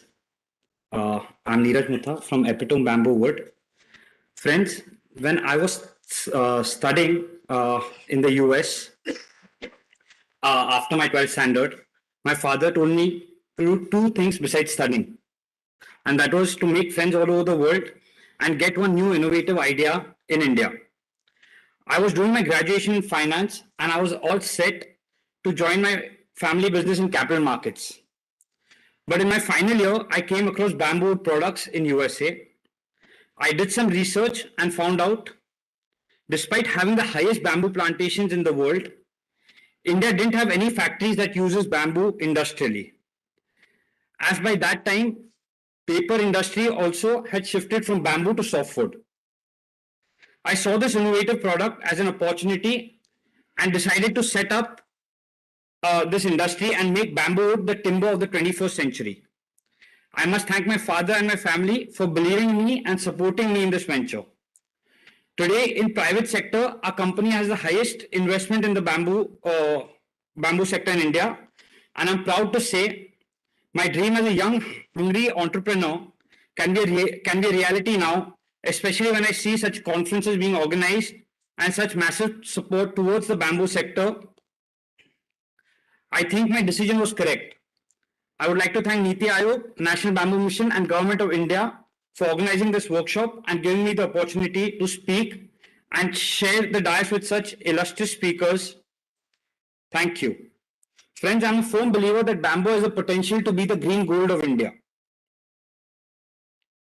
I had the opportunity to meet our Honorable Prime Minister at an exhibition in Lucknow where I appraised him about bamboo wood and the work done by us in the bamboo sector. As our Prime Minister has been striving hard to make India a $5 trillion economy, so why can't we start working towards making bamboo sector an important contributor to our GDP as part of our Honorable Prime Minister's dream? I'll start with my presentation. Today, first, I'll introduce my company and our bamboo products, and thereafter, I will share my thoughts on bamboo sector in India and a few suggestions to the sector. लेकिन एक और क्षेत्र है जिसमें अगर शरद Rao ji initiative ले और यहाँ के साइंटिस्ट कुछ काम करें और दोनों एक ही नेचर के काम है और वो है बम्बू। बम्बू की खेती का एक ग्लोबल मार्केट है, लेकिन हमारे देश का जो बम्बू है उस बम्बू का भी प्रॉब्लम ये है कि उसका भी दो घाट का जो बीच का अंतर है वो बहुत कम है और उसके कारण बम्बू से वैल्यू एडिशन जो बात प्रोडक्ट होते हैं उसमें हमारे किसान को जितना चाहिए उतना फायदा नहीं होता है। बम्बू की खेती पानी की भी जरूरत कम और पैदावार ज्यादा की संभावना है। जिस जेनेटिक इंटरवेंशन से हम शुगर में बदलाव ला सकते हैं, मेरा मोटा मोटा अनुमान है, मैं साइंटिस्ट नहीं हूं, साइंटिस्ट लोग इसमें ज्यादा मदद कर सकते हैं। बाम्बू में भी यही रिसर्च साइमल्टेनियस वहां अगर चल सकती है और हम ग्लोबली कॉम्पिटिटिव बाम्बू क्वालिटी अगर हम लाते हैं तो हमारे देश में एक नया क्षेत्र एग्रो इकोनॉमी का हम प्रारंभ कर सकते हैं। इस दिशा में करने की दिशा में सोचा जा सकता है। So this was our Honorable Prime Minister at an event in Sangli in 2014, where he was talking about the shortcomings of the Indian bamboo. And I'm proud to say we have found the solution to the problem highlighted by our PM with bamboo wood, an eco-friendly substitute to hardwood. To make bamboo wood, the only requirement is of a freshly harvested matured bamboo. The knot-to-knot distance or the tapering diameter of the bamboo does not affect in the making of quality bamboo wood. So we are a Mumbai-based company. We are pioneers in manufacturing bamboo wood in India. We've provided direct employment to more than 200 people and indirect employment to more than 500 people. Besides that, Mutha Industries has also provided a ready market for the bamboo growing farmers of Tripura at their doorstep. We convert bamboo into wood and hence the name bamboo wood. Friends, you will be happy and proud to know we coined the term bamboo wood for this product and now it is universally accepted. Before 2014, this product was known as strand woven bamboo, Till date, we have executed 500 plus projects across India. From bamboo wood, we can make products like furniture, flooring, cladding, doors, and for that matter, any products that can be made with hardwood. A latest feather in our cap is we have successfully supplied over 3 lakh square feet of bamboo wood flooring in the Central Vista project till now. On the bottom right of the screen, you can see a state-of-the-art unit in Agartala. I will take the opportunity to show you some pictures of the projects we have executed. This is the Samrat Ashoka Convention Center in Patna. At that time, it was the largest auditorium in Asia. We have supplied over 7,000 square meters of flooring. This project is very dear to me. It's at Digha Beach. It is a project by the government of West Bengal and it was financed by World Bank. Here we have used bamboo wood as a structural material, and I'm proud to say 3 cyclones till date have hit this coast and not even one structure has been damaged. This is Guwahati Airport. We have extensively used our wall cladding and ceiling products. This is an heritage building of Godrej in Mumbai, where Godrej itself has used bamboo wood material in their invite-only office for their clients. This is one of the latest projects we've done where we supplied furniture to IIM Shillong. So this was a brief introduction about our epitome bamboo wood.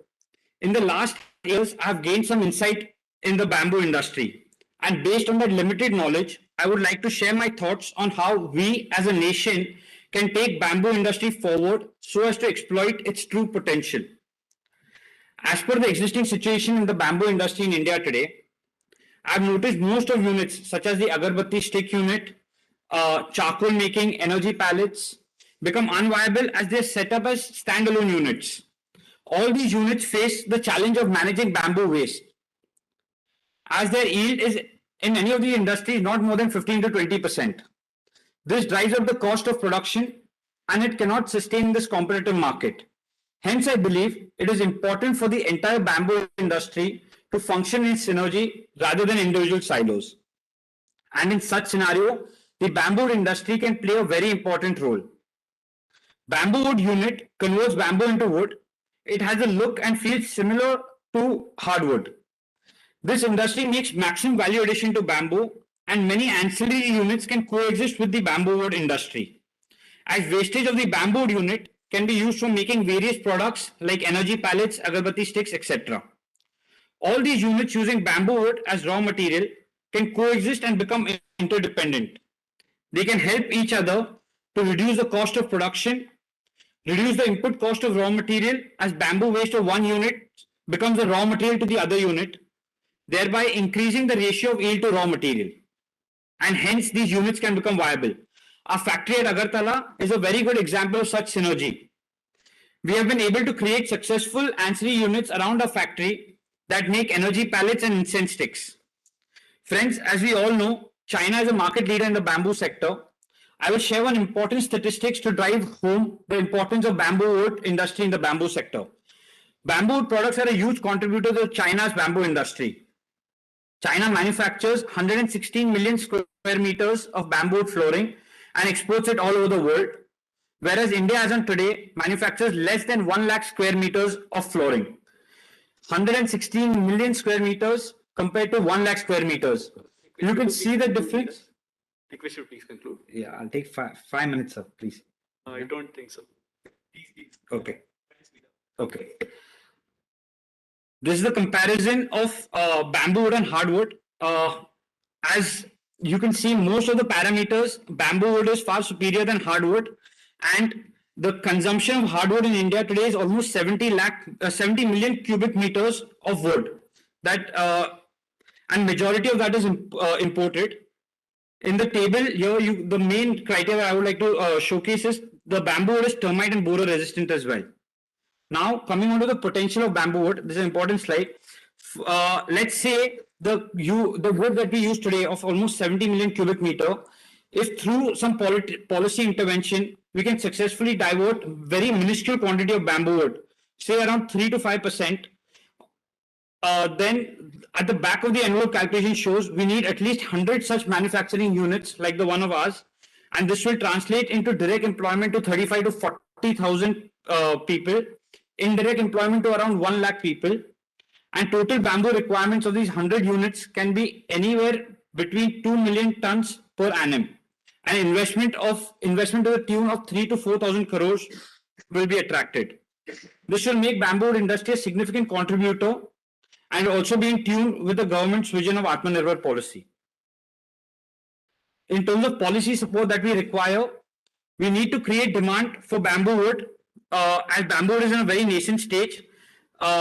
If we can impress upon the government to use a certain percentage of the material that they currently use can be shifted to bamboo wood, this will help us to create a demand. Another way we can promote is the furniture that the government procures. If we can ask the government to again shift some percentage of the furniture that they procure to bamboo wood, that will help us. I will share some pictures of the furniture that we have developed. These are trays, study tables. Another policy support that we require is bamboo products cannot, it's very difficult for us to list on the GEM portal. And because of that, it becomes very difficult to sell products in the government sector. Since the last 2 years, my team has communicated many times to the GEM portal, but we have not yet been able to figure out under which category to list these products. So I would require, I would really appreciate if we can impress upon the GEM to have a separate category for bamboo wood products and protection from dumping of imported material.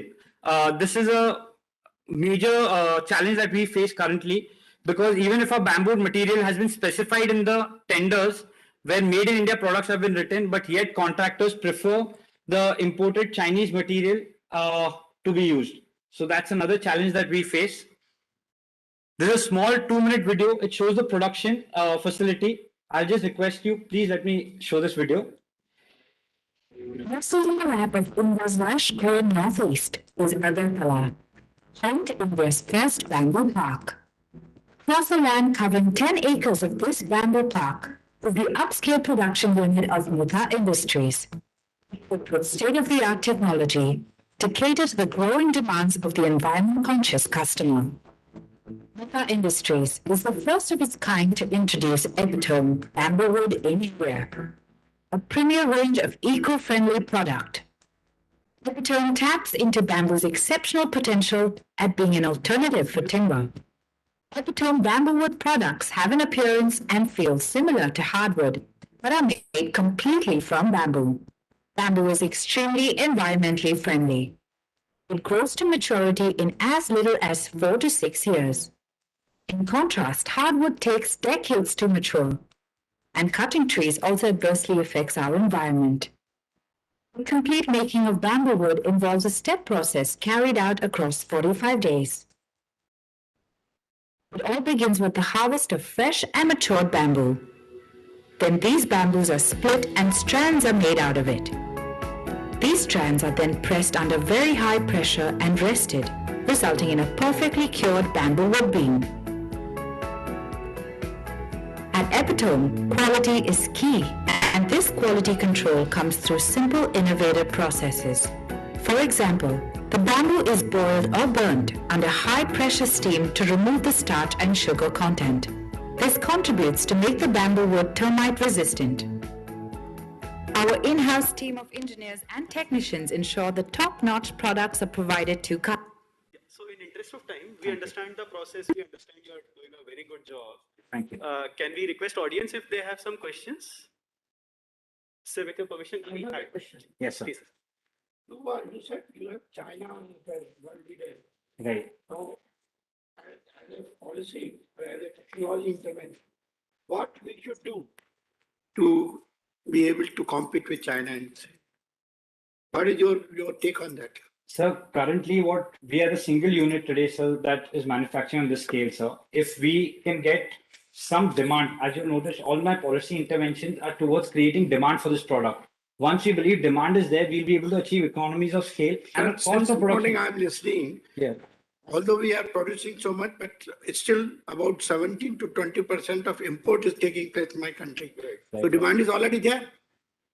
If bamboo is being imported, whether it is for the sticks or it is for charcoal or whatever it is, bamboo is being imported today. Right, sir. So that means if demand was not there, why should it be imported? So for our product, what we have noticed is, sir. For your product, yes, maybe bamboo would not, but bamboo as per se, even the production in India is per hectare is much less than what China is doing. The total production quantity is much less than what China is doing. Right, sir. Our demand is high. So why are we not producing more? That's the question I'm asking. Sir, I guess as sir in the earlier session mentioned. Sir, there is a one take. Ajay Thakur, FRI Dehradun. This side, sir. First thing is we have available bamboo. It is only 7% that is available for industry. 93% bamboo it is in forest and we cannot use. So that is not a big problem. You can always take the forest. No. Sir, it is not available. After 1990, it is not available. How that policy has been changed? Yeah, no, from forest, you cannot take, the policy says the bamboo growing in farmer's field can be taken, and that is 19 million availability is. I am talking about ISFR 2019 data. Only 19 million is available total stock. So this is a big issue. If there is a supply from forest, then things are going to be better. It's my take. Sir, I would like to add something. Sir, your question is very important as to why we are not able to manufacture and meet the local demand. Now, Request you to please introduce yourself. Yeah, my name is Pratap Goswami, and I am representing Shefexil, Shellac and Forest Produce Export Promotion Council. Sir, the maximum demand today is for round bamboo sticks, which are used in agarbatti. Now, this round bamboo stick industry per se is a medium scale industry. And most of the units in India are small scale or micro scale units. And they cannot afford to have all the processes which are needed to make quality bamboo sticks. So unless you provide them support by having common facility centers and provide them facility for blanching and seasoning and also for waste utilization, such as charcoal making and pulverization of bamboo to be used as a raw material in agarbatti, unless the whole bamboo culm is not utilized, you will not be competitive. Though the cost of bamboo in Northeast varies between 2,500 to 4,000 rupees a ton. But since the yield for the round sticks is merely 6 to 12%, the input cost works out to 25,000 to 40,000 rupees a ton. Whereas in China, the cost of bamboo varies between 8,000 to 10,000 rupees a ton, but their input cost is only 12,000 to 15,000. As against 25 to 40,000 in case of India. And that is because they are utilizing the complete bamboo and they are making value-added products out of it. Now here, charcoal is a very good, it has a very good export potential, but export of charcoal is prohibited. Export of fresh bamboo shoots is prohibited under the foreign trade policy of India. So we need to put these two items in the free category so that the export can be promoted. And it is a high premium item. Bamboo charcoal is a high premium item. Anything else? Sir, apart from this, sir, the main reason why these common facility centers are not coming up is because. Okay.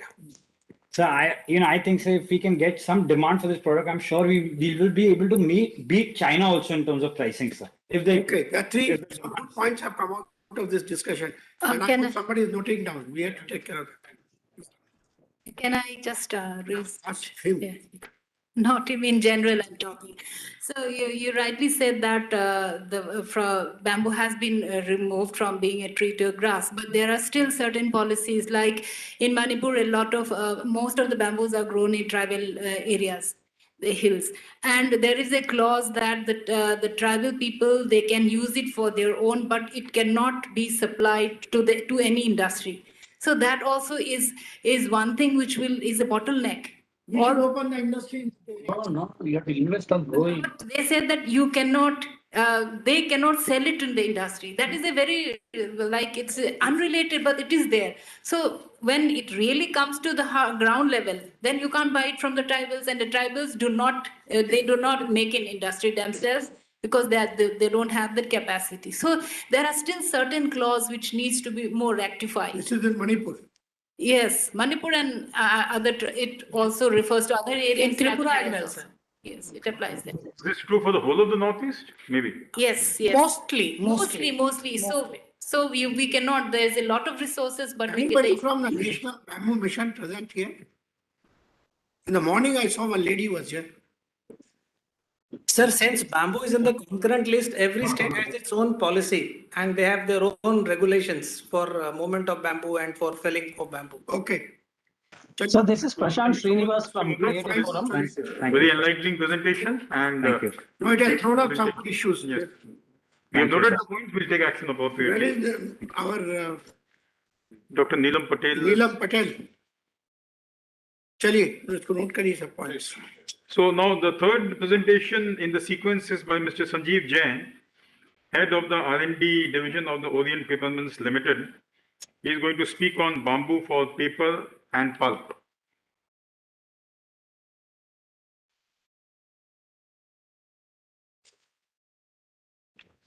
Good afternoon, sir.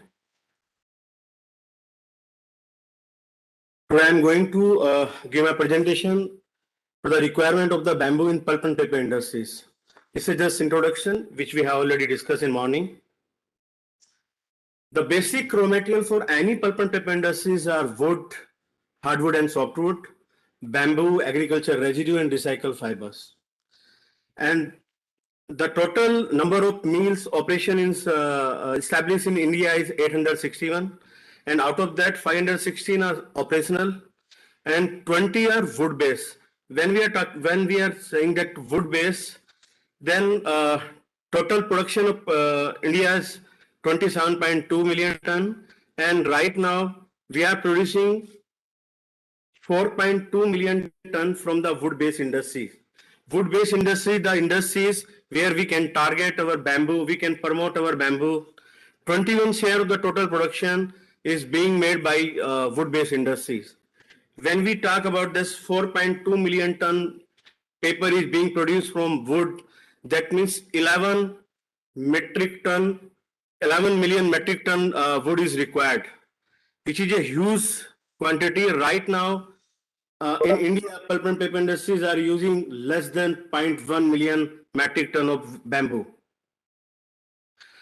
Main reason for non-popularity of the bamboos are poor representation of the bamboo, less accessibility, high cost, technical limitations. Bamboo is the best raw material for manufacturing high quality pulp and paper units. Due to its morphological and content of bamboo is very high. In fact, it is similar to coniferous, and it contains high cellulose content, thin solid fiber, good plasticity, high fiber length. It is attributed high strength as well as high pulp yield. I was listening since morning that everyone is saying that bamboo is the low in yield, but I must confirm over here, being an R&D expert in pulp and paper industries, bamboo is the highest yield content raw material for Indian pulp and paper industry is concerned. Longer fiber always produce stronger paper, and bamboo has the equal qualities as like the softwood. Bamboo fiber is the best substitute to the costly imported softwood fiber and economical sustainable.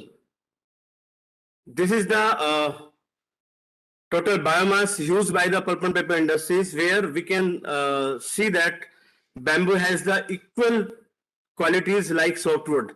Other than there is some laconic technical constraint like extractive, which is 2.5 to 5% in bamboo. There is huge opportunity in pulp and paper industries in regards to bamboo.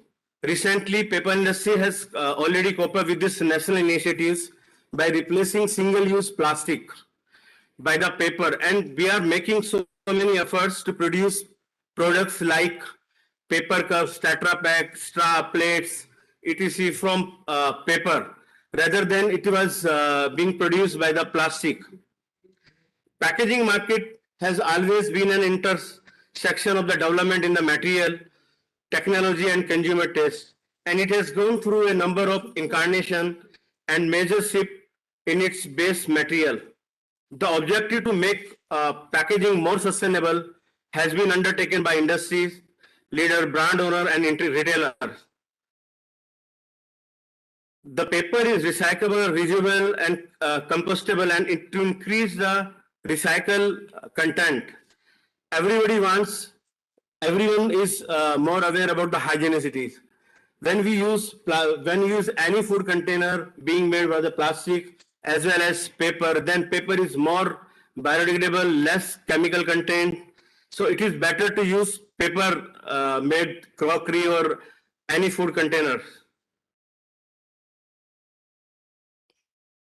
The global envelope market is classified into institutional, e-commerce, logistic, and shipping and postal services.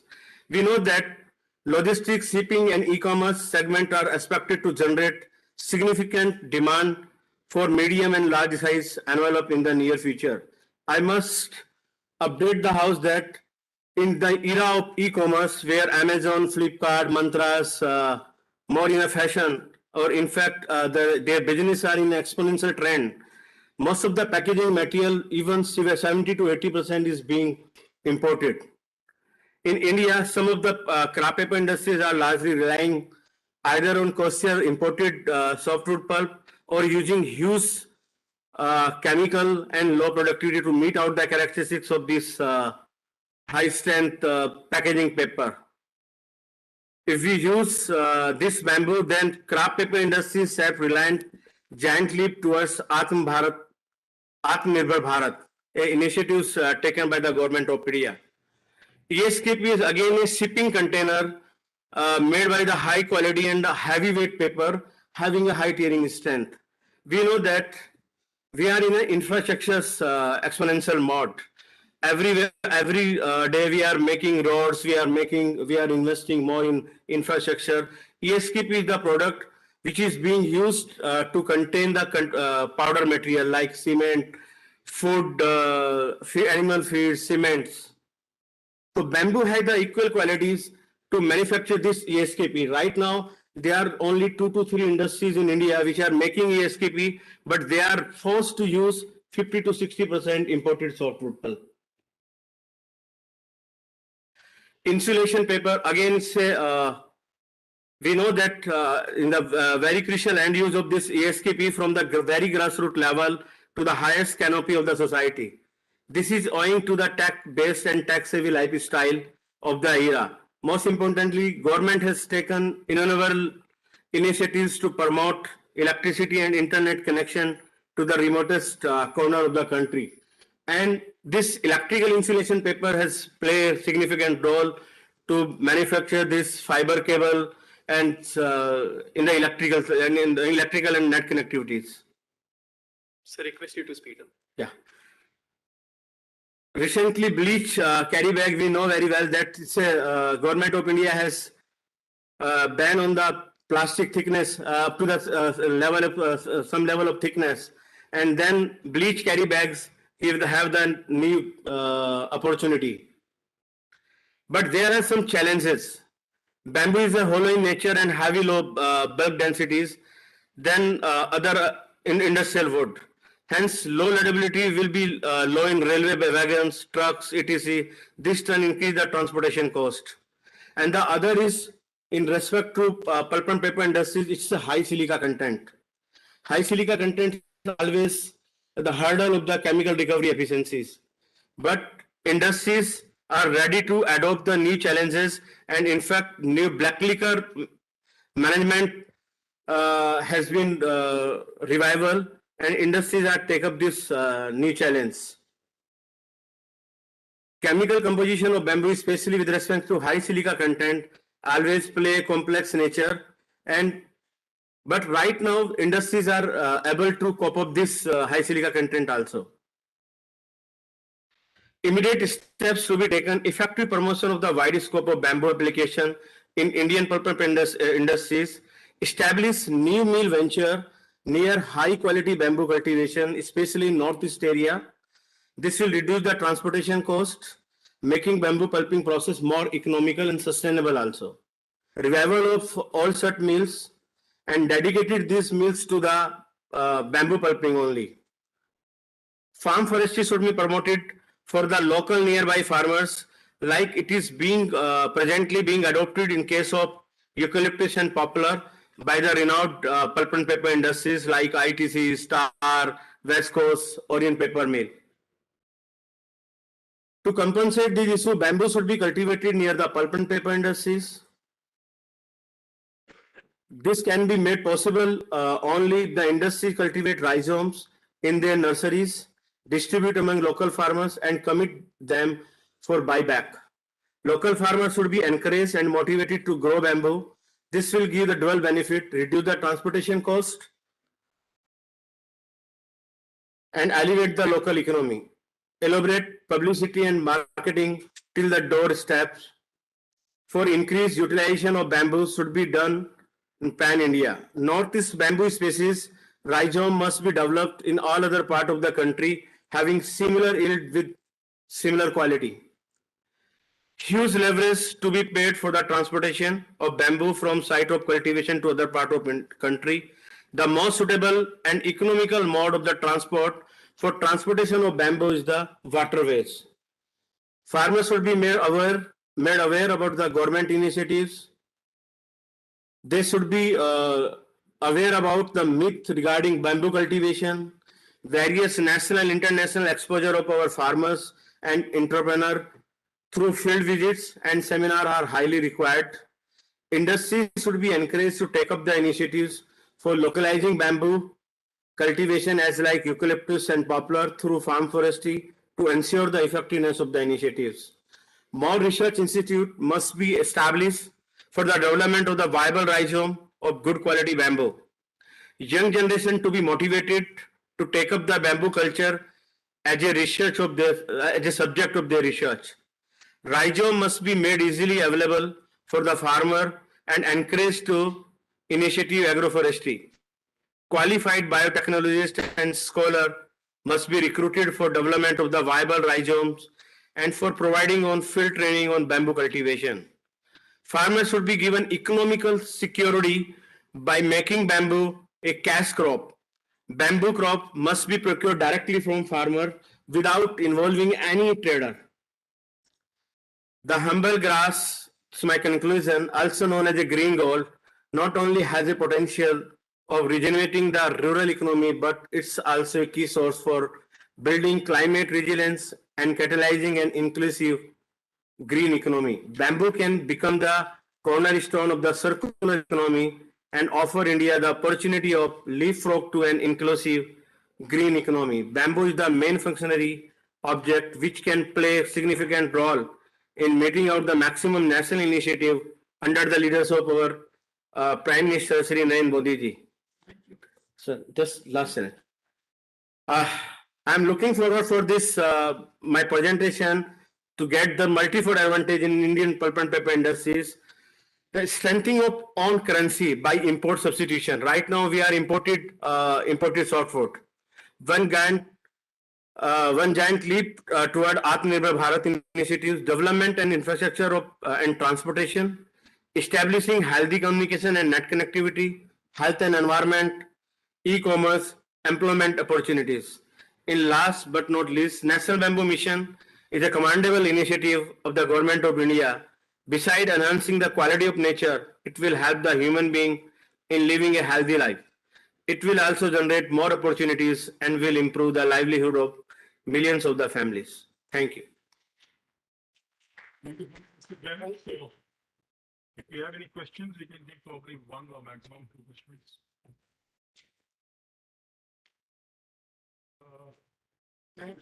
Sure. No. Sirpur Kagat Nagar was estimated only for making bamboo and also feeding it for paper industry there. What happened? Sir, Sirpur Kagat Nagar is no more growing bamboo as much as it used to. Sir, Sirpur industry has been shut down due to its some technical issues and some labor issues. Initially, it was shut down. Now it has been revival by the JK Group just recently 1 year back. Question, sir, if you permit, I can add. Ajay Thakur again.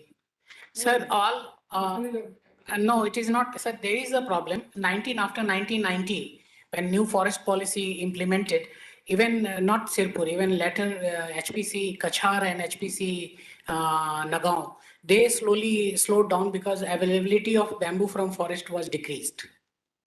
This issue of forest availability, I think there has to be a discussion on that. He is telling that if the bamboo is grown in forest, it is not allowed to be cultivated. There is some policy. Is it right? So may I be allowed to speak? That is not allowed to for the transit and transport. But the bamboo which is growing in private land outside of the forest and unreserved area, that can be used, sir. See, bamboo is grown as part of the social forestry today. Yeah. And social forestry has become part of agriculture. Yes, sir. So there should be an overarching feature through which I should be able to take the bamboo from forest into the main trade. Yes, sir. That we have to. That's what I'm having a small doubt on that. Yes. Because my information is not full. I'm not arguing, but we should go into the details. Yes, sir. But that they have not covered it. I think, sir. So we have to take up. The gentleman has got some idea, so we should work on it. Yes, We can take it up with the Ministry of Yes, sir. Environment. We'll take it up from the Yes, ministry. yes, sir. May I allowed to speak? Sir, paper industry is actually promoted fast-growing trees in India and work with the farmer to grow that imported species in India. Why paper industry is not doing with bamboo in this, with farmer? If they work with farmer, this is the best option to the farmer. Farmer can earn much more than normal softwood tree because it is a fast-growing. And if industry work with the farmer, I am very sure that just like All of you are missing one point which he brought out very clearly. When the softwood is landing here at much cheaper cost, which is imported forward, then the bamboo which is coming out from your own place after all that, he gave a figure of 25,000 versus 12,000, if I'm not wrong. Yes, sir. I did not see that. But the thing is, eucalyptus poplar colonies. 1 minute. What is the cost of bamboo per ton? Which is required? Bamboo, and what is the cost of soft? Imported softwood is quite high, sir. It is Imported 70,000 rupees per ton of But that. it's still that, even then you are importing that and not taking the bamboo pulp. Actually, non-availability of the bamboo. The good quality of bamboo is available only in northeast area. And thus industry has some limitations. If government takes some initiatives, promote some industries, then it is very easy. In fact, bamboo pulp is far cheaper than this imported softwood. I would like to add here, sir, as far as bamboo is concerned, in central India, in Gadchiroli district and Chandrapur district, about 1.5 lakhs to 2 lakh tons of bamboo is available, which is not getting harvested because there is no demand. Out of which 50% of that bamboo has been given to FRA beneficiaries and PESA beneficiaries. And in the absence of demand, it is just getting congested. There is again a gap. I'm also ex-Britian. I'm working with the Balapur industry also. There is some limitations, some restrictions from the government of India, forest department. That's why Balapur has to shift from bamboo to wood. Sir, working plans are in place. Bamboo is available. They have put it up for auction. Definitely. Tenders, nobody's.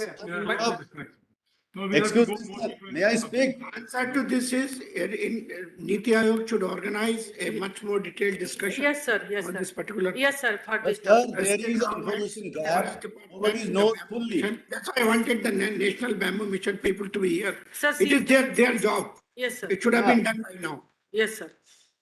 Anyway. One question from my side. I just wanted to understand what is the techniques of using bamboo for paper manufacturing, vis-a-vis using hardwood or softwood for paper manufacturing? Actually, sir, bamboo has a silica content, and due to this high silica content, there is a scaling in the recovery process, evaporator and mud washer filters, where the entire recovery process goes slow down, and the chemical recovery efficiencies is a huge potential for the any pulp and paper industry's economy. So now there is this technology available that is called escalation, and it requires some investment. But if government or Niti Aayog can ensure the paper industry that we will provide you the continuous support of from the supply chain of this bamboo, then they can invest. Right now, technology over here. No, I think the problem lies everywhere. The industry, for example, does not do complete the full value chain of the product. As you said, a lot of waste is being just wasted out. For example, black liquor. Yeah. You can convert black liquor into methanol and you can earn lots of money, but you are just burning it in the boiler and also polluting. So all this can be, if you do a proper job, you will be able to do much better economy of scale. Sure. We have to apply ourselves properly. So one last question.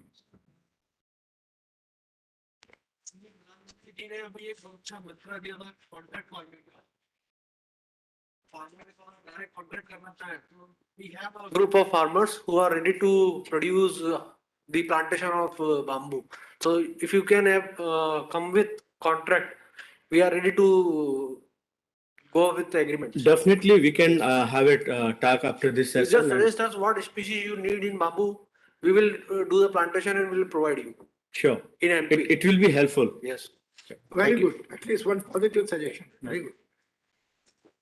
Tell it. So next. Thank you. So thank you so much, Mr. Jain, for a very enlightening presentation. Thank you, sir. We now request Mr. Prashant Kumar, Chief Financial Officer of the Assam Biorefinery Limited, Private Limited, to speak on bamboo and green energy, charcoal, biofuel, bioethanol, and activated carbon.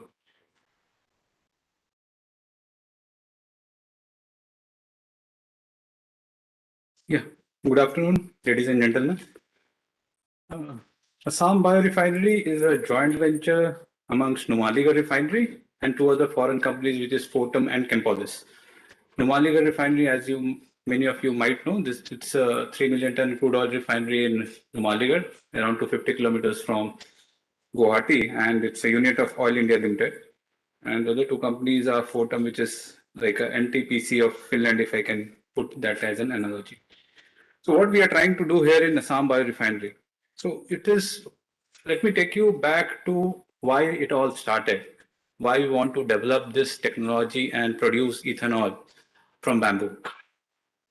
Ethanol so far has been produced mainly from food crops and mainly sugarcane, as you might know. And that sugarcane is highly cyclical crop, and it is one of the most water intensive crop, if you know, after cotton. We are very happy that you are producing ethanol from bamboo. Yes, sir. Justified. Yes. So it's not only ethanol that we are producing. So I would come back to your circular economy question and how we are tackling end to end of the bamboo as a biomass. So no, as I said, we are not only producing ethanol, which will be blended ultimately to petrol and will reduce the carbon footprint and import substitution for crude oil. We will be producing other two platform chemicals which are very versatile: furfural alcohol and acetic acid. And these platform chemicals are utilized in multiple industries, namely textile, foundry, pharma, agriculture, everywhere. So, and beyond that, so if you can see the slide, if it is visible clearly. So what we are trying to do here is we are segregating the biomass into cellulose, hemicellulose, and lignin, and utilizing all parts of it. So when you talk about cellulose and hemicellulose, that essentially leads to ethanol and other chemical production. The hemicellulose and lignin part also leads to biocoal, which we call the ultimate product that is left. 2G. It's a second generation ethanol, so non-food biomass ethanol. And this technology by Chempolis, it's a patented technology, and it's a government, it's a Finland-based company. So the biocoal that is left over, the lignin part of it, mostly after treatment and after extraction of cellulose and hemicellulose, we are burning it in the boiler to produce steam energy, which will be ultimately used for the process itself. So we are end-to-end a complete green and zero waste process and technology. In terms of the project, we have already around more than 60% complete. We are targeting next year completion and commissioning.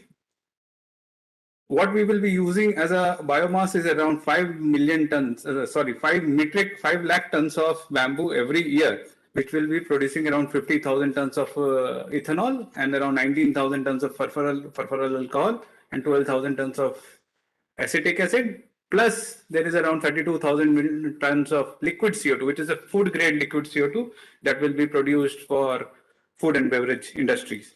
So the multiple products are being produced. 5 lakh tons of Bamboo every year, green bamboo every year, and this is what we are trying to extract. I'll not go into the details of the technology because of the paucity of time, but what we want to show here is the entire thing is being recycled and there is no zero or minimal discharge, waste or discharge at the end of the process. This is the slide I want to focus upon. See, we have talked about paper and pulp industry and you know about 1G ethanol. So what happens differently in this technology is we are trying to utilize everything of the biomass. So that's the reason the raw material efficiency, if you see, is around 90%, which is as compared to paper and pulp, which they mostly use only the pulp part, and as Sir was mentioning, they are leaving behind the spent liquor part.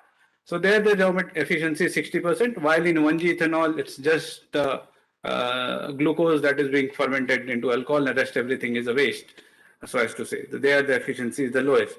For us, we are utilizing everything. We are minimal, or I would say the environmental benefits is the maximum there with a zero, or even the CO2 that we are producing, we are bottling it so that it can be utilized in other industries.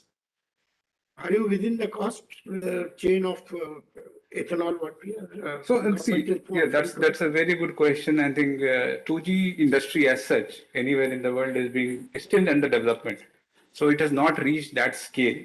Government is giving us a lot of benefit in terms of support for ethanol pricing, 2G ethanol pricing as well, though it has not been mandated yet.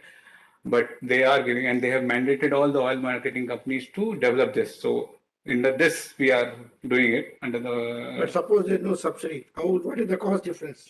So cost difference right between now. the 1G ethanol and the 2G ethanol. See, it will vary from technology to technology, 2G technology. For us, it will be still around 20 to 30 rupees per liter kind of a differential will be there between 1G. Thank you. Yeah. So, but as I said, since we have multiple other products, so we will be reaching that. Taking into account as of now, economy, as of now, that cost difference. yeah, as of now there is, because there is only 1 or 2 plants that are coming up, and the value chain or supply chain, you know, the cost, we have not reached that economies of scale in terms of the suppliers or the equipments.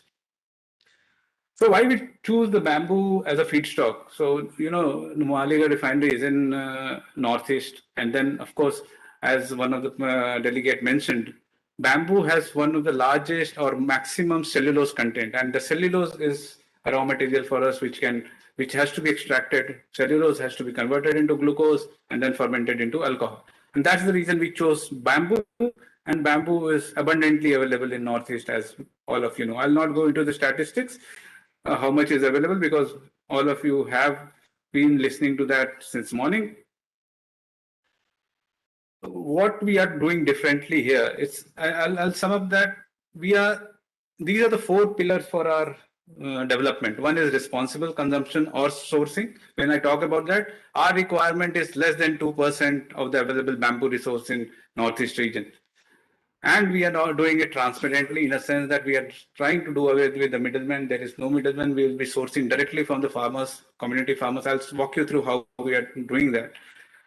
Again, this is like a social development or inclusive growth that we are targeting, because the way we will be sourcing, it will impact not less than 30 to 50,000 people across that region. And we will be developing a small or medium enterprises, around 40 to 50, which will be helping us in chipping, because these bamboos have to be chipped before it will enter our process.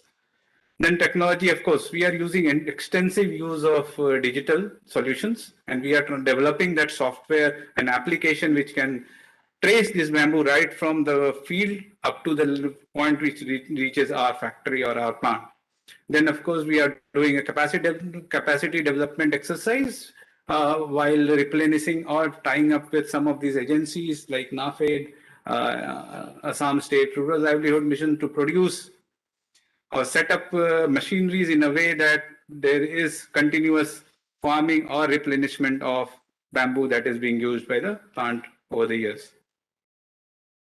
So this is in nutshell how we are sourcing. So we will be sourcing directly from individual farmers, community farmers, joint forest management committees.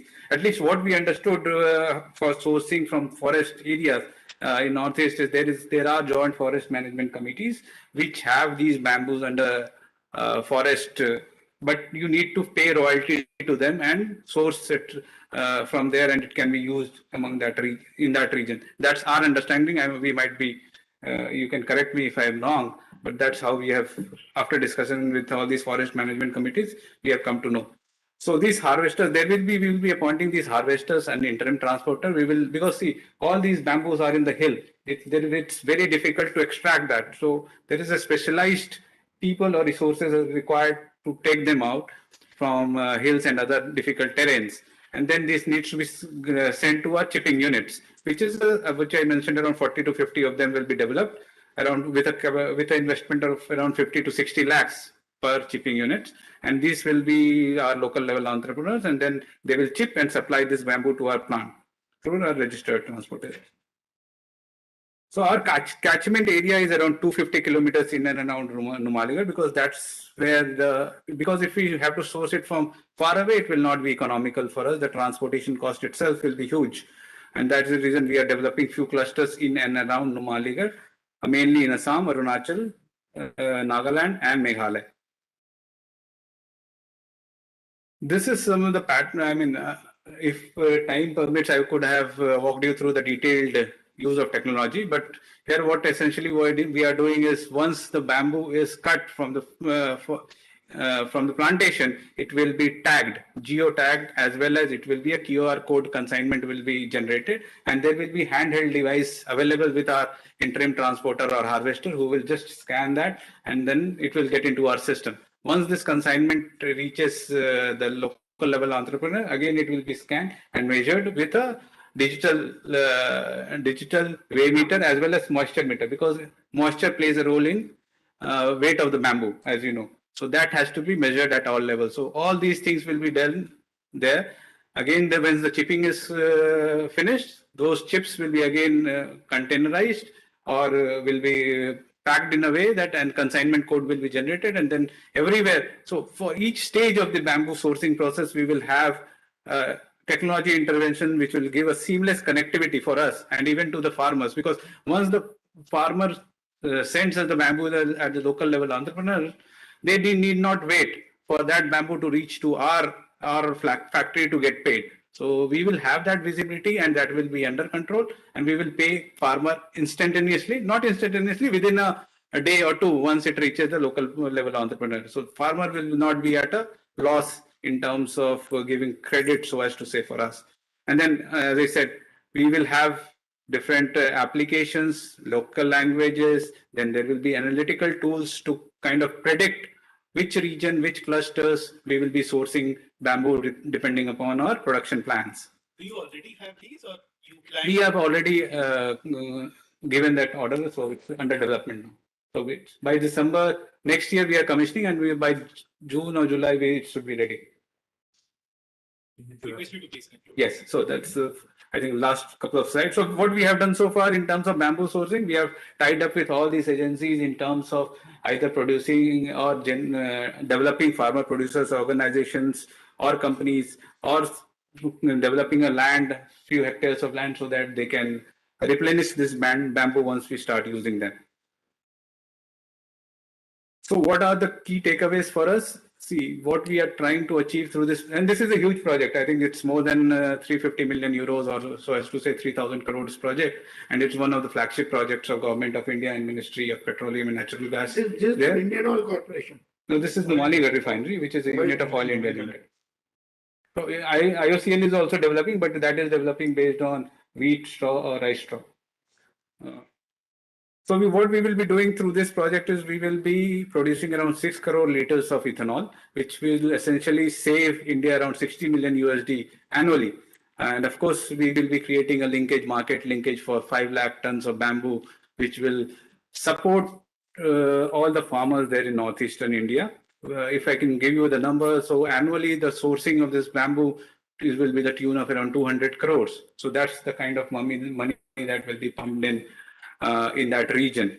Of course, I talked about the number of livelihoods that would be generated, and not only livelihoods, plus we are generating around 50 local level entrepreneurs. So they will be the owners of this. We having a DPR of this particular project. Yes, we have. Can you share a copy with us? Of course, sir. I think it was originally, I don't know, it was originally when we started in 2018, it was originally cleared by Niti Aayog before that ministry. Yes. So we will share the latest one. Yeah. Updated one. Updated one. Because all the calculation for yes. How much is the economics of it? Sure. We'll do that. Thank you. Thank you. Thank you very much. Wonderful project. Any questions? Sir, I would like to know what is the acceptable price of bamboo chips at your factory gate and the acceptable price of bamboo at the factory gate of the chipping unit? So I cannot comment on the exact price because it will be dependent on the market rates. What we are trying to source there, we are not trying to give any subsidized rate to anybody, in a sense that we are not going to undercut the farmers. Whatever will be the demand and supply in that region during that point in time, we will convey that. So there are no purchase agreements in place as of now. No, so as I said, we have already signed MOUs. Purchase agreements we cannot sign 1 year before commissioning. Nobody knows what will happen after 1 year. I get your point, sir, but you are setting up a project worth so many millions of euros and dollars, but in your projections, yes, you must so have we have some price. Of course, we have those projections in place. Of course, those projections. MOU में कोई price तो दिया होगा कि minimum price आप क्या देंगे उसको पर See, अभी जैसे आपने ही बोला था, I think that you yourself have mentioned the price there in Northeast India. If you see, the per ton price is somewhere around 2,000 to 4,000, depending upon which location you go. So we are cognizant of that fact, and we know that how it will play out, and that's how we have taken it into account. And as I said, see, at the round bamboo will be paid at the farmer's gate, and then it will be given to a local level entrepreneur, which will be developed by us under our support. Thank you. Okay. Thank you very much. Thank you. Thank you so much, Prashant Kumar ji. And now I request Mr. Rahul Saxena from the Sustainable Options. He is in Bhopal. He is coming online to speak on bamboo in agriculture and ancillary industries. Mr. Rahul Saxena. Yeah, good afternoon, sir. This is Rahul Saxena from Bhopal, Sustainable Options. And we'll request you to limit yourself to 6 minutes, please, so that we give some time for interaction also. Yeah, sure. Thank you. I'm sorry, I won't be on video because there are some signal issues here. So I'm only on audio. My presentation is there. So Sustainable Options is a Bhopal-based organization. We are working for bamboo processing for last 15 years. We have set up an integrated project for bamboo processing where we right from pressure treatment of bamboo for preservation to stick making for chick weaving for curtains and fall ceilings and yoga mats and various other interior applications. We also make round sticks for agarbatti and also roll agarbatti for making raw agarbattis. Besides this, we treat bamboo and make bamboo polyhouses, bamboo cottages, other structures of bamboo, which are cost effective, along with stabilized mud blocks for wall panels, prefabricated wall panels and other value-added products. The entire waste that comes out of all these processing is converted into bamboo charcoal through a gasifier and generate power as well as high-grade quality charcoal. This charcoal that we get, we further activate it through steam activation for making activated charcoal, which is used in various industrial applications of it as an adsorbent, water treatment, food grade charcoal for pharmaceuticals, and as a cattle feed additive. We are trying to push this, and the charcoal along with some nutrients also goes for used as a soil amendment agent, where it has many benefits of improving electric EC, improving water absorption of soil, and other things. So this is an integrated project where we try to utilize bamboo to the fullest. The stick making leaves about 86 to 88% of waste in the form of bamboo shavings, which we convert to making fuel pellets. And fuel pellets is a very efficient utilization of bamboo shavings, a clean fuel for industries, for domestic use and others. We're also trying to work out stone matrix asphalt through these bamboo shavings, which can be used in road construction. So these are the products we have here in Bhopal. It's on a small scale. The power generation that takes place through bamboo gasification is a very efficient use of bamboo as an energy resource. And the waste heat from the gasification can be utilized for food dehydration, vegetable dehydration, for better, longer shelf lives of these products. And the same can also be utilized for making decentralized cold storages. So the entire concept is that you have these small decentralized units in every district, or maybe few in every district, to procure bamboo locally, process it locally, provide employment to the local people, and utilize the various applications of bamboo locally. Because transportation of bamboo or its waste is an expensive proposition, being very lightweight. So we have created a small model of zero waste integrated bamboo processing here at Bhopal. This is what I have to say. Rest is, the details are there in the presentation. Due to shortage of time, I would limit it to this. Thank you. Thank you so much. Thank you so much, Mr. Saxena, for the very brief and very to the point presentation. So maybe we can take a couple of questions from the audience. Sure.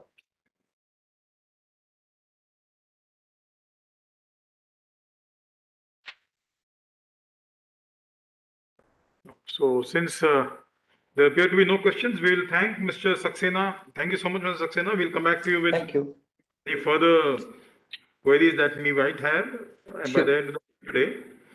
And we'll request Mr. Sanjeev Kalpe, Managing Director of Native Conback Bamboo Products Private Limited from Sindhudurg in Maharashtra. He'll speak on bamboo innovative products and uses in different sectors.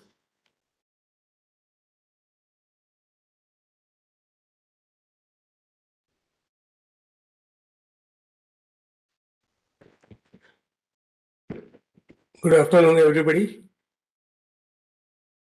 Respected member on dais and my friends.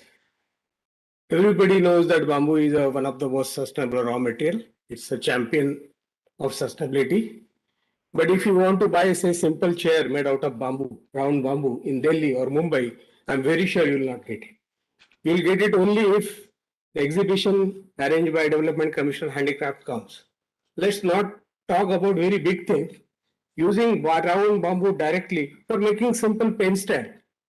You will not get that pen stand made out of bamboo in a normal gift shop in Mumbai and Delhi. That is the reality. So in 2004, we thought that there are many people who are presenting how bamboo is green gold, possibilities of bamboo, but it's time to actually do something. So we trained our farmer in Sinnar district of Maharashtra, motivated them to do farming of bamboo of one particular species called Dendrochromis toxi. That bamboo is treated in the pressure treatment plant. It processed in a machinery. in our unit in Kudal, Sindhu district of Maharashtra. It is further straightened using heat technique. And you can see if you train people well, you can straighten bamboo as straight as pipe. You can bend bamboo like this, absolutely uniform without creating any burn marks, even if you are using heat for bending this. And we have converted bamboo into commodity. Treated, graded bamboo, whatever size you tell, whatever shape, it is available at our place. Even 1 running feet of a bamboo is available in our unit in Kudal. We started with the furniture, trained 350 artisans in Sindhu district of Maharashtra, and started furniture in a big scale. And thought that it's time to make a furniture which is acceptable to the city crowd. It should be fashionable. It should be matching to the modern taste. It should be contemporary, and I am very sure that we could able to do it. Maybe in one corner of the country, but still trying to show that yes, with bamboo you can make all this product. All the photographs I am showing are the furniture made by us. Then we tried construction. We started doing prefabrication of a construction component using complete round bamboo, treated bamboo. Components are made like this, packed, sent through bigger trailer to site, and this is actual construction on site. So we started using bamboo as a material for a skeleton. These are the cottages made by us for different customers at different locations in India. And then we started making bigger building. This is 10,800 square feet of a building made for one builder in Hyderabad called Organo. And we found that this type of construction, which is a trendy, looks good, stylish. This roofing material is also bamboo. This is a welcome lounge we did for one builder in Bangalore. And we found that yes, this is acceptable to the crowd, and we need to now take it further.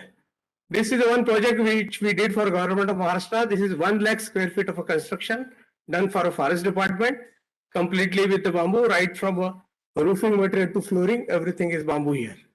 So idea is to make bamboo glamorous, show it to the world that yes, we can do it also, just like what China do. This is an international project we did. This is a project for Hotel Hilton in Maldives.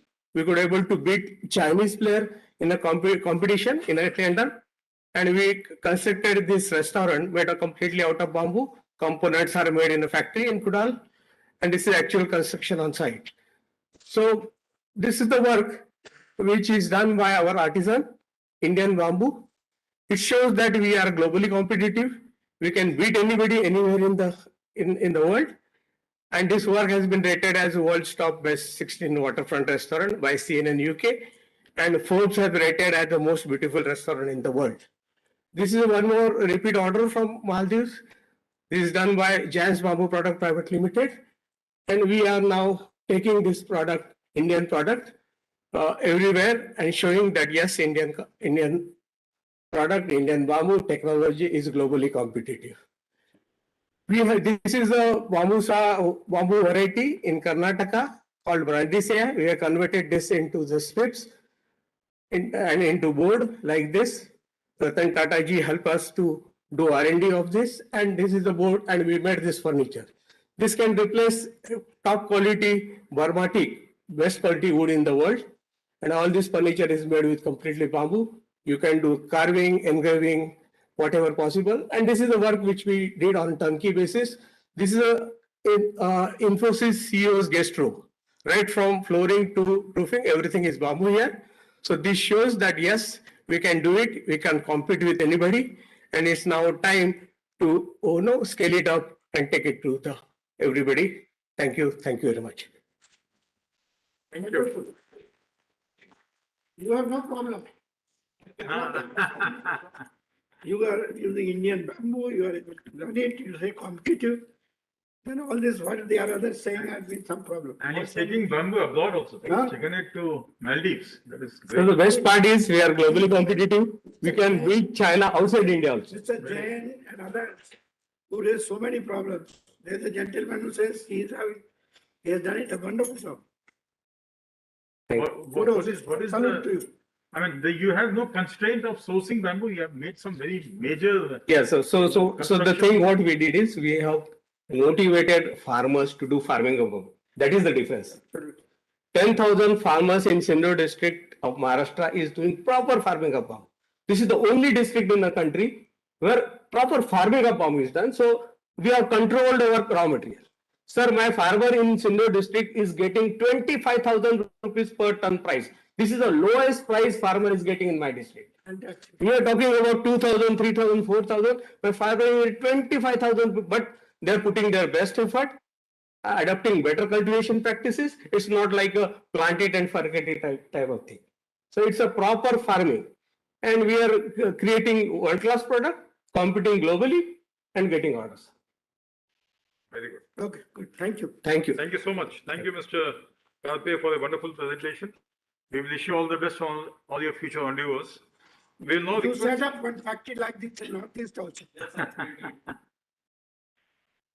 So now the next presenter is Mr. Yogesh Shinde. He is the founder of Bamboo India in Pune, and he's coming online. He will speak on bamboo for fiber and lifestyle products. Mr. Yogesh Shinde. Thank you so much for everyone for this opportunity. So I will just start sharing my presentation. So is my screen visible for everyone? Yes, it is. Okay, thank you once again, and Dr. Nilima ma'am and everyone over there.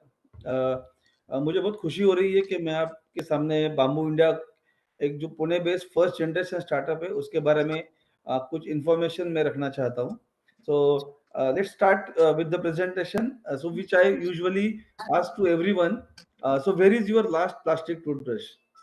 So the toothbrush you are using currently or you just changed last month or last week. So do you know where it is? No. No idea. That is okay. So I will just give you some hint. So is it somewhere here? Or maybe somewhere here in the ocean? So you must be asking why asking this question, because the forum is all about bamboo and the sustainability and all those things. But I just tell you some facts. Like plastic toothbrush are one of the major plastic waste generation after plastic bag. Only in India, if you consider, there are more than 20 crore plastic toothbrush every month we are throwing into the garbage, and all the toothbrush are existing since it is started in 1938.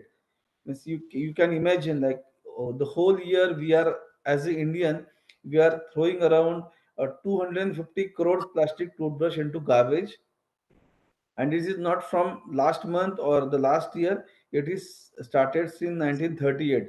So how much plastic waste we have generated? Means all the plastic toothbrush since our childhood which we used are still in this planet polluting, and we never consider this is as a plastic pollution. So when I heard all those things, so I started to this problem statement should convert into opportunity, and Bamboo India introduced bamboo toothbrush in 2015 to Indian market. So it is as good as plastic toothbrush. It is having same ergonomic design, same life, everything is same, and it is without any pollution. So, so welcome to the world of Bamboo India. So Bamboo India, as I told you, we are a first generation startup from Pune. We started this company on 15th January 2016 to provide a plastic alternative with the using of innovative bamboo products. So this is our team. This is our plant in Pune, and so we are doing all those products. So these are a few products. So not only bamboo toothbrush, but we are making bamboo pens, bamboo soap case, bamboo straw, bamboo earbuds, then bamboo speakers. So there are more than 32 different products we are selling right now, and so we are doing. So our major mission is bamboo for plastic. Simple. So whatever plastic we saw, we just try to convert into plastics. So this is some numbers we just want to show you. like we reached more than 21 countries now. We are exporting on regular basis. So this slide is bit older. So now last month we crossed 2 million kilogram plastic waste saved with the help of bamboo products. So we saved more than 20 lakhs kilogram of plastic waste to come into the market. We have more than now 54,000 customers. We have completed more than 74,000 orders, and in all the journey, we have accommodated more than 4,000 farmers along with us. So this is what the journey all about us. So we got fortunate that we met Mr. Modi in 2018 while he appreciated our efforts. Also, similarly, we met Mr. Tata, Ratanji Tata. He also appreciated what we are doing. So this is our plant in Pune, where we are making right now. The capacity is 50,000 brush per day. So initially we were struggling to make only 100 brush per day, but now we have capacity to make around uh, 50,000 brush per day. So we already signed a manufacturing contract with world's largest plastic toothbrush manufacturer, where we are supplying them uh, around 1 million, so 10 lakh the bamboo toothbrush handles to them, and they are exporting all those to US, Europe, and Canada. So they are not yet introduced to India, but very soon you will find these products in your local markets. Everyone is always say bamboo products are very expensive. Bamboo is a poor man's timber, but the products are very expensive. But here we are cracked that market. So initially in 2016 we were selling this product at 100 rupee, 180 rupees. But now since last year we reduced the price by 50 rupees per brush, and now uh, so it is now as competitive as plastic toothbrush. As I told you earlier, so India consumes more than 240 crore plastic toothbrush units per year, which has a business market of 5,000 crores. So in next 3 years, we are targeting around to capture around 5% market. It is a very sustainable business. We are doing pretty well. Even the lockdown happened last year. Still we managed to cross 2.4 crores turnover. This year we are targeting around 8 crores, and we almost cross 5 crore till November end.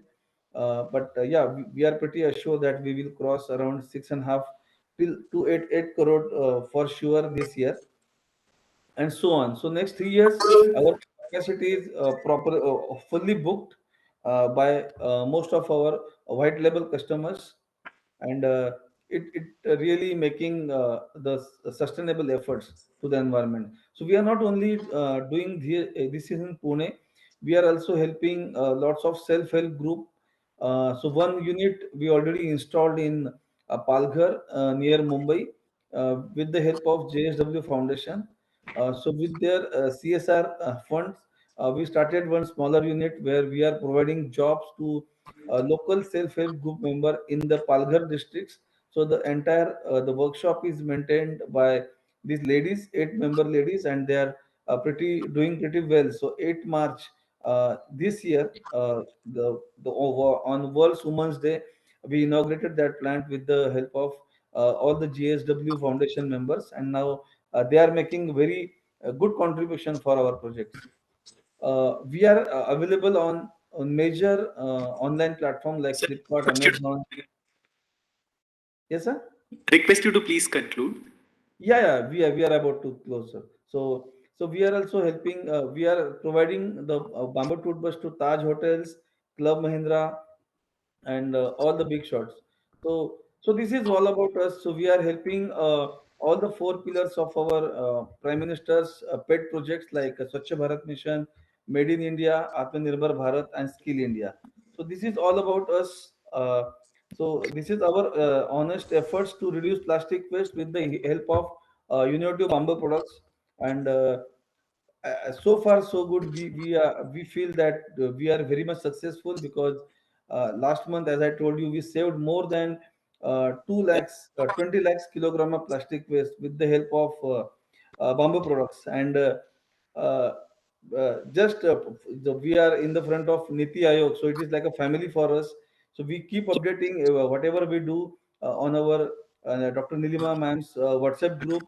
Sanjeev sir or Dina sir or Thakur sir is in the forum. So we are very privileged to present ourselves in this forum. Only my request with the forum, still we are not considered as a part of this bamboo fraternity because the bank is not supporting us, or not any industry, because this is a bootstrap startup. So whatever we are making with the help of our customers only. So I think that front, if there are lots of entrepreneurs, they want to come into this industry, but because of this finance issue, I really don't know how this mudra loan works or how these other loan works, but this is not working for us at all.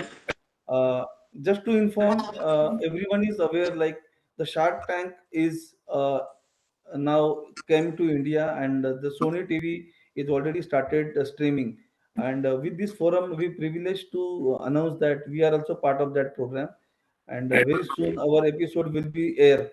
And yeah, that's it from Bamboo India. We wish all the this forum all the best from our side, and if anything required from us, we are happy to help. Thank you so much, sir. Thank you, Mr. Shinde. Thank you for your very enlightening presentation. What is your supply chain? How do we procure? So currently, sir, yeah. So currently, we are getting our scripts, the bamboo source from Siliguri and Guwahati. So Mr. Bikram is not here, but he is one of our supplier. We are also working with Mr. Dina since long time. So very soon we will start our supplies from Mr. Dina from Aizawl. So yeah, so right now Northeast is our one of the area where we are targeting to source the bamboo raw material. But the finishing we are doing in Pune, because Pune is an industrial hub, so it is very easy for us to manage the machines, manage the technical manpower. And we are glad to announce that right now we are making bamboo toothbrush machine in-house. So right now we are not importing machines at all. We are manufacturing those machine in-house, because last 2 years COVID time we got a sufficient time to explore the machine. So now if anyone wants any help in the bamboo toothbrush making industry, we are happy to supply them machine as well. Okay. Thank you so much. Mr. Shinde. Thank you so much. Our final presentation is on a slightly different but a very important topic. We'll talk about certification and standardization of bamboo products, and Mr. Pradeep Singh Shekhawat from the Bureau of Indian Standards is going to tell us more about it.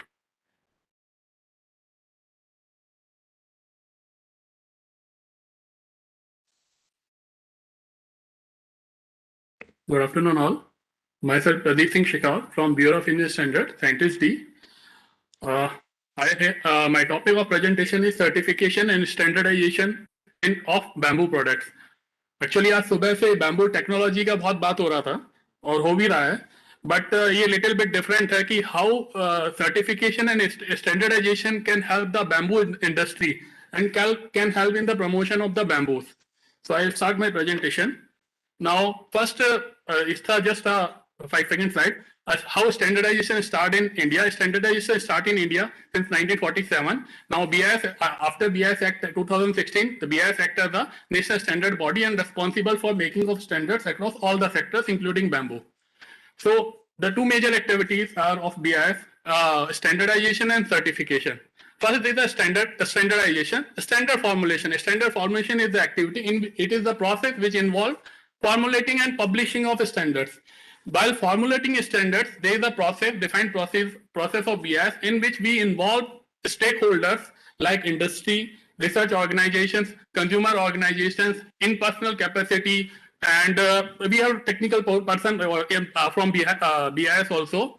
So after that formulating of Indian standard, they will gazette by Government of India and published. The certification. The certification is the process of granting of license against the standards that provides the confidence to the stakeholders. The stakeholders can be a consumer, can be an industry. So that provides the confidence in between the industry and the consumer that the product is under the consideration, and the consumer who are using this product is conforming to some specified requirements against the standard for the product.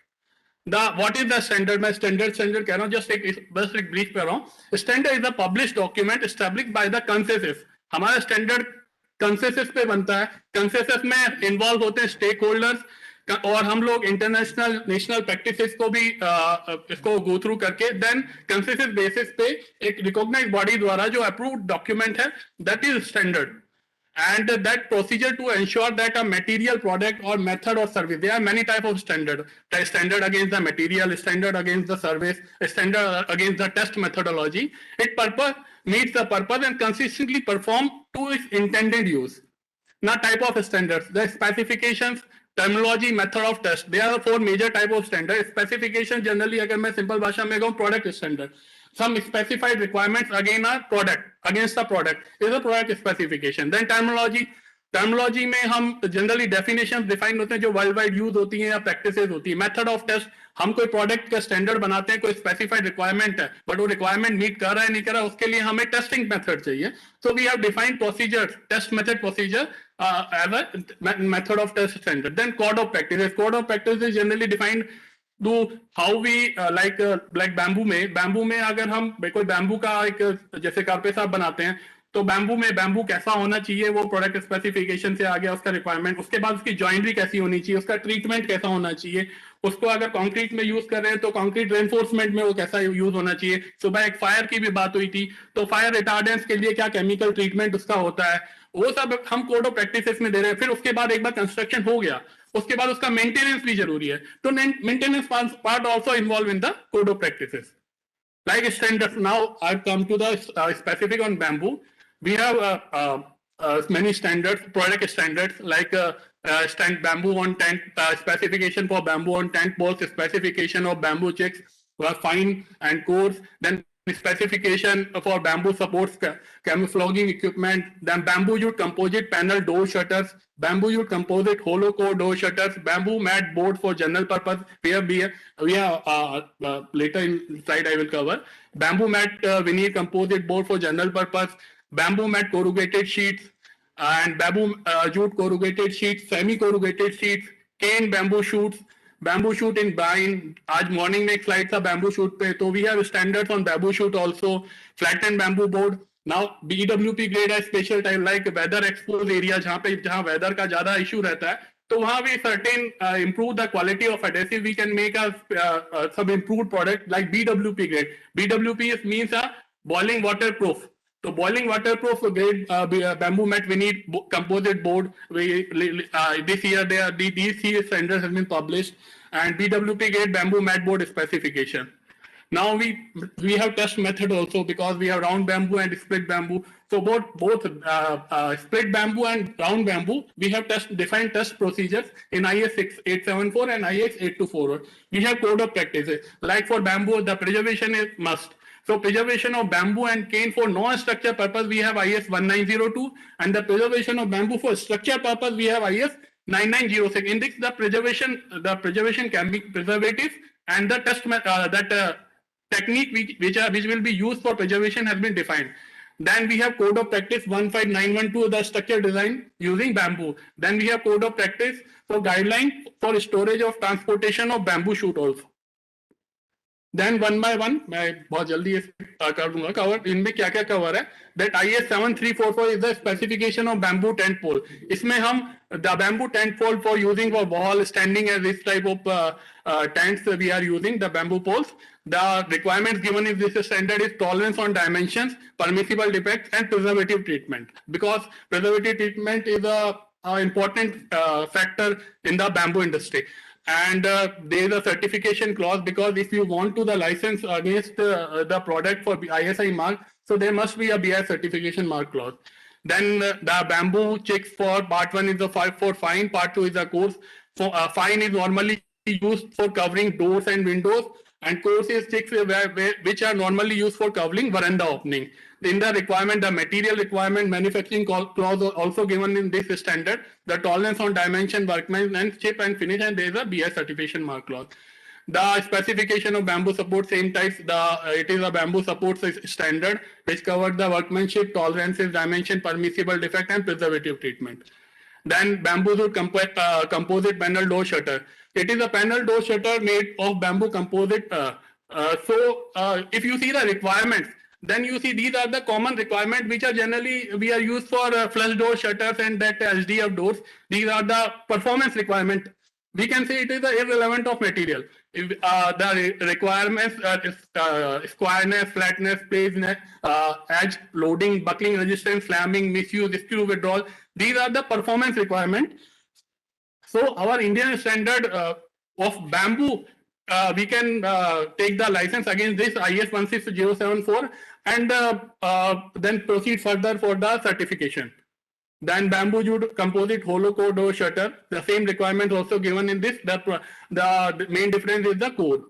Then bamboo jute composite corrugated and semi-corrugated sheets in which we have the requirements of load bearing capacity, water absorption, resistance to impact, resistance to boiling water and resistance to fire.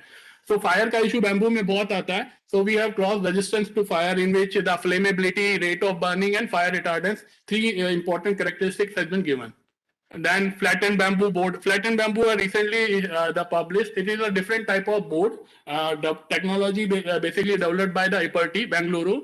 It is having the core of flattened bamboo, then the layer of bamboo mat mat veneer on bamboo mat or only bamboo veneer or the combination of mat and veneer both.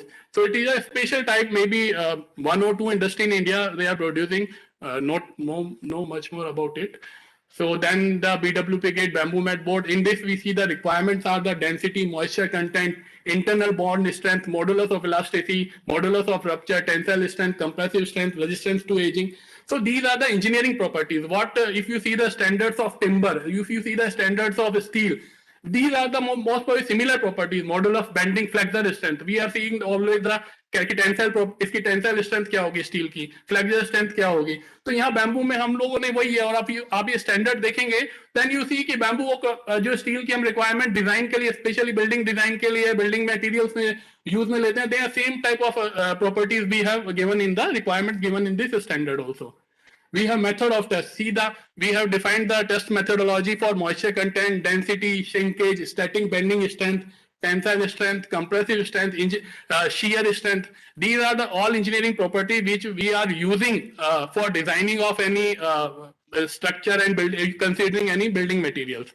This is for split bamboo, moisture content, density, static bending strength, compressive strength, shear strength. So this is the code of practice. I just gave the details that this standard cover the general principle involved in the design of the structure bamboo in building with regard of mechanical resistance and durability of the structure. यहाँ हम durability की भी बात करते हैं.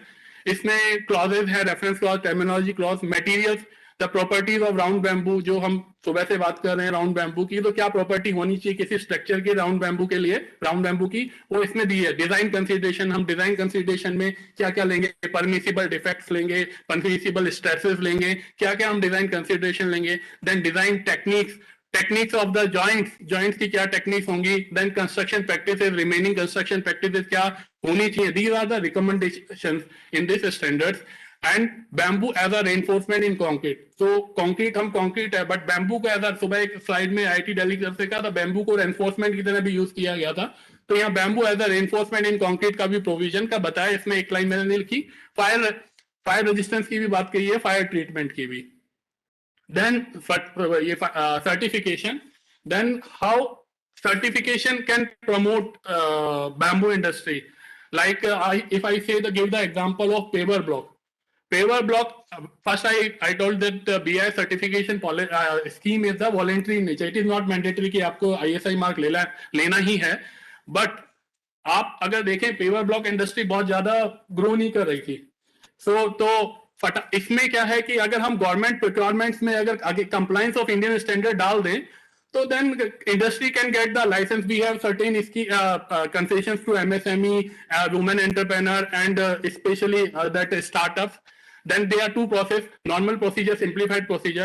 To promote the Indian industry, we give the simplified procedure only for domestic manufacture. Then thank you. Understood? Yes. Thank you.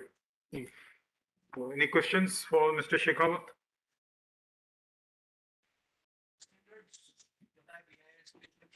बने हैं bamboo के डिफरेंट प्रोडक्ट्स के लिए, इसमें फर्नीचर के लिए कोई बैम्बू फर्नीचर के लिए अभी बैम्बू फर्नीचर के लिए हम लोग काम कर रहे हैं। अभी हमने इंटरनेशनल प्रैक्टिस अगर आप फर्नीचर की बात करें, ओनली फर्नीचर की रेलेवेंट ऑफ मटेरियल, देन आप देखेंगे इंटरनेशनली जितने भी यूरोपियन स्टैंडर्ड्स, आईएसओ स्टैंडर्ड्स हैं, बिस्मॉय स्टैंडर्ड्स, वो मटेरियल की बात ही नहीं करते। वो कहते हैं परफॉर्मेंस है, तीन सेट करते हैं, स्ट्रेंथ, स्टेबिलिटी एंड ड्यूरेबिलिटी। अगर आप स्ट्रेंथ मीट करते हैं, स्टेबिलिटी मीट करते हैं और ड्यूरेबिलिटी मीट करते हैं तो आपका कोई भी प्रोडक्ट होना चाहिए। तो हमारे स्टैंडर्ड अभी बन चुके हैं और कुछ और बाकी रहे हैं जो जनवरी तक पब्लिश हो जाएंगे।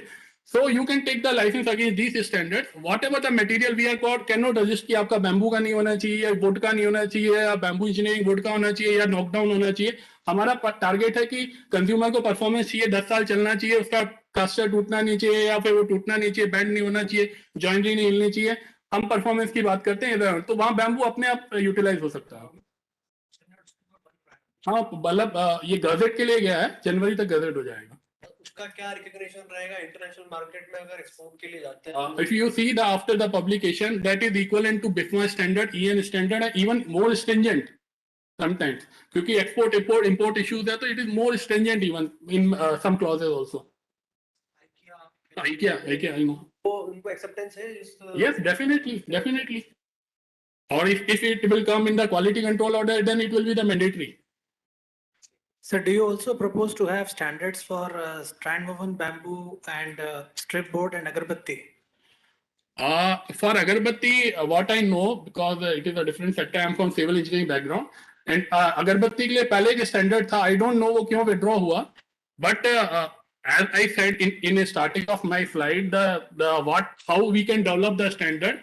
It's the basis of consensus and after taking the input of stakeholders. You all are the stakeholders of related to bamboo industry. See, so we welcome you you can give the input to BIF in whatever mode, email mode. BKF have a platform on BIF.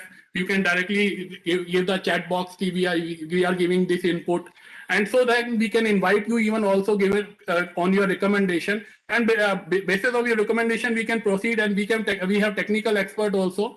Proceed further to formulating any standard if it is not available at present. Bamboo standardization is not mandatory, right? Not mandatory. But keeping the fire hazard in mind, don't you think it should be mandatory?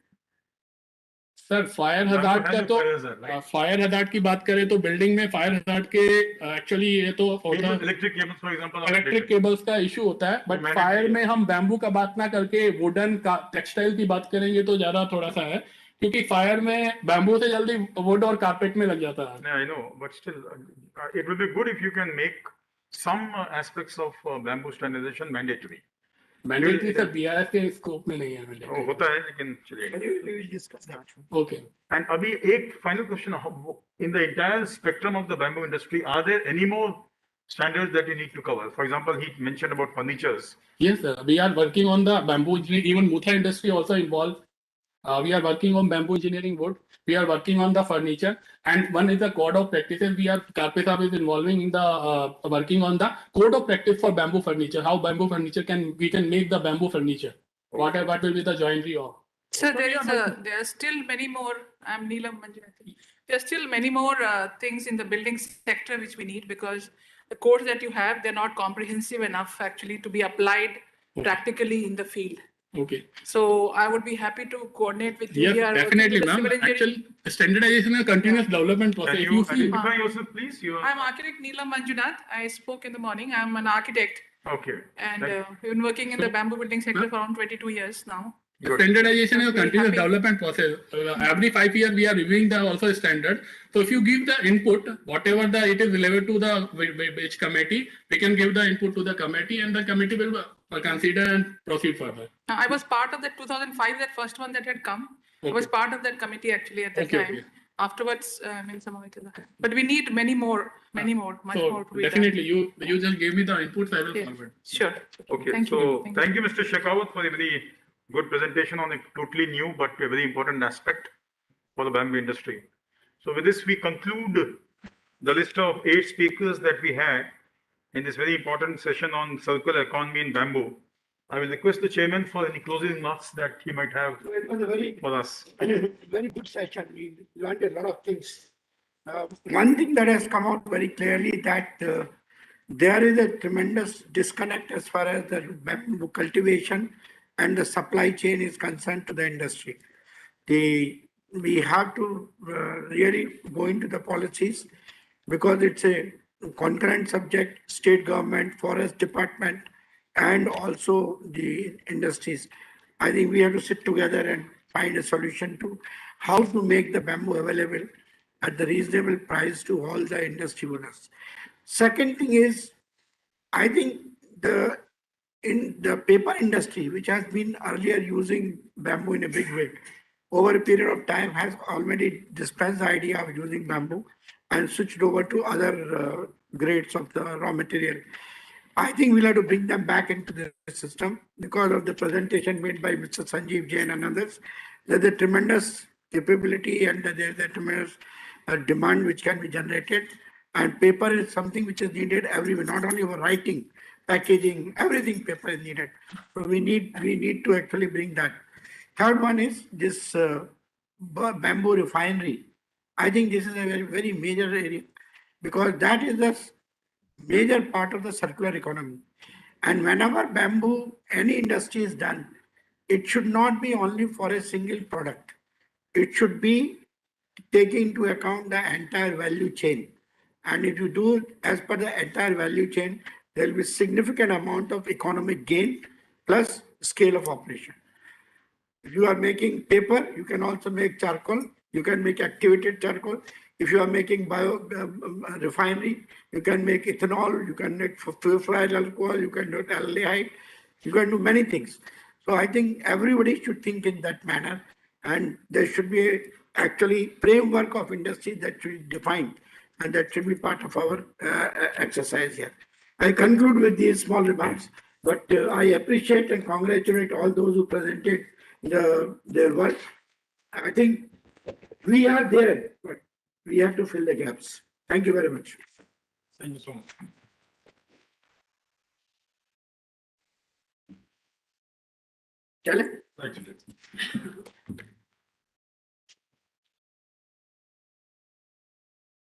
I would like to thank the chair, co-chair, and the reporter for this excellent session. Thank you very much, sir. I will now request you to please join us for tea, sir, the VIP room. I will.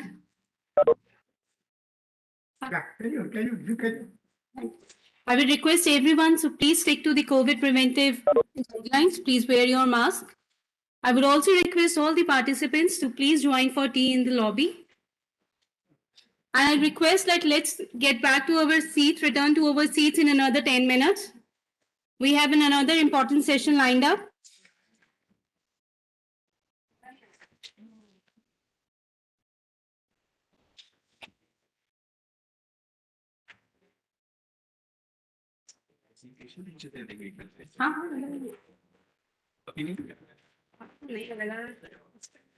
Let's see.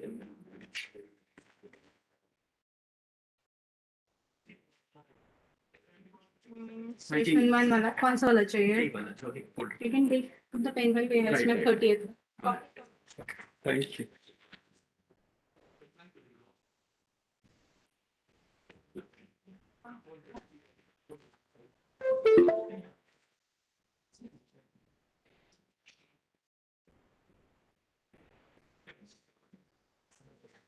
अभी जो presentations चल रहे थे इस session में वो सारे इस पेन ड्राइव में नहीं कर सकते सर। वो मैडम है ना, मैडम से ले लीजिएगा, सामने मैडम बैठे हैं। Tanu sir, I have some books if you like. Okay, thank you so much. Tanu so sorry, thank you so much.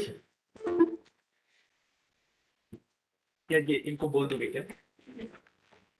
Pen drive दे दी। कॉपी कर लीजिए प्रेजेंटेशन सेशन का। नंबर में डाल दीजिए। नहीं, मैं सिर्फ नहीं छोड़ देती सर।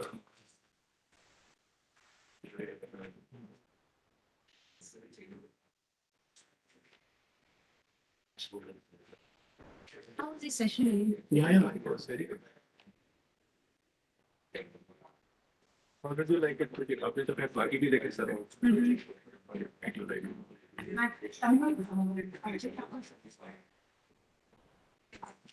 I touch. Yeah.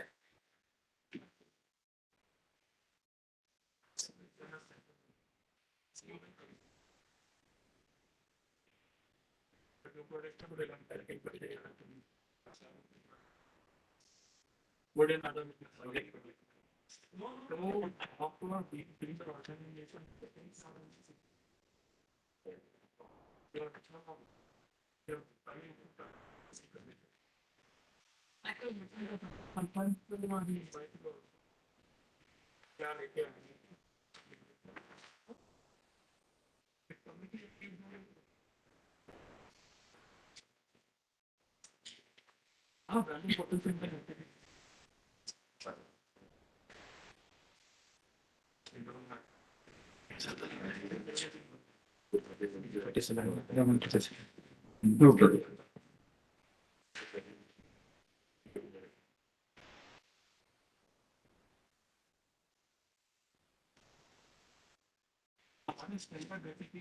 सारा चला गया अच्छा okay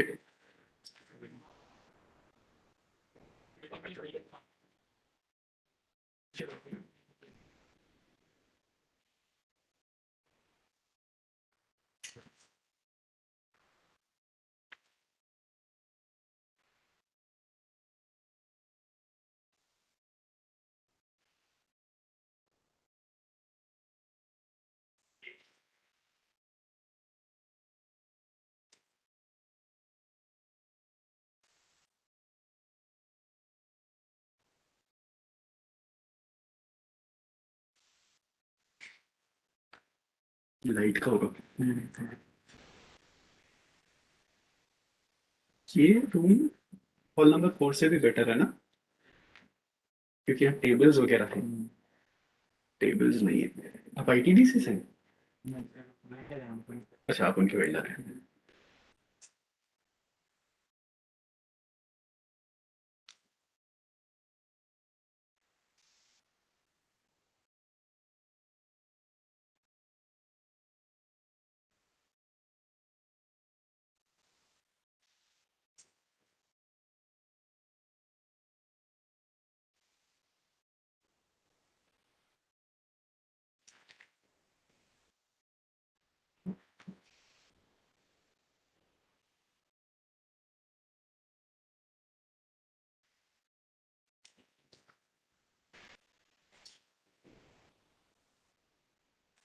Thank you.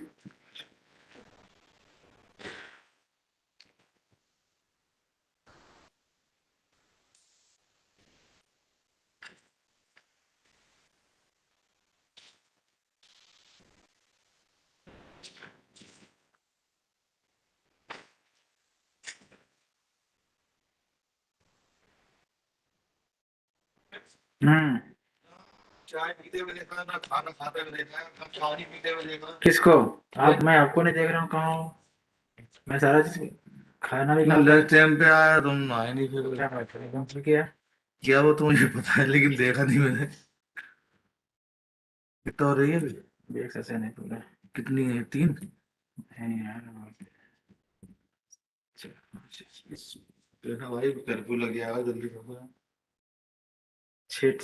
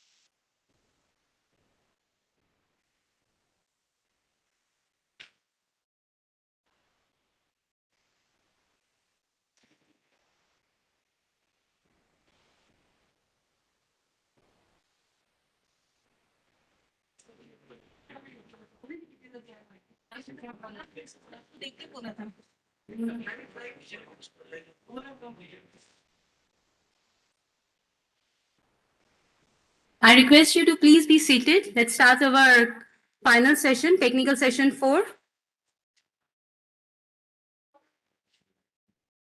I will once again request all the speakers just to please check and remind whether you have shared your presentation.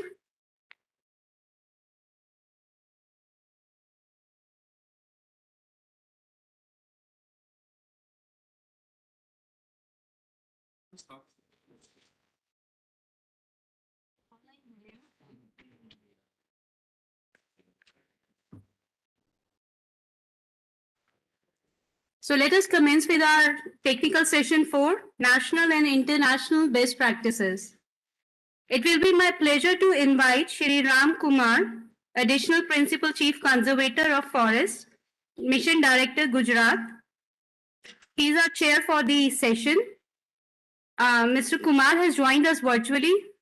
Good evening, sir. Can you hear us?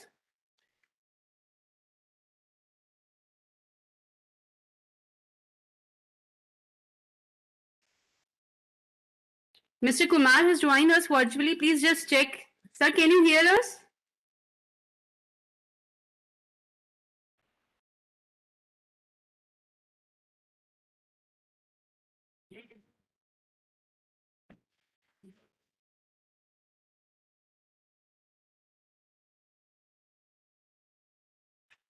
So can you hear us?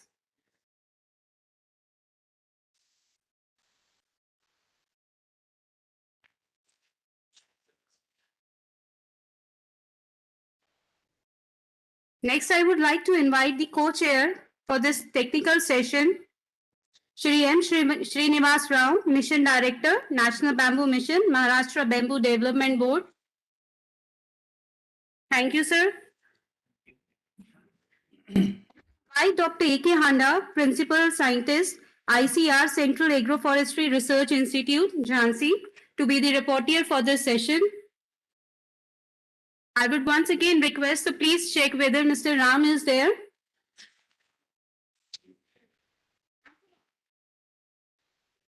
No, online, just to please check.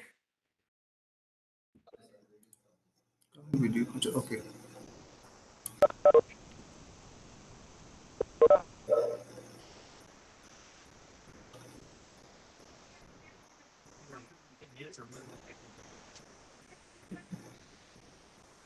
I think there is some technical.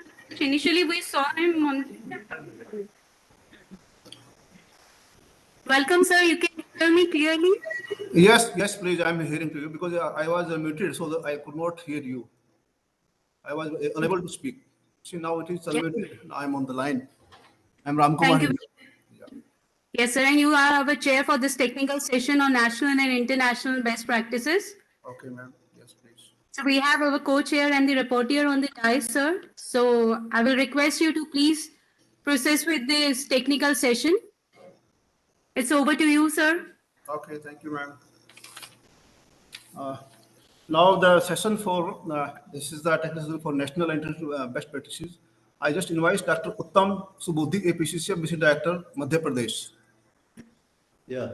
Whether he's virtual or which is physical. Now, I am online. Please go ahead. Thank you. And will you please मेरा presentation आप play करेंगे? Pardon? मैं presentation भेजा हूँ. Yes, please. Will you play share my the presentation? Share. They are sharing from here. Okay.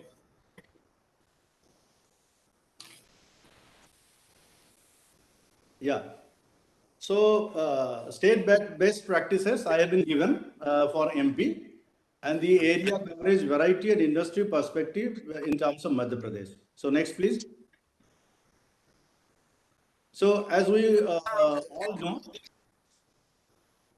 all know, that India has got about 125 indigenous and 11 exotic species with 16 million hectares of area under bamboo.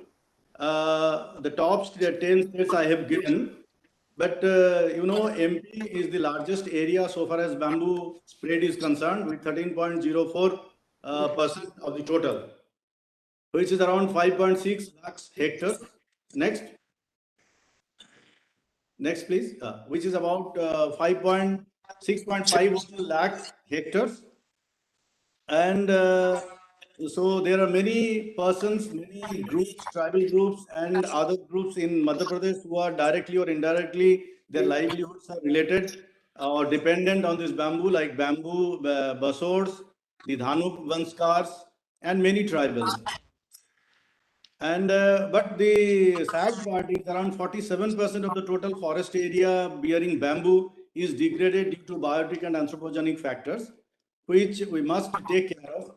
Otherwise, the production will not increase as we are expecting. Next.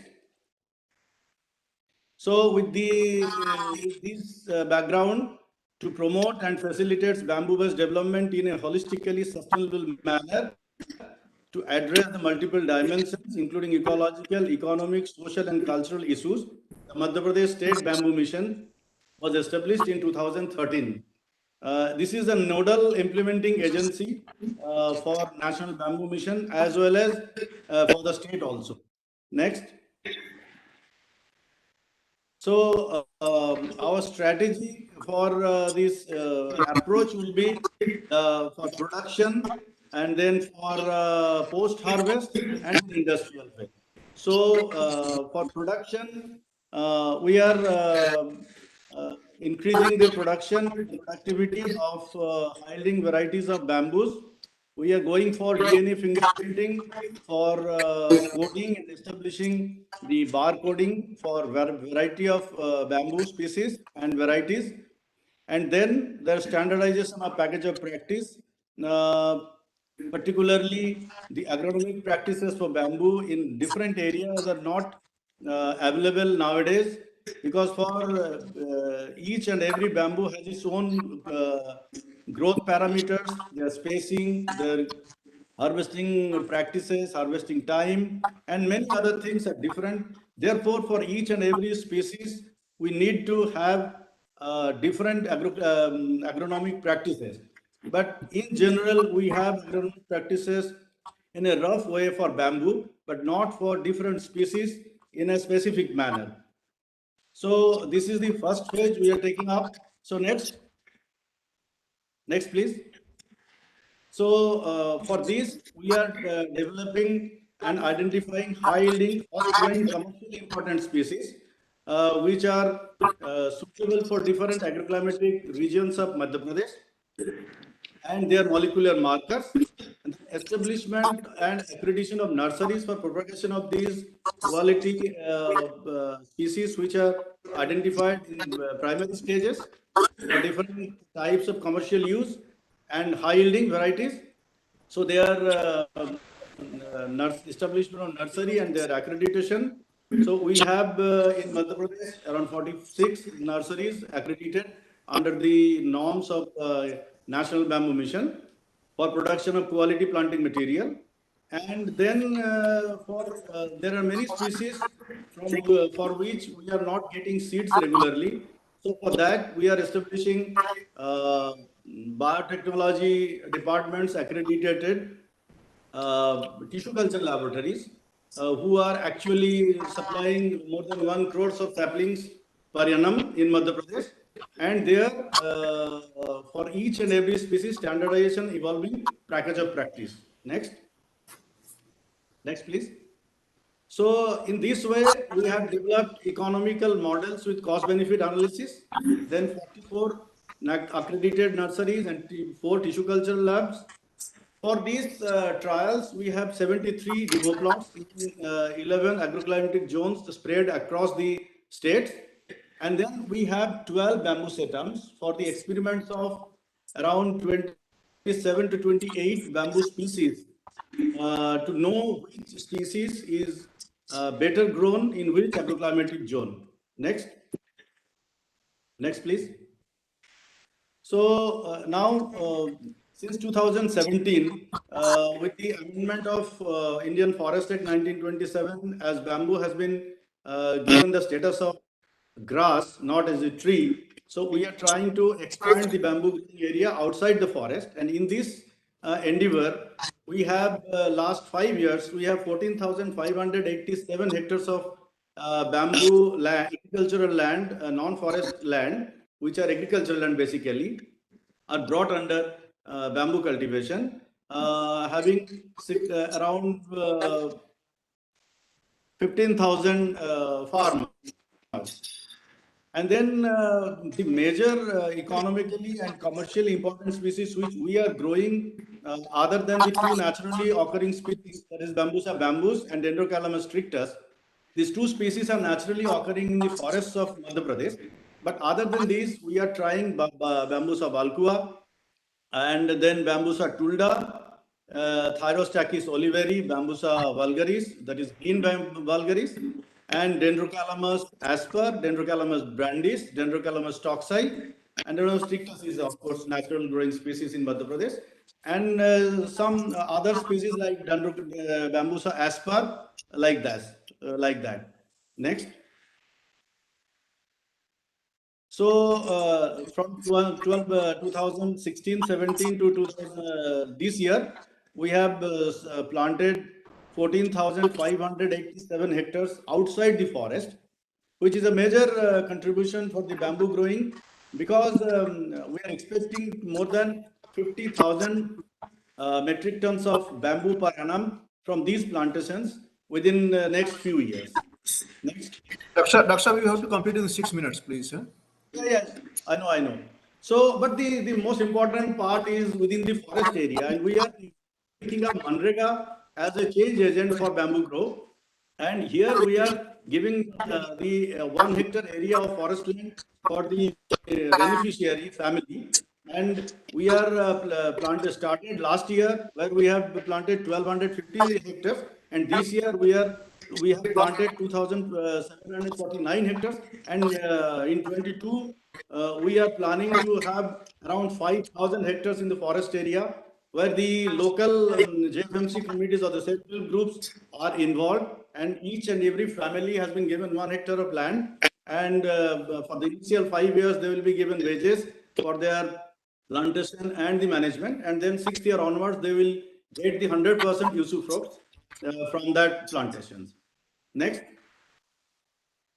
Other than that, from CAMPA, implementation of working plan, Green India Mission and Forest Development Corporation, we are trying to cover those areas which are actually degraded degraded bamboo areas through JFMCs, and we are giving them 100% usufruct.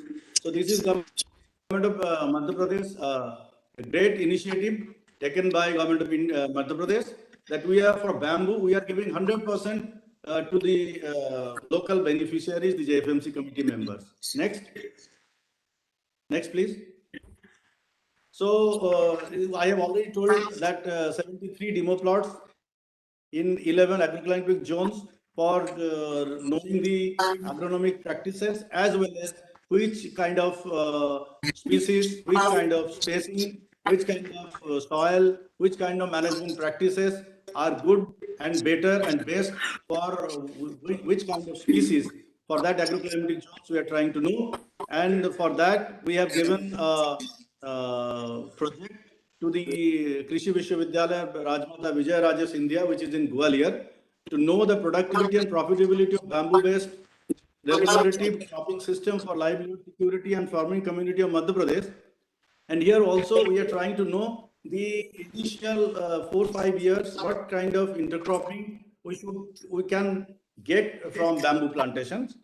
And then detailed cost benefit analysis is also required for the intercropping models, and then to know and so that the package of practice can be multiplied and taken by the farmers to multiply their incomes, as has been envisaged by our government to double the farmers' income within 5 years. Next, please. So this is the kind of agroclimatic zones we have, and we are planting a number of species which is given there.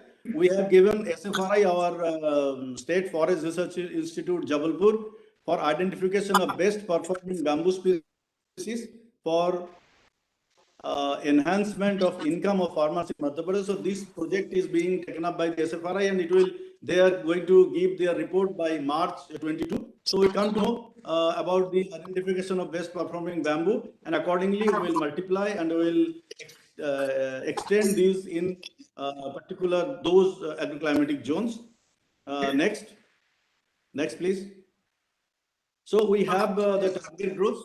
So I think most of these things are already covered. So we have farmers, we have industrialists, and we have the artisans. And we need to have a proper coordination amongst themselves, so that the production, the manufacturing, and the industrial phase are all taken care of properly. Next.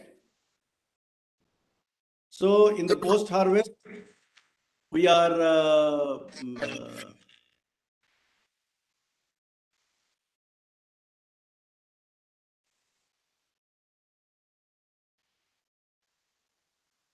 in the post-harvest stage. We are first of processing and godowning and marketing, and we are also MSMEs. There are 80 MSMEs we have already set up, and the emphasis on bolstering traditional bamboo-based handicrafts and cottage industries. We have village enterprises, yes, and then imparting advanced skill and development trainings and workshops around 2044 plus, already trained by the agencies like reputed organizations like BCDI, Bamboo and Cane Development Institute, Agartala, MP Science and Technology Council, National Institute of Design, Ahmedabad, and the MP State Manor Forest Produce Corporation.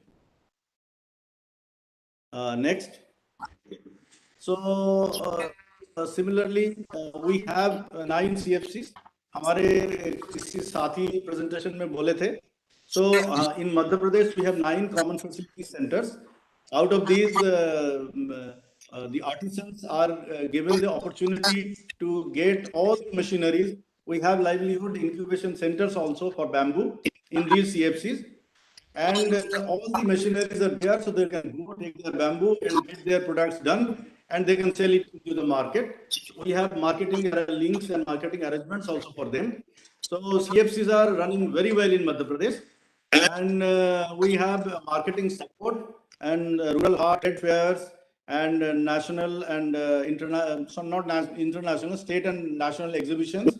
We have given them opportunities, and we have किसी ने अभी बोले थे presentation में, we have our website known as ebamboobazar.org, जहाँ पर सारे हमारे farmers, artisans, industrialists, bamboo users, जो कोई भी हो, सब वहाँ पे registered हैं, and there are more than 14,000 registration on that platform.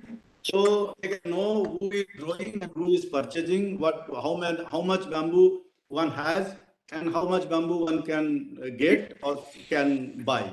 Next. Next, please.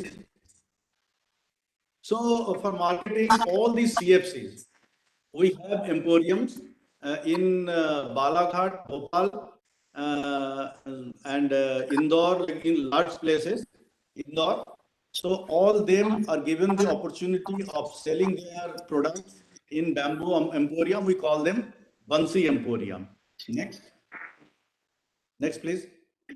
So just December 22nd to 26th, अभी वो 4-5 दिन पहले ही इंटरनेशनल हर्बल फेयर भोपाल में हुआ 6 दिन का, जो कि बहुत ही सक्सेसफुल रहा और हमारा काफी बैम्बू बेस्ड प्रोडक्ट्स वहाँ पे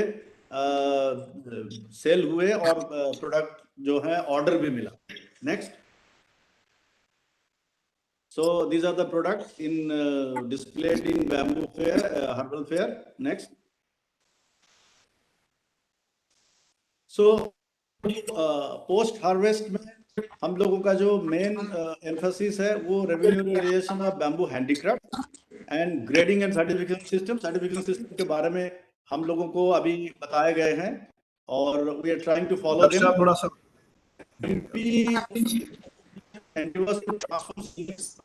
हमारे एक नगर में बालाघाट जिले में बहुत ही स्टेट ऑफ आर्ट सीएफसी है और ट्रेनिंग सेंटर है. हम उसको स्टेट ऑफ आर्ट सीएफसी बनाना चाहते हैं और बेहतर, और for that we need the help of national bamboo mission and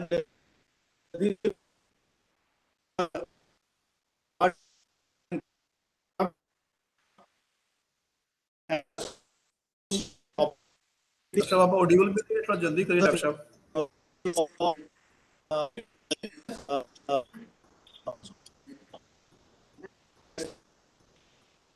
अच्छा आप ऑडिबल नहीं है,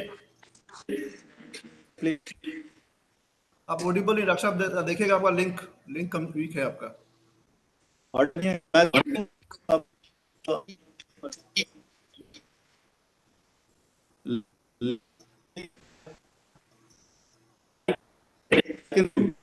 There is some problem with connectivity, please.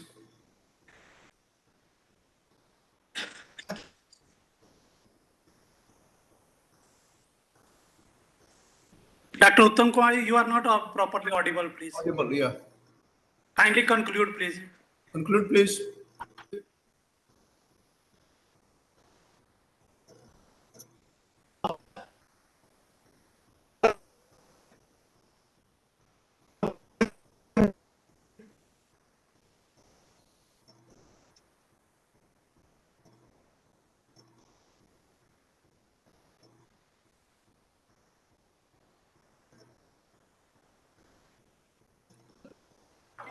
If he's not audible, then we can go for next. Yes, we can move to the next speaker. Yes, please. Yes, please. Yes, please. Now, may I invite M. Srinivas Rao, Mission Director. He's the co-chairman also, perhaps. Mission Director, Maharashtra Bamboo Mission for best practices in Maharashtra. Thank you, Chairman, sir, and good evening, everybody. I know the post tea session, it is very taxing, so I don't know how far I can keep you awake. I'll try. First, my job will be to keep you awake than showing the slides. So I'm Srinivas Rao. I'm the Managing Director of Maharashtra Bamboo Development Board, and maybe I'll try to cover in 5 minutes what are the things the Maharashtra Board is doing. This is, in fact, we have our own logo, Maharashtra Bamboo Development Board, and we have this, Shashwat Jivnadhar, means there should be continuous livelihood for the, everyone. So this is our motto, and this is my designation. And one of our IFS officers, a lady IFS officer from Maharashtra called Piyusha, she is, a very good artist. And here she has depicted, about the very simple, the lesson, the miracle grass, bamboo, which can be used for material to build everything from toothbrush. Somebody spoke about toothbrush in the post lunch.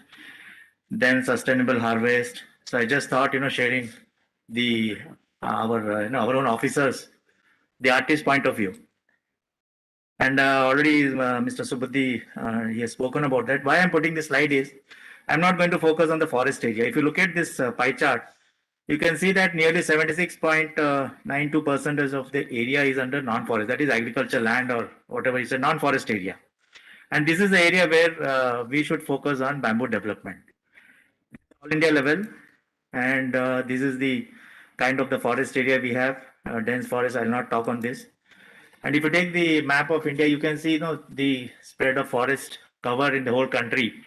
And the remaining white color, I think these are the patches where we need to focus on bamboo development. And coming to Maharashtra, we have 6 regions. The easternmost region, that is the Gadcholi district, it has nearly 80% of the natural bamboo, nearly 5 lakh hectares. It is found in Gadcholi district, of which hardly 20% may be utilized. Mr. Dotke, which Ajay Dotke is here, he will vouch for that. So we want to do something for that, but that is with the forest department.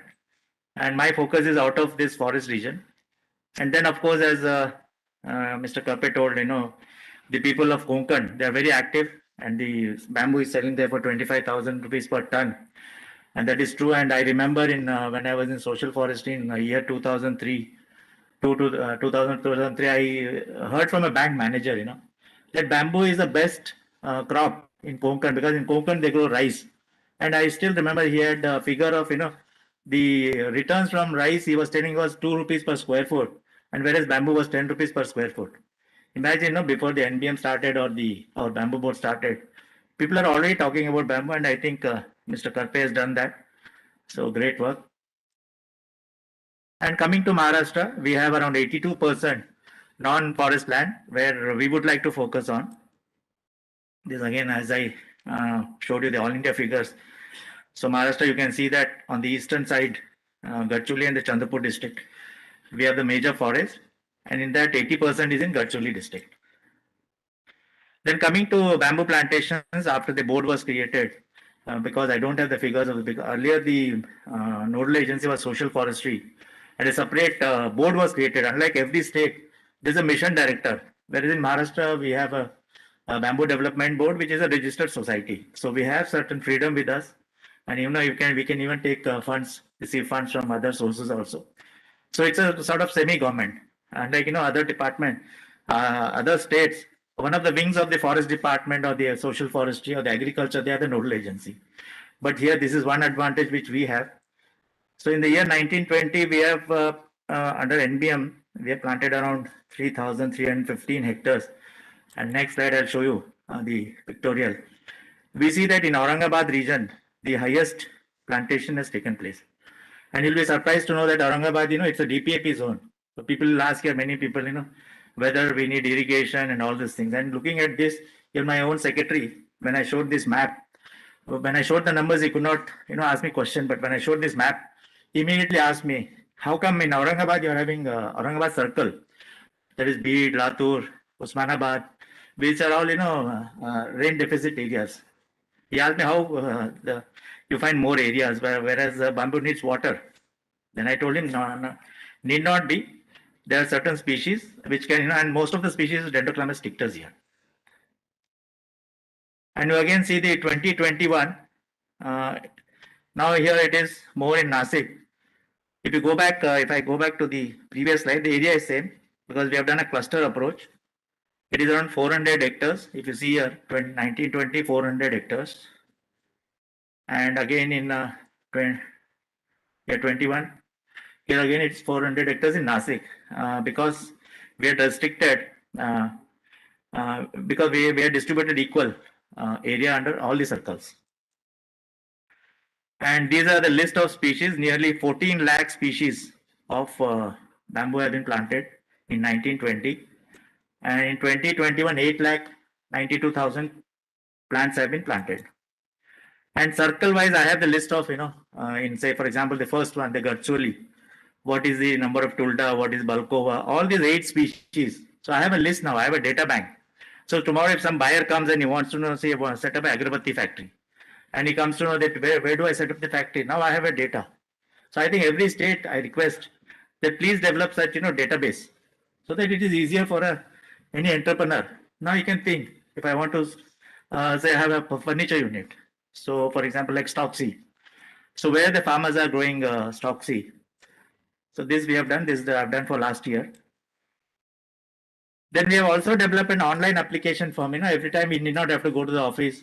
have a handwritten application, submit to the office, all those records. So we have made it online, available form. Just upload everything and just with the click of the button, I receive the form. So that I made it. This process we have made it very simpler. Then, as you know, the one of the mandate is that you should supply tissue culture plants. So these have been planted by various farmers. These are our sources. Then accreditation of bamboo nurseries is, I think, one of the targets of NBM. So I have a big problem here. I was discussing with the specialist here.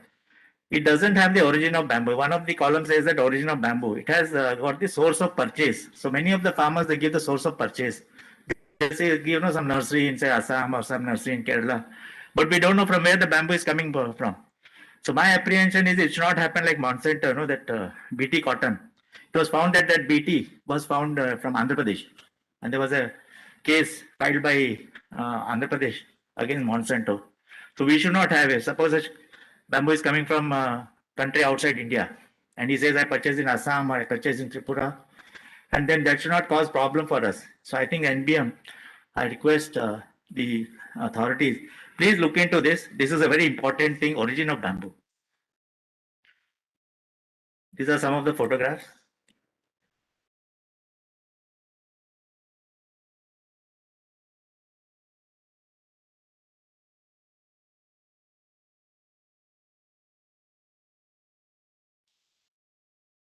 Yeah. Now we have to evaluate also. So what to do for evaluation? We cannot go. It's a Herculean task. So again, we have developed Google form where the farmer takes the photographs. Not the farmer. We have agency. I have decided 150 rupees per form. We have developed this form.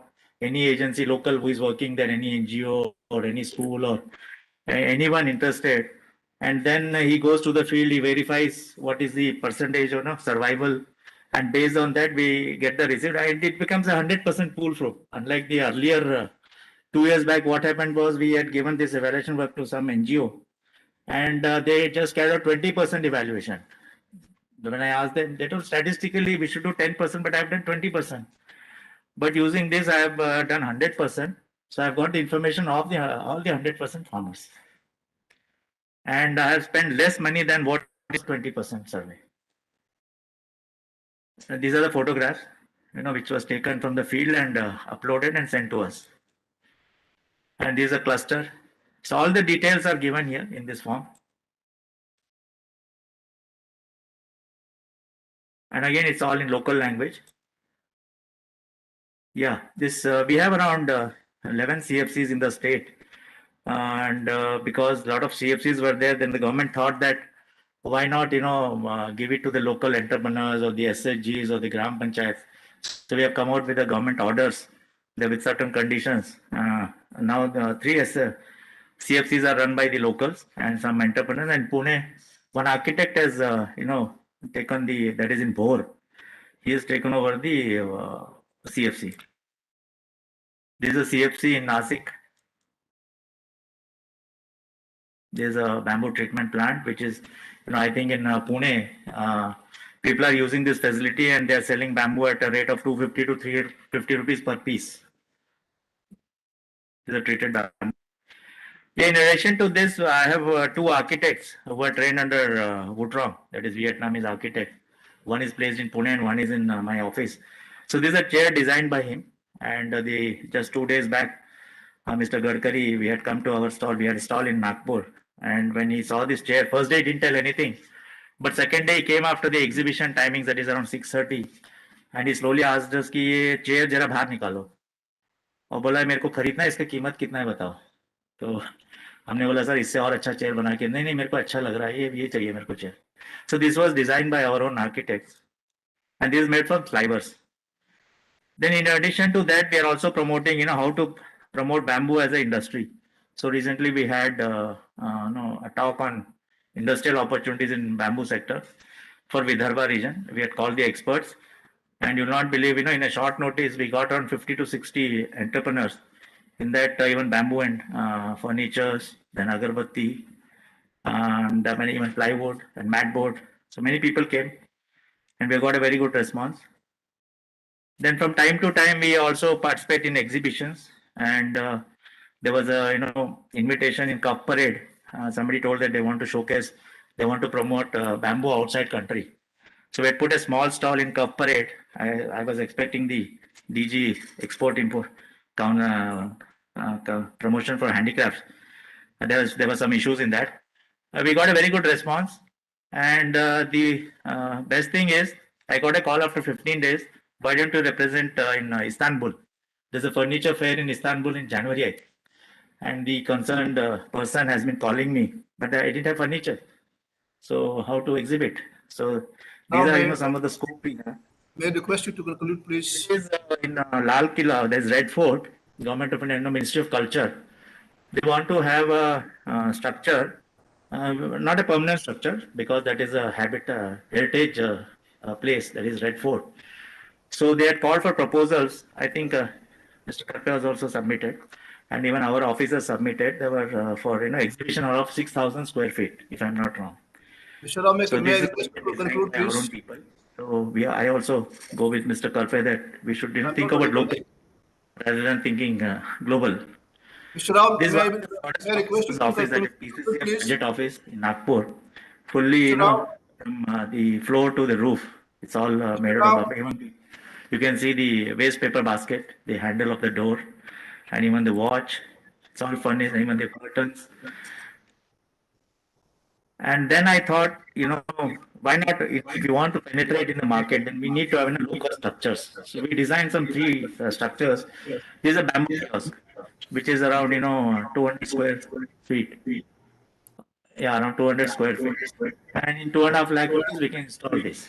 So like this, we have three designs. Mr. Rao, may I conclude, may I conclude, please? Mr. Rao? Then what are if you look at the SWOT analysis of bamboo based agroforestry, these are some of the points I think Mr. Subudhi also covered in that. I'll not go into that. And what I feel is that, what is required throughout the country. We have different models. Somebody will say 4x5, somebody will say 5x5. So every state, what I would suggest is, because every state has an agroclimatic zone. So if you can develop like in agriculture, if you standardize Mr. this, Rao, may there's I please conclude, please? Mr. a Rao? plantation models Mr. according to Rao? agroclimatic zones. Then the treatment and seasoning units, because quality is very essential. And looking into our Paris Convention, that where we signed that will reduce the carbon emissions. So we need to go for this pellet production also and consumption. Then the focus should be on primary processing and bamboo building artisans. I've Mr. been Rao? receiving inquiries, for Conclude, bamboo please. Mr. Rao? buildings. I don't have artisans. So what I've decided with the help of tribal department, especially in Vidarbha, every district I'm planning to develop artisans. So if somebody comes to me, I can say these are the list of bamboo you have for building construction. I don't know, mason, mistri or whatever we call it. But you don't have for bamboo specific. I think that Manjunath madam will also vouch for that. You don't have a specific artisan for building construction. So if you can train people and there's no dearth for bamboo in Vidarbha. So this will be one contribution to bamboo sector. Then bamboo as a construction material and bamboo handicraft. Last one, I think you'll be surprised. So just out of curiosity, because I'm also a forester, and Mr. also I Rao? did my BSc forestry from Agriculture University. Mr. Rao? Somewhere in when I was in second year, I had heard of shiitake mushroom. Shiitake is nothing but a wood mushroom. So I thought bamboo is also wood. So why not try on bamboo? And last almost 2 months we have been trying, and the rishi mushroom, the shiitake mushroom, and then the lion's mane, and there's one more species. We have been successful, and next month we are going to organize training, and I want to share that around 30 entrepreneurs have registered for that. So maybe Maharashtra will supply on the bamboo mushrooms. So let me see that. So this is what I want to tell you. Thank you very much. Okay.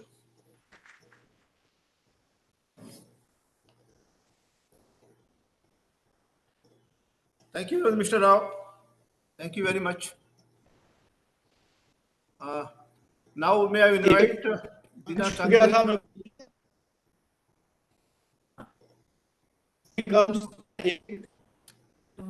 we will invite Shri Dina Changte from King Industries, please.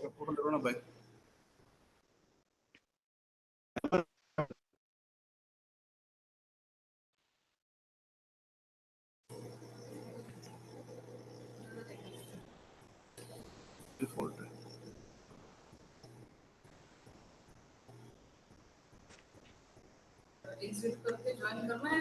Exit कैसे करेंगे?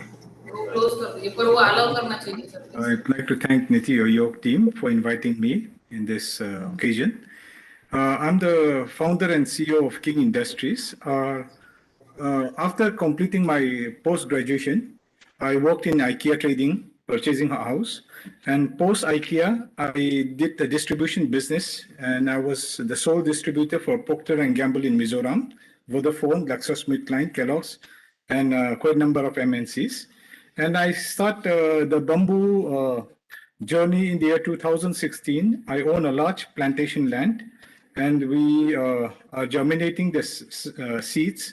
We have a nursery, and from where we supply to various places, and we supply finished and semi-finished to JICA and Dalmia Cement, and then we are developing the bamboo toothbrush with one of the biggest company in the world, toothbrush company, Oral-B, and we have a 3 years agreement with them.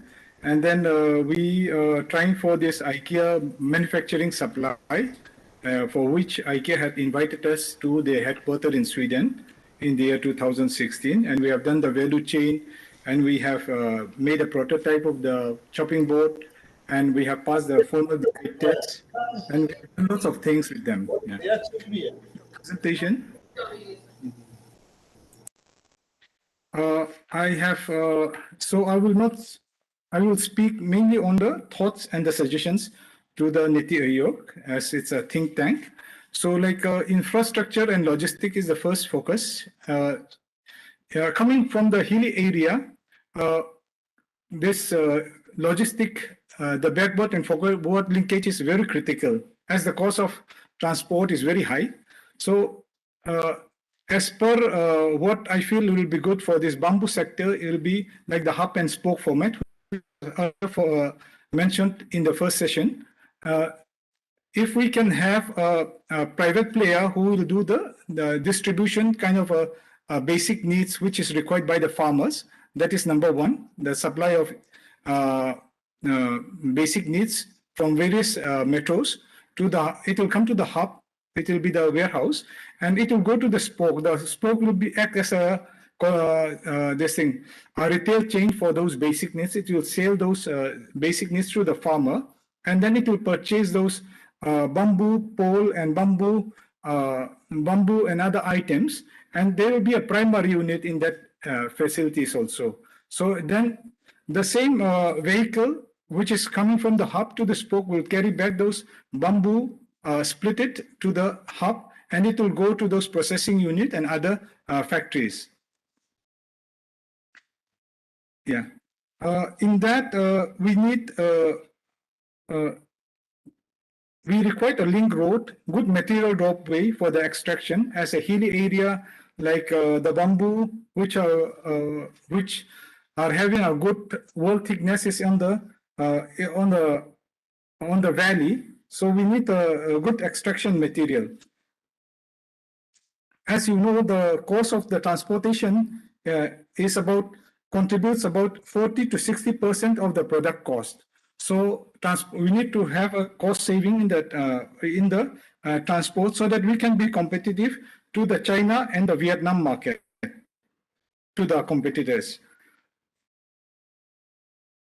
And then we have also earlier discussed about that forest transit permit. Here in the Northeast, the forest check gate, we are still having lots of problems, like as we have already discussed. So like the Forest Act has changed, but the mindset of the Forest Department has not changed. So we are still facing lots of difficulties.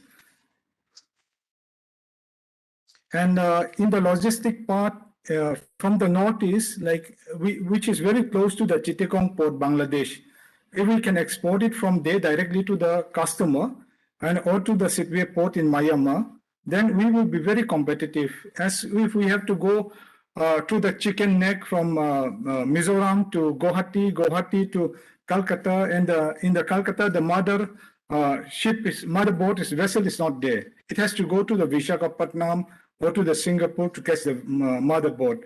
So like if we can export it directly from Chittagong, then Osit Port direct to the destination, then the landing cost will be very competitive. And second point is the plantation. Here the objective is to improve the quality of the bamboo and securing raw material to meet the demand of the market and the industry. Here we have identified some of the species like Melcona basifera, Tulda, Longispetas, Gigentius asper, Membranicus, and we have done the seeds. We were very lucky to have the seeds of this, some of the good species. And today also I got some 3 varieties of seeds, which I would like to give to some of you who are interested.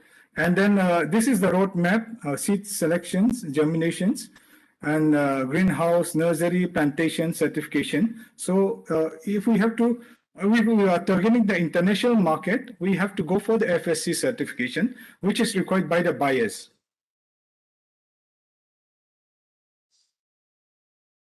Skilling in plantations site like seed germination, tissue culture, planting, harvesting, stock keeping, treatment, certification, splitting, etc. is required. And then, as I mentioned, plantation certification is required by the buyers. Government should intervene in helping the private plantation site in buying back the pole or the saplings. Otherwise, like it's very difficult for the entrepreneur to have this bamboo plantation. And then in the plantation, we can go for the mixed crop with rice and other vegetables in my farm in Kanpui, where we are doing the working in 365 hectare of land. This year also, we have produced about 73 bags of rice. And we have to recheck on the yield per hectare. The figure which was recorded in India is very low compared to what we have found in a plantation site. Like if we take on Melcona basifera, like per square meter, we have about 10 poles. And 10 poles into 10,000 square feet per hectare, it comes to 1 lakh per hectare pole. And if we weigh the kgs of the one pole of Melcona basifera, it comes to 6 kgs to 14 kgs. So if we take the average kgs of 8 kgs per pole also, so that is a big difference. And if you convert it to the dry weight, if you minus 4 to 5% also, the difference is very high. So we need to rework on that calculations. And the next point is, so these are some of the seed germinations that we have done, Gigentius. We have sent it to Maharashtra, Tamil Nadu, and various places. Even more so we have. This is the roadmap of the seed germination. After 18 days, after 5 months, and after 7 months, it grows beyond you. And the third one is the value addition. So like we need to have a project where we utilize the lower part for board making and then the toothbrush, high value items, and the upper part biogas, biogasification, bio-oil, CNG, like that. Ideal factory should be located in a cluster basis with the whole, so that the whole bamboo will be utilized. Like bottom side of the for the board making, middle side for the incense stick, upper side for the biogas, bio-oil to generate heat and cooking gas. We focus on high value item like furniture, utensils, toothbrush, bio-oil, biogas, soap sample stick. We can try for this also during the COVID time, and tie up with the good buyers and who are good paymaster. And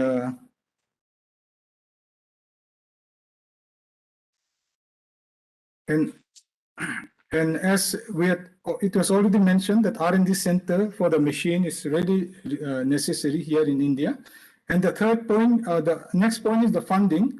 Here we have taken the journey, as I told you, in the year 2016. And we met the donor minister and we told him that we required this much fund to help us out with the plantation and with the processing. And so far we have not received any funds. We have received only about 5 to 6 lakhs rupees from NBM for the nursery and all, for which we have about 5 to 10 lakhs saplings at present for sale.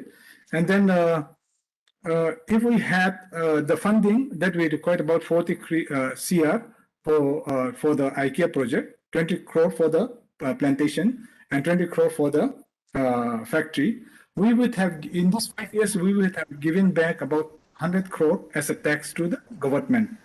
Mr. Shantha, please conclude. Especially when you are located in the Northeast, where like there is no business model for the bamboo to compete for the bank, and on that basis they often decline. So the government side, they should promote industry on priority lending or a subsidized way. Like we have other schemes like Mega Food Park, where like 70% is grant for the infrastructure and for the machineries and for the land and all. So in that way, like if we can have for the bamboo, like a mega food park kind of a schemes, a big mega bamboo park like that, that will be a good thing, which can be run by the private entrepreneur. The central government may also recommend some of the projects to Japan government or other international funding like IKEA Foundation, Taiwan Exim Bank, and other funding agencies.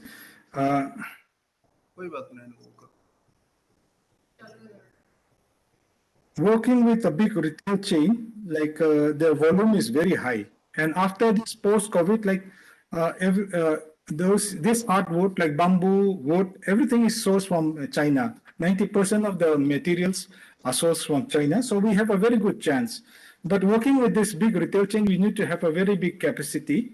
You need around 20 crore to set up. And once you start up, then you need a very big working capital, where you have your money block will be about 3 months, which means 20 to 50 crore will be blocked.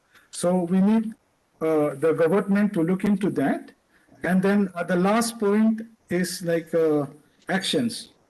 So it's around 5 years now we are into this bamboo, and it's a very difficult journey for us, like as an entrepreneur. So we're not getting proper support from the government when we have been trying, from the bank as well. So it's very difficult journey. So like we need to have some actions here. Though we have a very good scope, we have the buyers. Please conclude, please. Yeah. Yes. I'll just conclude it here.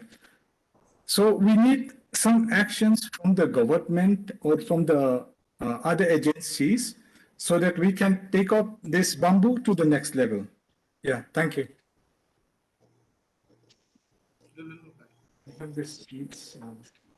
Now may I invite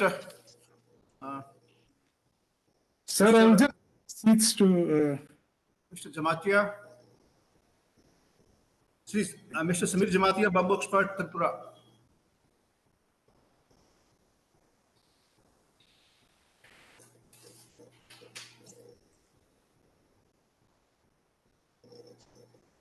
doctor साहब आप जरा present है वहां पर doctor हंडा साहब He is coming, sir. He's present. Okay.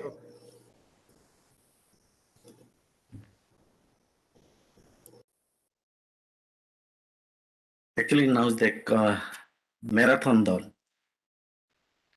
First time this dice was coming, the 2004. That is the honorable ex Prime Minister of India, 2004, the Osuka Hotel.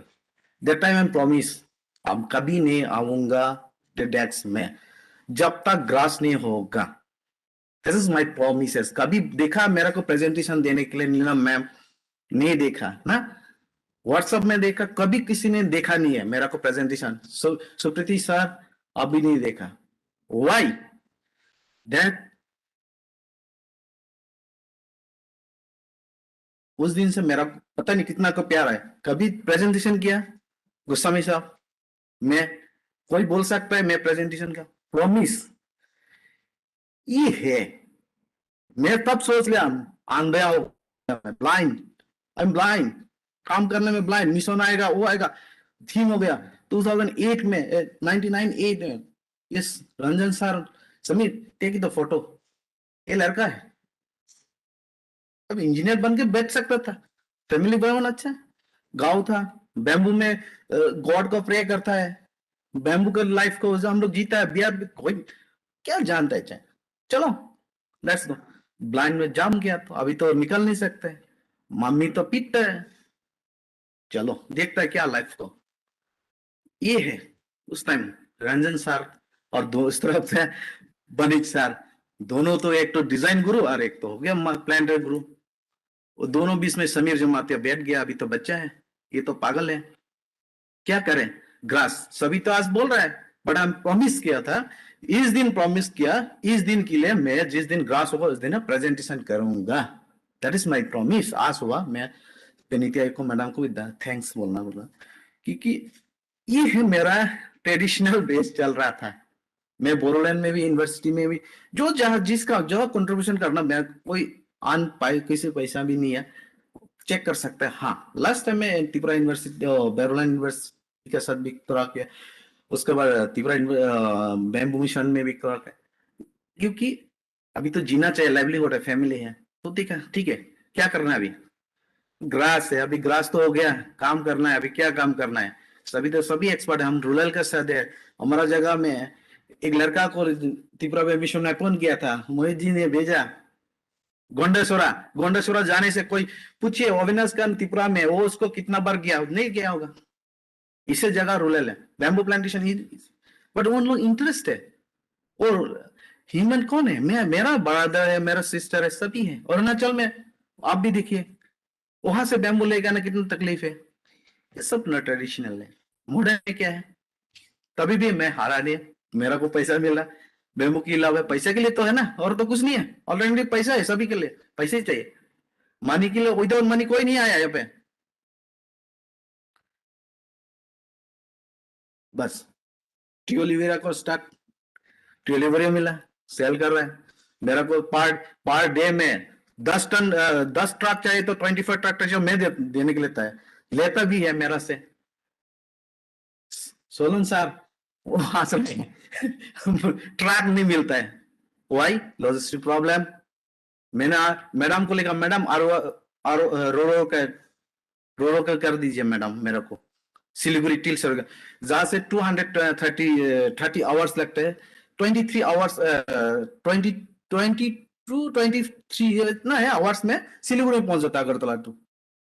मैं भी वो देखा, ठीक है रेलवे चल रहा है, एक व्हाट इज द किसान रेल, वहां पे देखा, वहां पे तो जनरल डब्बा है, बैम्बू नहीं जा रहा है मेरे को, मैं कोई बोल रहा है बैम्बू टीओलिवरा का चाहिए कितना 20 फीट का, मैं कैसे भेजूंगा 20 फीट इतना क्लाम को।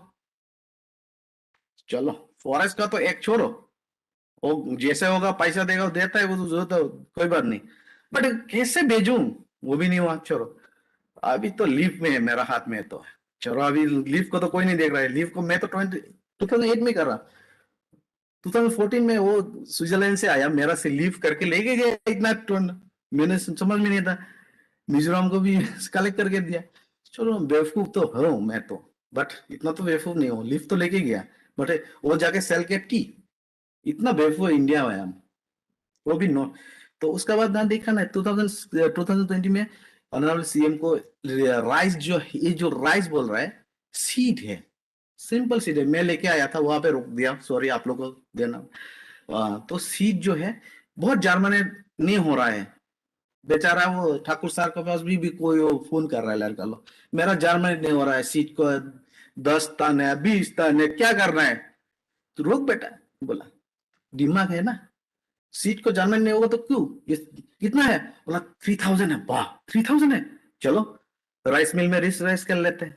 हमारा ऑनरेबल सीएम तो अच्छा है, जो बोलेगा सुनेगा हम लोग के लिए, तो करता भी है, ना नहीं बोलता। हो गया राइस, अभी डिमांड है, दे नहीं सकते, वो फॉरेन में बेच देता हूँ, जैसा करके बेचता हूँ वो नहीं बोलूंगा, वो सीक्रेट एक है। ये है मैडम, कनाडा से आया है मैडम, ये आप लोग गोकुल बाबा में भी देख सकते हैं, बाबा जी बोल के, ये दोनों टी पी लिया मेरे को, जबरदस्ती पीना है बोल रहा है, तो हम क्या बोला, गवर्नर का तरफ से आया इनविटेशन, हम गवर्नर को नहीं पिया, किंतु गवर्नर का गैस को पिलाया, लीफ को उसका मैडम ने बोला लेके जाओ, ठीक है। तो ये जो है मैंने लर्न किया है, लर्न किया है, और कुछ नहीं।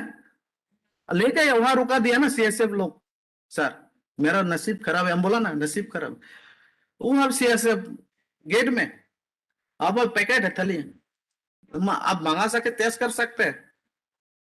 नहीं बोलना नहीं, हमारा नसीब खराब है सर, आपका साथ हम लोग देख लिया। बैम्बू आपको 10 रुपया देने वाला 150 रुपया दिया था ना, रीजन वो है। अभी नहीं बोलना है पब्लिक, ये रीजन है। कुछ हमने देखा लर्न कर रहा है, ये रीजन खत्म नहीं होगा। ये रीजन कब खत्म होगा? परमानेंट बॉडी कोई होना चाहिए, कोई पिताजी होना चाहिए, हमारा गार्जियन होना चाहिए। सभी को रिक्वेस्ट करो, कोई ऑफेंस है हम लोग, टोटली ऑफेंस द बैम्बू। कोई मानता है इसके लिए? हाथ उठाइए, सुप्रीति साथ तो उठा लेगा अभी। नहीं, मैं जानता हूं टोटली ऑफेंस। हम अनाथ है। अभी बोलते हो एग्रीकल्चर फॉरेस्ट से निकाला, बोला मेरा बच्चा है। अरे तुम पहले तो नहीं बोलता मेरा बच्चा है, अभी बोलता है एग्रीकल्चर भी बोला मेरा बच्चा है, बोलता है इंडस्ट्री बोलता है मेरा है। तो किसका पास जाए? परमानेंट सोल्यूशन वो कौन देगा? नोबडी। इसलिए मेरा इतना है, thank you.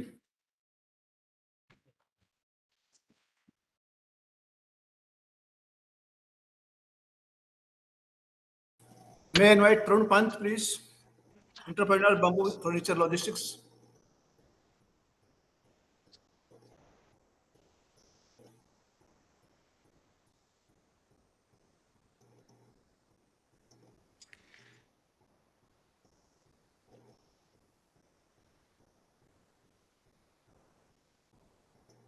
May I invite Mr. Pant?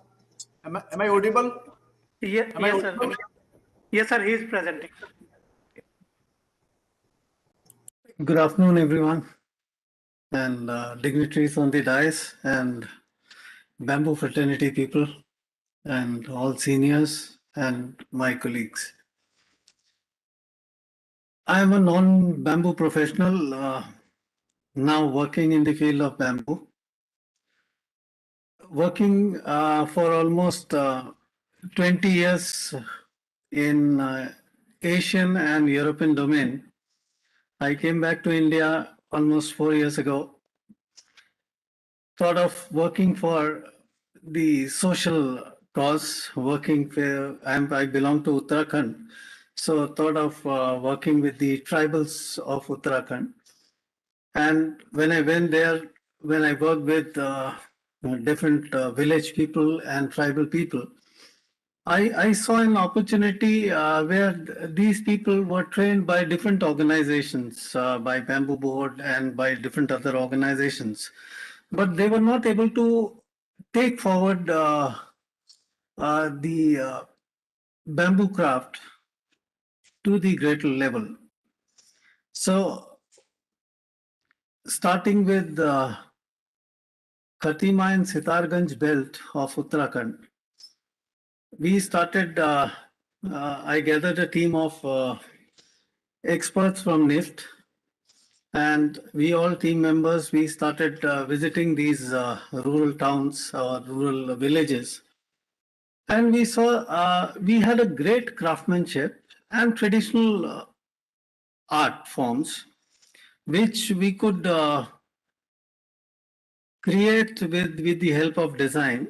And the conditions in the villages we saw were really pathetic, I must say. The cost of one dinner outside was their monthly earnings from their rural, whether working in the field or working for someone else or working as a construction worker.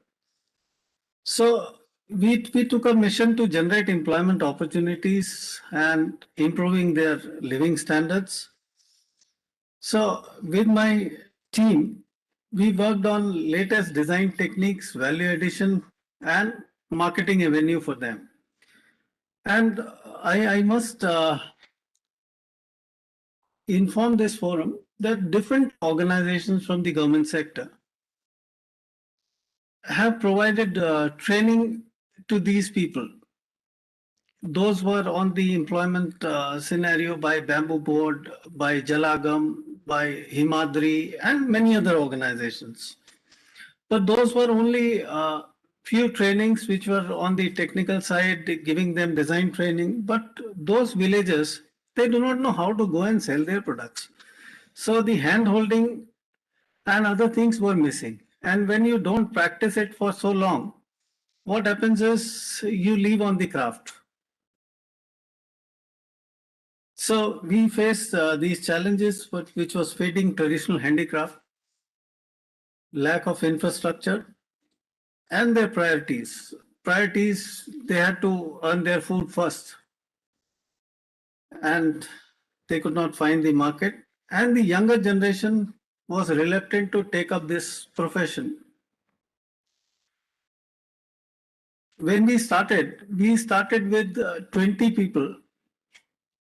We zeroed in on Tharu tribal belt of Sitarganj and Khatima because they had the ancient history of living in bamboo houses.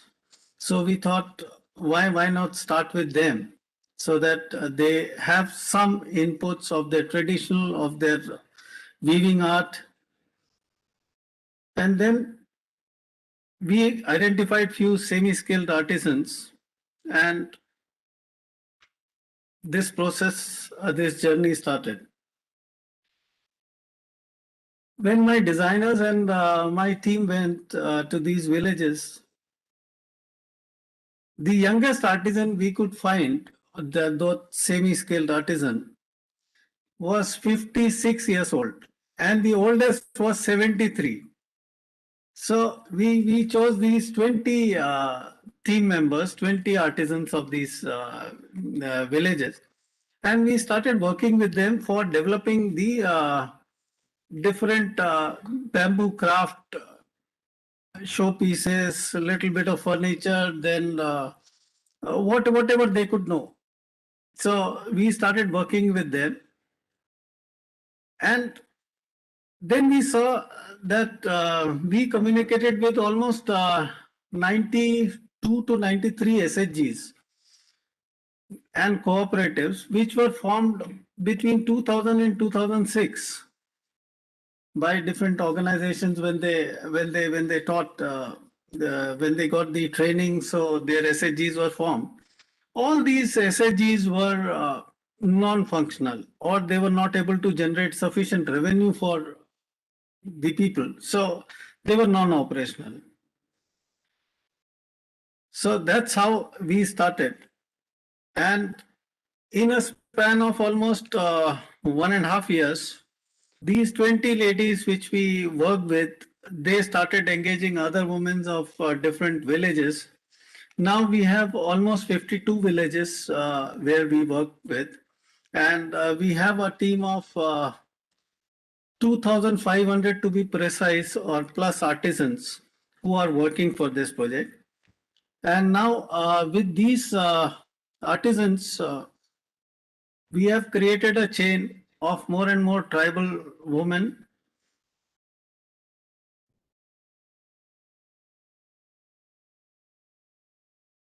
Now the issue was when we started, when we made some products, when we designed those things, the challenge was the market. We took the help of different organizations and asked them whether we can sell their local products through their chains or their systems. So TriFed came forward. We requested TriFed. So TriFed engaged them, and we sold these their products through TriFed. Then we went international. We requested, we contacted many buying houses, and now with this, they asked for their own products, they asked for their own designs. So my team worked with them, and now we are happy that with these initiatives, we have 2,000 plus artisans. Our products are going to Europe.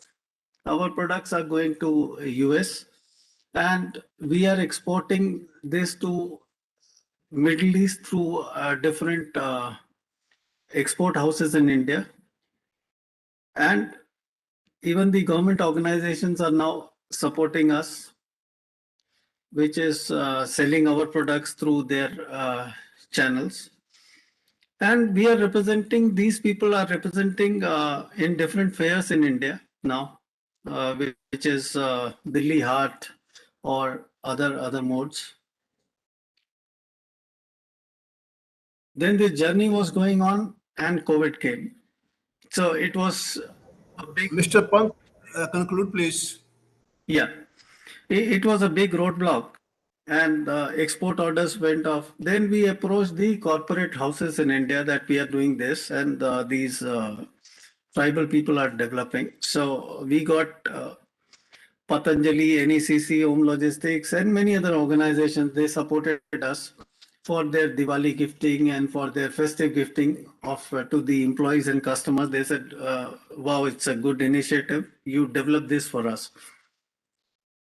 Now our next aim is to create livelihood for 15,000 artisans there in Uttarakhand, to create a pool of farmers who can produce or grow these bamboo and natural fiber for us, develop domestic and international market for seamless value chain, periodic upgradation of design and techniques, which our team is working on, and we are trying to restore the traditional art forms, developing something creative, new, as well as restoring some part of the traditional art, which we can showcase in the international market, which will show the ethos of our country.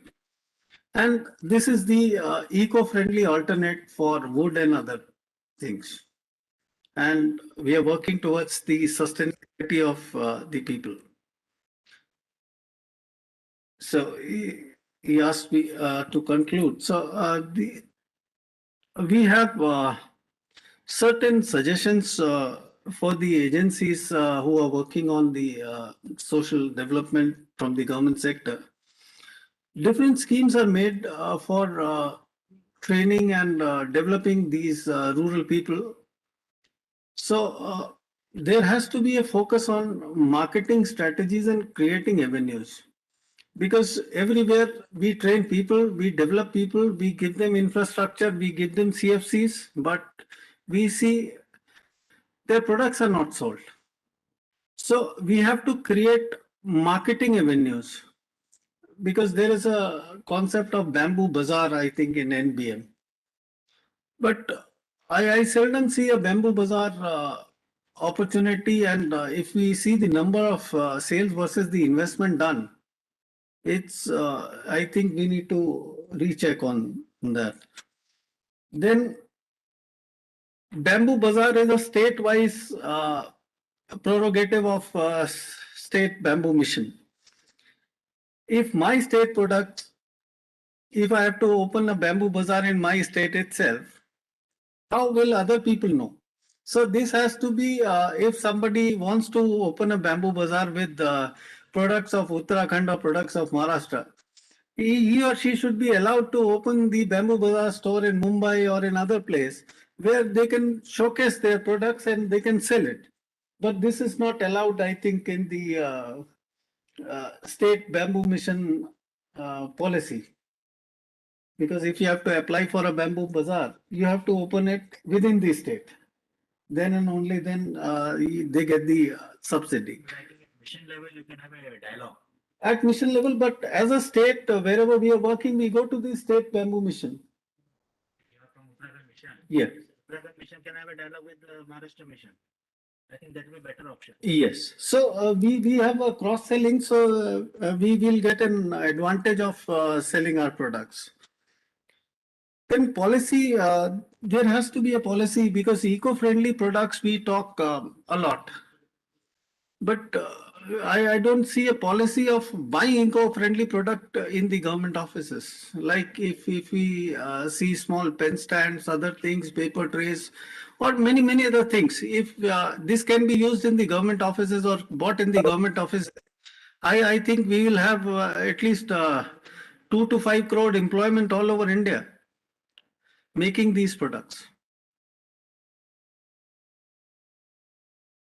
So with two small block districts of Uttarakhand, this has created opportunity for 2,000 plus artisans. Scope for creating 15,000 artisans within that one district. If similar work can be carried out in other districts, see how the number will be. So this is a small example, and it has been done on the individual level and with a small team of 3-4 people. So if this can be initiated, this kind of things can be initiated at a larger level by the audience or the authorities. I think this we can create a employment level of at least 5 to 6 crores in a year in India. Thank you so much.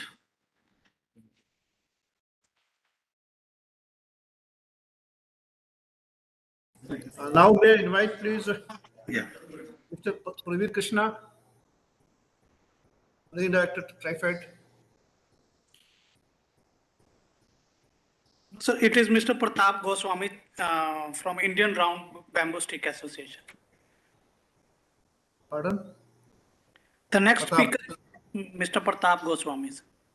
Okay. Yeah, good afternoon, everybody. So I'm the last speaker today. I am representing Shellac and Forest Products Export Promotion Council, a body under the Ministry of Commerce and Industry, Government of India. This is the nodal agency for export of non-forest timber produce, including bamboo. And in October 2007, Shefexel was declared as the nodal export promotion council for Northeastern region to facilitate all exports from the states of Assam, Arunachal Pradesh, Manipur, Nagaland, Meghalaya, Tripura, Mizoram, and Sikkim. So my topic today is roadmap of round bamboo sticks. See, round bamboo sticks are mostly used for manufacturing agarbatti. The annual demand is estimated at about 60,000 tons per annum, which is used for manufacturing approximately 2 lakh tons of raw agarbatti. This is the annual consumption of raw agarbatti in India. However, out of that 60,000 tons of the annual requirement, we are producing merely 3,000 tons in India, and most of this is coming from northeastern region. And the units manufacturing these round bamboo sticks are mostly micro and small enterprises. The balance quantity, which is around 55,000 to 58,000 tons, is being imported from China and Vietnam. And these round bamboo sticks are also used for barbecue skewers and window blinds. So currently, the round bamboo sticks are being traded between around 110 rupees a kg to about 120 rupees a kg. And 1 kg of round bamboo stick carries approximately 3,600 numbers of the sticks, having a length of 8 inches and a diameter of 1.3 mm, which is the standard size for agarbatti. So if you calculate the price per round bamboo stick for agarbatti, it is about 3.35 paise. And this is a very small part of the agarbatti value chain as compared to about 50 paisa to 65 paisa per agarbatti stick, the perfumed agarbatti stick. So we see that there is a huge potential for 100% import substitution of round bamboo sticks if the challenges being faced by the industries are addressed. And we from the industry have set a target of 100% import substitution in the next 3 years. So let me tell you about the challenges being faced by us. You see, the yield of round bamboo sticks from bamboo culms varies between 6% to 12%. And the micro and small enterprises don't have facilities for waste utilization, resulting in bamboo input price ranging between 25,000 to 40,000 rupees per tons, as against the bamboo price of rupees 2,500 to 4,000 rupees per ton. Though the price of bamboo in China is around 10,000 to 12,000 rupees per ton, their bamboo input price is in the range of 12,000 to 15,000 rupees per ton, owing to 100% utilization of bamboo culms by making value-added products from the bamboo waste. Present units being micro and small enterprises, they are unable to invest in the infrastructure required for waste bamboo utilization. And so far, no corporates have entered this sector because they find the challenges to be extremely challenging. It is only the micro and small enterprises working in this sector. Another major impediment is non-availability of stable and uninterrupted power supply in the northeastern region. There are a lot of issues related to distribution of power. We have frequent power cuts, fluctuations in voltage, surges and dips in the frequency. So that results in unstable production. And another important factor affecting this industry is the incidence of embedded taxes. The embedded taxes are very high. When I talk about the embedded taxes, I mean the excise duty on petroleum products, the toll tax, the electricity duty, and many such taxes which are not considered for the input tax under the GST regime. Coupled with that, we have a high cost of logistics due to hilly terrain and remote location. And since the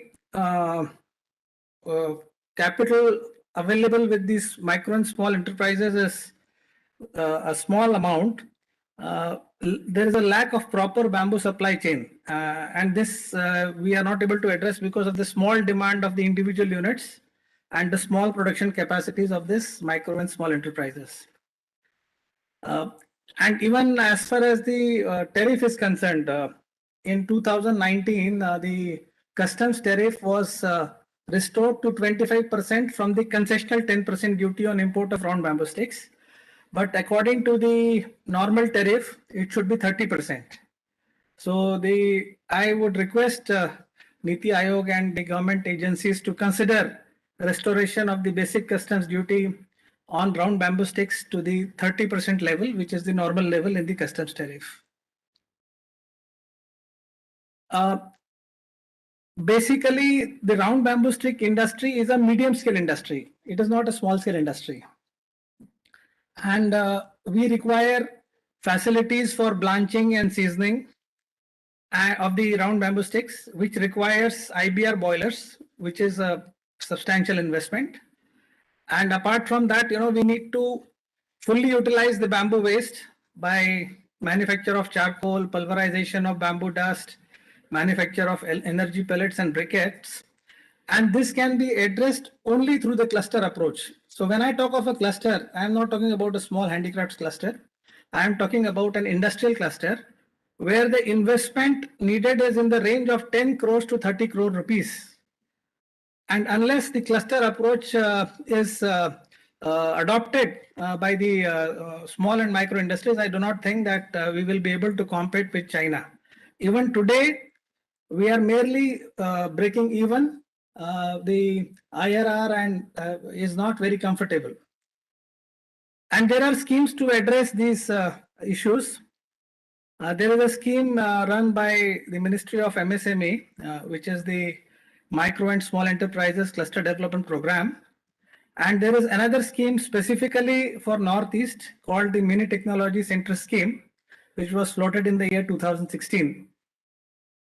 However, so far, not a single center has been set up. And the outer limit for the Mini Technology Center is 10 crores, where the state has to provide 10%, about 1 crore rupees. And as far as the cluster development program of the Ministry of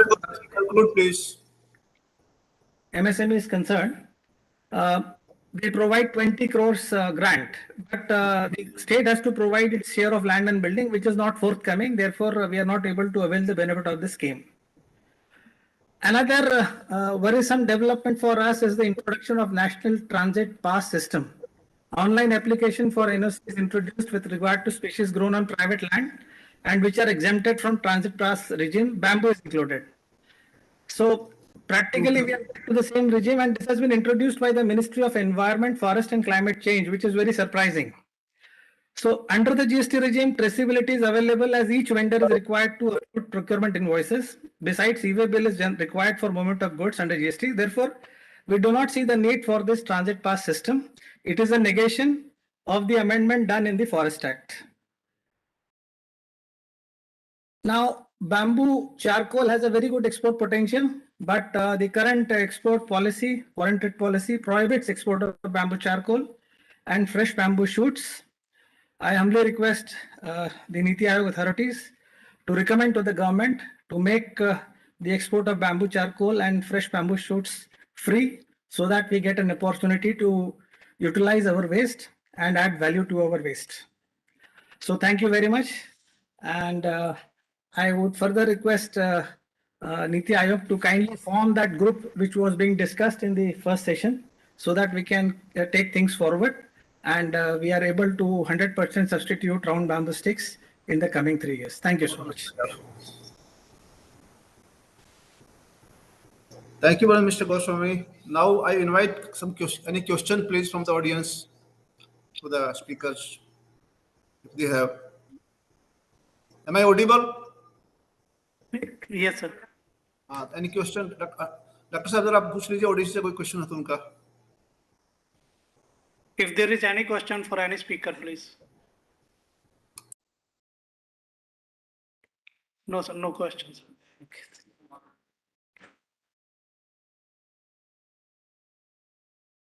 I don't have a question, but I would like to add to what Samir said. Was the word tea? I think the department has some objections you were telling.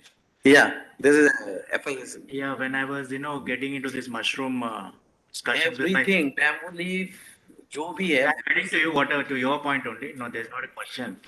I was discussing with my friend, who's a classmate, he's in Canada, just talking about mushrooms, and then he told, why don't you prepare coffee mushroom? Then I think the coffee industry will also come with objection.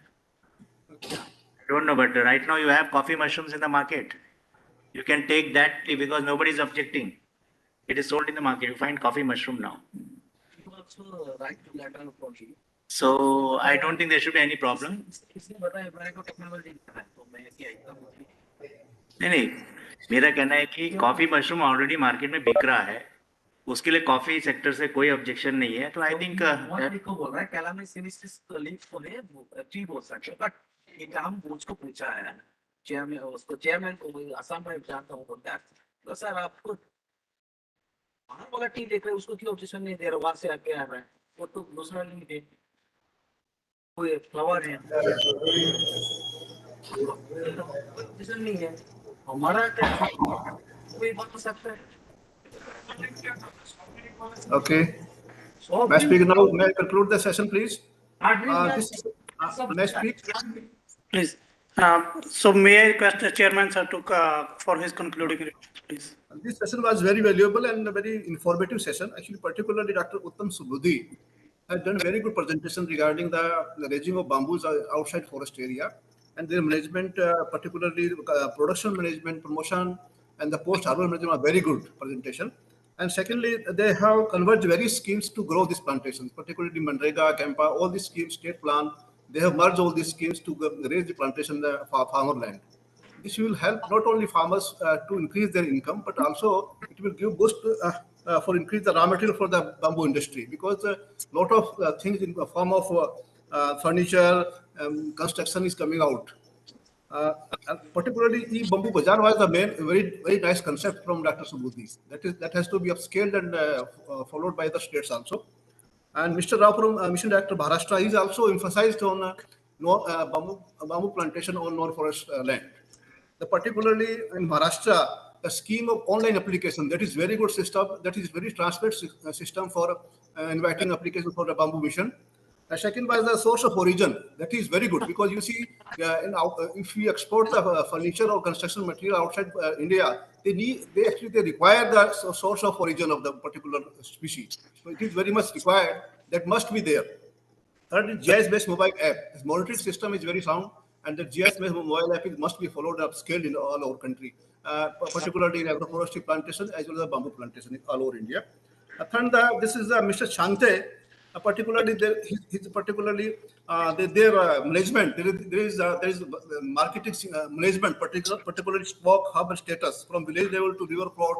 The big management actually that required for the big management and big market for the bamboo, and particularly securing raw material. They have actually done the plantation from the quality shielding and all these things. So that particularly Mr. Chante has spoken very well, and also he has emphasized on the value additions. Certainly, Mr. Jamatia has also spoken about the value addition or for the bamboo. And then Mr. Tarupant, he has spoken about the involvement of participation of the local communities, particularly SC groups, their capacity building, their handholding, to increase the bamboo cultivation and also the promotion of handicraft. Lastly, Mr. Goswami is also particularly the bamboo sticks for the agarbatti export. That is very good idea because we see if it is exported properly, then there will be a big boost for the market linkage in India. Thank you very much. We conclude this session. Thank you very much. Thank you. Thank you, sir. Any remarks from co-chair? I think the chair has already finalized, so I just make it better. So thank you everyone, and it was a nice interaction. I also thank the Niti Aayog for giving all of us an opportunity to speak on this very sector, which is highly neglected. That's what I feel, and especially outside forest lands, there's a need to develop this sector. Thank you everyone. Thank you very much, sir. I would like to thank the chair, Shri Ram Kumarji, APCCF, co-chair, Mr. M. Srinivas Rao, mission director, National Bamboo Development Board, and the reporter, Dr. A.K. Handa, principal scientist, Capri, for this excellent session on national and international best practices. With this, we have reached to our concluding session, the most important session. For this, I would like to invite on stage Dr. Neelam Patel, Senior Advisor, Agriculture, Niti Aayog, and Dr. Ajay Thakur, Head, FRI, Dehradun. Thank you.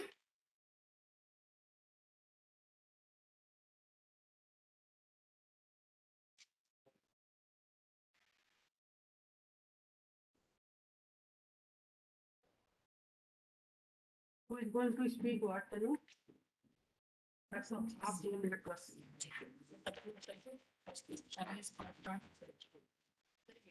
आप करिए, लेकिन बस 2 minute से. I would request Dr. Ajay Thakur for the concluding remarks for this session, and Dr. Patel will share the way forward, how to can take this mission forward. Thank you very much. Thank you. I would like to be brief because it's quite long session now, and it's a really nice gathering, nice hearing from all. First, we are grateful to Dr. Rajiv Kumar, VC, Niti Aayog, then our Minister of State, Dr. Jitendra Singh, then Dr. V.K. Saraswat, and CEO Sri Amitabh Kantji. And I'll start with the session. The first session was particularly for germplasm and utilization of bamboos, especially specific, and that is also important. Quite good light was given on that. I have also discussed something about the quality planting material. Then Sri Sayedji has already, I mean, he briefed about the quality, the good quality of species which can be used for different uses in bamboo. Then Dr. Abhinav Kant, he gave very good idea of utilization, especially utilization on also like the what type of bamboo, quality bamboo, which is going to be required for utilization, lifestyle products and handicrafts and so many things like that.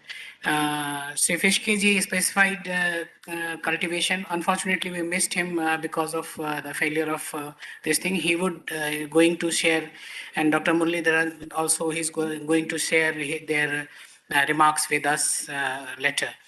Government policy was discussed or passed about NMBA, then present NBM, and the future roadmap by Sri Rambir Singh Ji JS discussed. And then when we are coming to the next thing was in the same session, we have discussion on the bottlenecks, also about the product, especially the engineering product, then we price Sir, you are not audible, sir. Thakur, sir. Now I am audible? No, sir. No, sir. Problem might be problem. The mic. Sir, you switch on, sir. Switch on. Switch on. Hello. Now it is. So, okay, sorry for that. And then still I'll continue on with that. Very good presentation on that side, how bamboo can be utilized in building. That's a need of the hour. And very nice and a new and very specific on bamboo as a food and beverage, which is going to be required because it's not only food, it's nutrition, quite good nutrients and very good having polyphenols and other things for this purpose. Nice medicinal planting material. Third one was really big session because that session was dealing with circular economy and all industry, especially those industry, large industries where they discuss their problem, their bottlenecks. Some has shared very good and very positive stories. Sanjeev Karpeji, Yogesh Hindeji shown very good positive stories. Then we have very quite good length discussion on bamboo for paper and other industry. Muthaji also, they have, and those things we have, it is going to be discussed in later part. Fourth session is nicely concluded by our chairman and co-chairman. So I'm not going to detail on the fourth and last session. And I'm going to thank actually all the chairs, the chair, because those are always very important, chair and co-chairs. They put their effort on that. So first it's Srimati Chavi Jha and reporter Dr. Sanjay Kajuria. In the second session, it's Dr. Prem Singh and co-chair Sri Rambir Singh ji, then reporter Sri Hemant Kumar Meena ji, and the third session, Dr. V.K. Saraswat, member Niti Aayog himself, and co-chair Sri Neeraj Sinha, senior advisor, reporter Sri Naman Agrawal, and the final session, it is chair Sri Ram Kumar ji, APCCF Mission Director Gujarat, nicely concluded the whole of his session, and co-chair Sri M. Srinivasa Rao, and reporter Dr. A.K. Handa. Thank you very much. Thanks.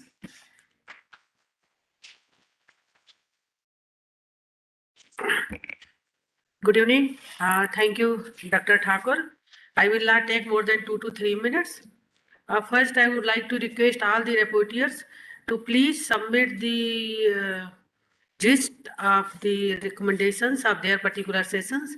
Make it short and brief so that we can take the agenda for developing our action plan for the development of the bamboo sector. But as per the priority from the Niti Aayog, I have listed few things. You may not get that a full idea, but something that BIS standard for the new bamboo products and this FSSI certification for the edible bamboo products.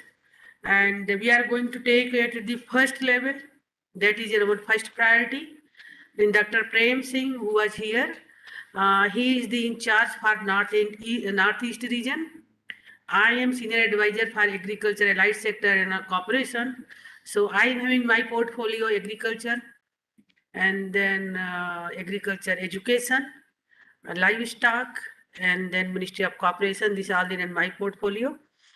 And in the last session, you might have noticed that there was an advisor from forestry and climate change. So what are the issues that were generated from pertaining to forest and climate change? He was here. We have called him. So in Niti Aayog, we will take up all these issues in one by one. And then one third one, the Dr. V.K. Saraswat pointed out that social forestry, where we are having bamboo. So therefore, it should not be included in the reserve forest, but it should be included in non-forest area. So this is the policy decision that we will do by our own, involving the state government, all our mission directors. And then the target group discussions, meetings with sector-wise, to understand the challenges, because we have noticed something, but this time was too short to make any judgment about them.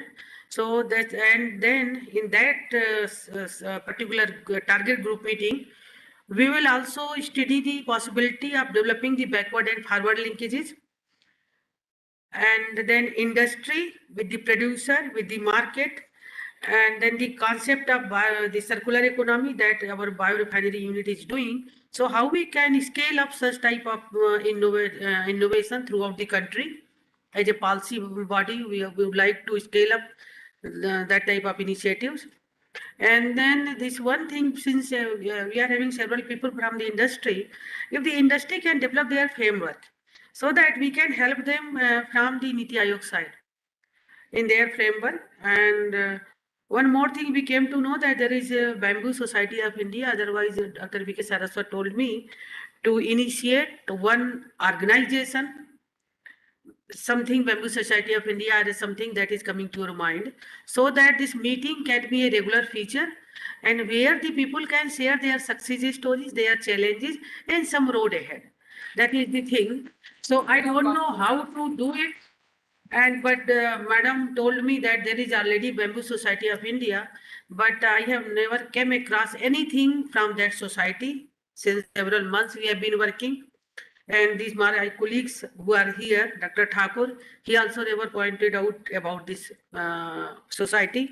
So whatever it may be, so whatever you will people suggest, you suggest that we will go with that society. If you want to create something new, then also Niti Aayog is open. So here we want your suggestion, and that you can send me in writing.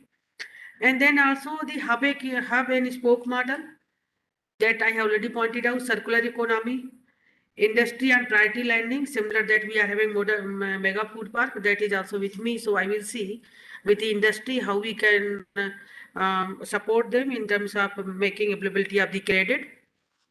And then the Kisan Rail, how we can link these Kisan Rails with Bamboo, so that in that case the primary processing can be done at the village level, and for the secondary thing, this product can go from one place to other place. So this is the possibility. Recently we have made attempt in the Uttarakhand. So similar, we can work with the Ministry of Railways with the support of you people. And then again, I have written these bamboo tea certification, branding, and GI tags of your product, so that we can protect your interest. And I have called CEO FSSI for this meeting, but because of some personal problem, he could not attend. Otherwise, we would have been solved this problem here only. And then one thing that is coming to our mind, that the knowledge information system for the bamboo, this should be there, because what is happening, you all people are having very pertinent, very important information, but Dr. Thakur is sitting in Dehradun, he is having there, you are having your own place, but we are not having any system where we can place all the things in together. And like our in last session chairman Sri Ram Kumar ji pointed out, that the use of GIS that our Madhya Pradesh is doing. So the source of origin, and then species, and then GIS based module app, so that we can scale up in all these states. This Niti Aayog will do in collaboration with the state, so that we can bring out our own bamboo information system where all people can link, and this will be supportive to all the, even internationally also people can track our progress and everything. So with this, I know I have left something. Goswami ji pointed out about this stick problems. Sir, in the Niti Aayog, in the morning only, I have pointed out, if we will work in the as an independent unit, it is not going to become economically viable. So we have to develop in the ancillary industry, and we have to work in the circular economy mode, and that we have to see how we can proceed further. And with this, I have nothing to share with you. But when you will go back your home, please, if something is coming to your mind, share with us, but no story. We know the challenges, what are there in the country. We know what is happening worldwide. So I may be rude, but mostly at the time when I received the paper, and every day I used to receive 20, 30 suggestions, 10 page, 8 page, I will read one by one, and at the end, I will get only 1 or 2 sentences, what is the requirement of that person. So that not a story, clear-cut roadmap that you want and Niti Aayog should pursue. And from Niti Aayog side, I can assure you that from my so morning you have seen the highest chair, that vice chairman, and then our CEO, then honorable member, science and technology, all senior advisors were there throughout the day. So we will take up one issue one by one. That is the thing. And in that, I will need all your support. To Dr. Sahab, I may require some documents, something from you people, because some documents I may need from you to put up the full proposal to the FSSI and then NAFED, and then you pointed out CELAC, because these people are so responsible. Why can't they take up this thing? So I will invite them also. Then that time I need a proposal from your side. With this, thank you. It was a very long day. Sorry, it was delayed by 1 hour. Our original plan was to conclude it. It was 5:30. Now it is more than 6:30. With this, I think Bhaskar, you are going to propose formal vote of thanks now. Please. One announcement, actually, just what Madam said, not much, only bulleted 3 or 4 point, clear cut 2, 3 lines, 4 point. Please share with Niti Aayog. It is going to be informative for them. And also, ma'am, we'll share one PMO document we have sent in 2016 on bamboo status report. It is going to be useful. But that I'm having. You are having? But what 2016? No. Then what is base document? No, sir, from that we have made several policy changes. Yes. So you can think new one. Yeah, so whatever, because whatever she also suggested, yeah. That is the base document. Yeah, that is there. But what is the new thing? Yeah. If you want something new, Bulleted one will do. Thank you. Thank you, ma'am. Good evening, everyone. Honorable Vice Chairman, Sir, Niti Aayog, Honorable Union Minister, Dr. Jitendra Singh, Sir, Honorable Member, Sir, Science and Technology, Niti Aayog, respected CEO, Sir, Niti Aayog, esteemed dignitaries, distinguished speakers, and participants. I, on behalf of Niti Aayog, propose to deliver the formal vote of thanks at the conclusion of the National Workshop on the Bamboo Development Mission. I express my heartfelt gratitude to Honorable VC Sir for his valuable perspectives and pathways on bamboo which he shared. I would also like to thank Honorable Minister Sir in absentia for an inspiring inaugural address. I would also like to extend my heartfelt appreciation to Honorable Member Sir, Science and Technology, who took the initiative of conducting a national level workshop on bamboo and guiding us from the beginning. I would also like to thank our distinguished delegates, speakers, and participants and experts on bamboo who gave us invaluable insights on strategy and the way forward in making bamboo an integral part of the circular economy. Their suggestions clearly highlighted the central theme that strategies should not be merely limited to make India a net exporter, but also use bamboo as a substitute for commodities, particularly timber and fuel, which are the two most critical resources with regard to sustainability, environment preservation, and climate action.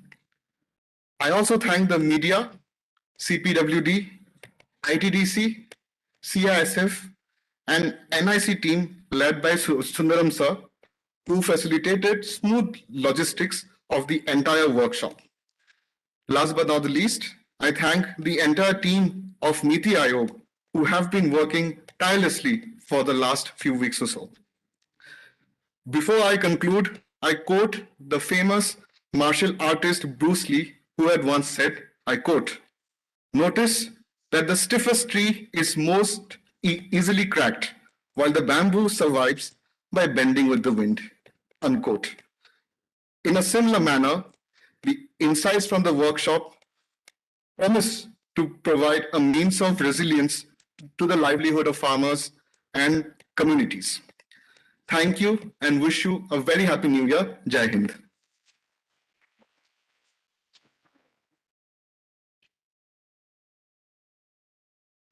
Okay, thank you. Thank you, people, those who are online. I would like to thank each of one of you, and also have a happy new year and safe journey return to your home. Thank you. Thank you. Exercise.